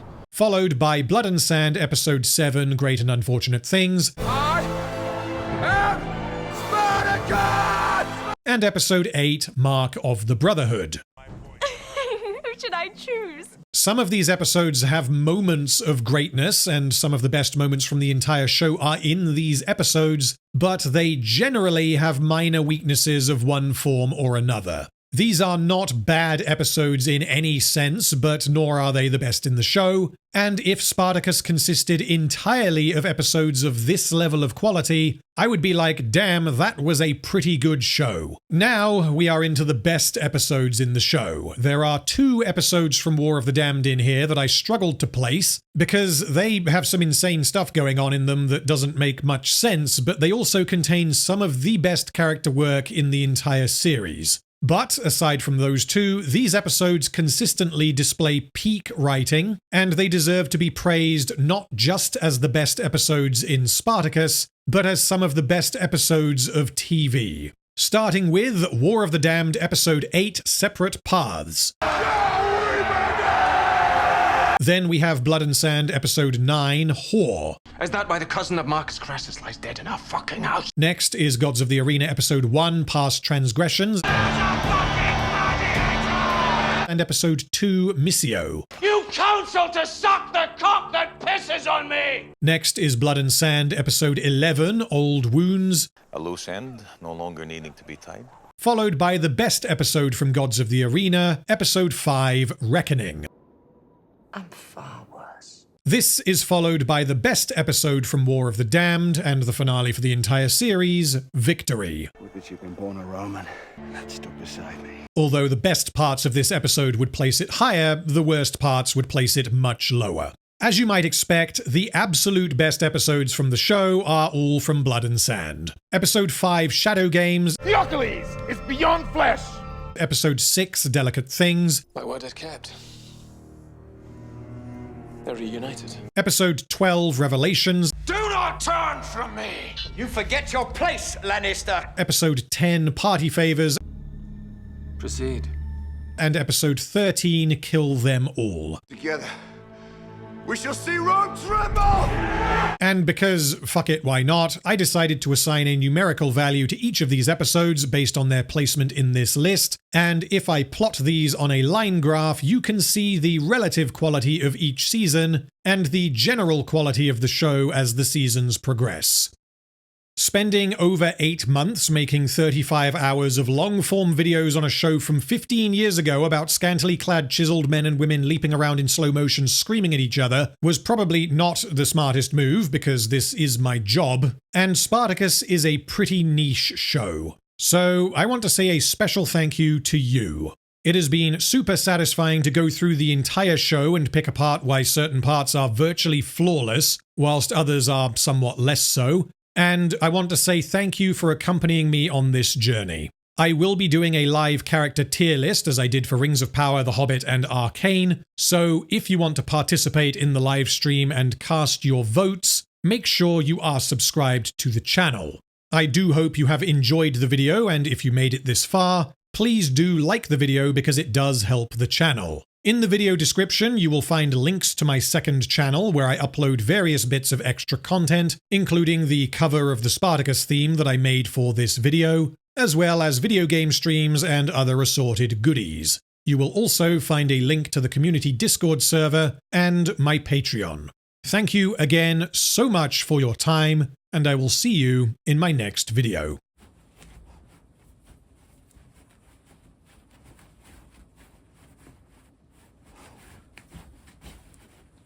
You are making it quite difficult to record.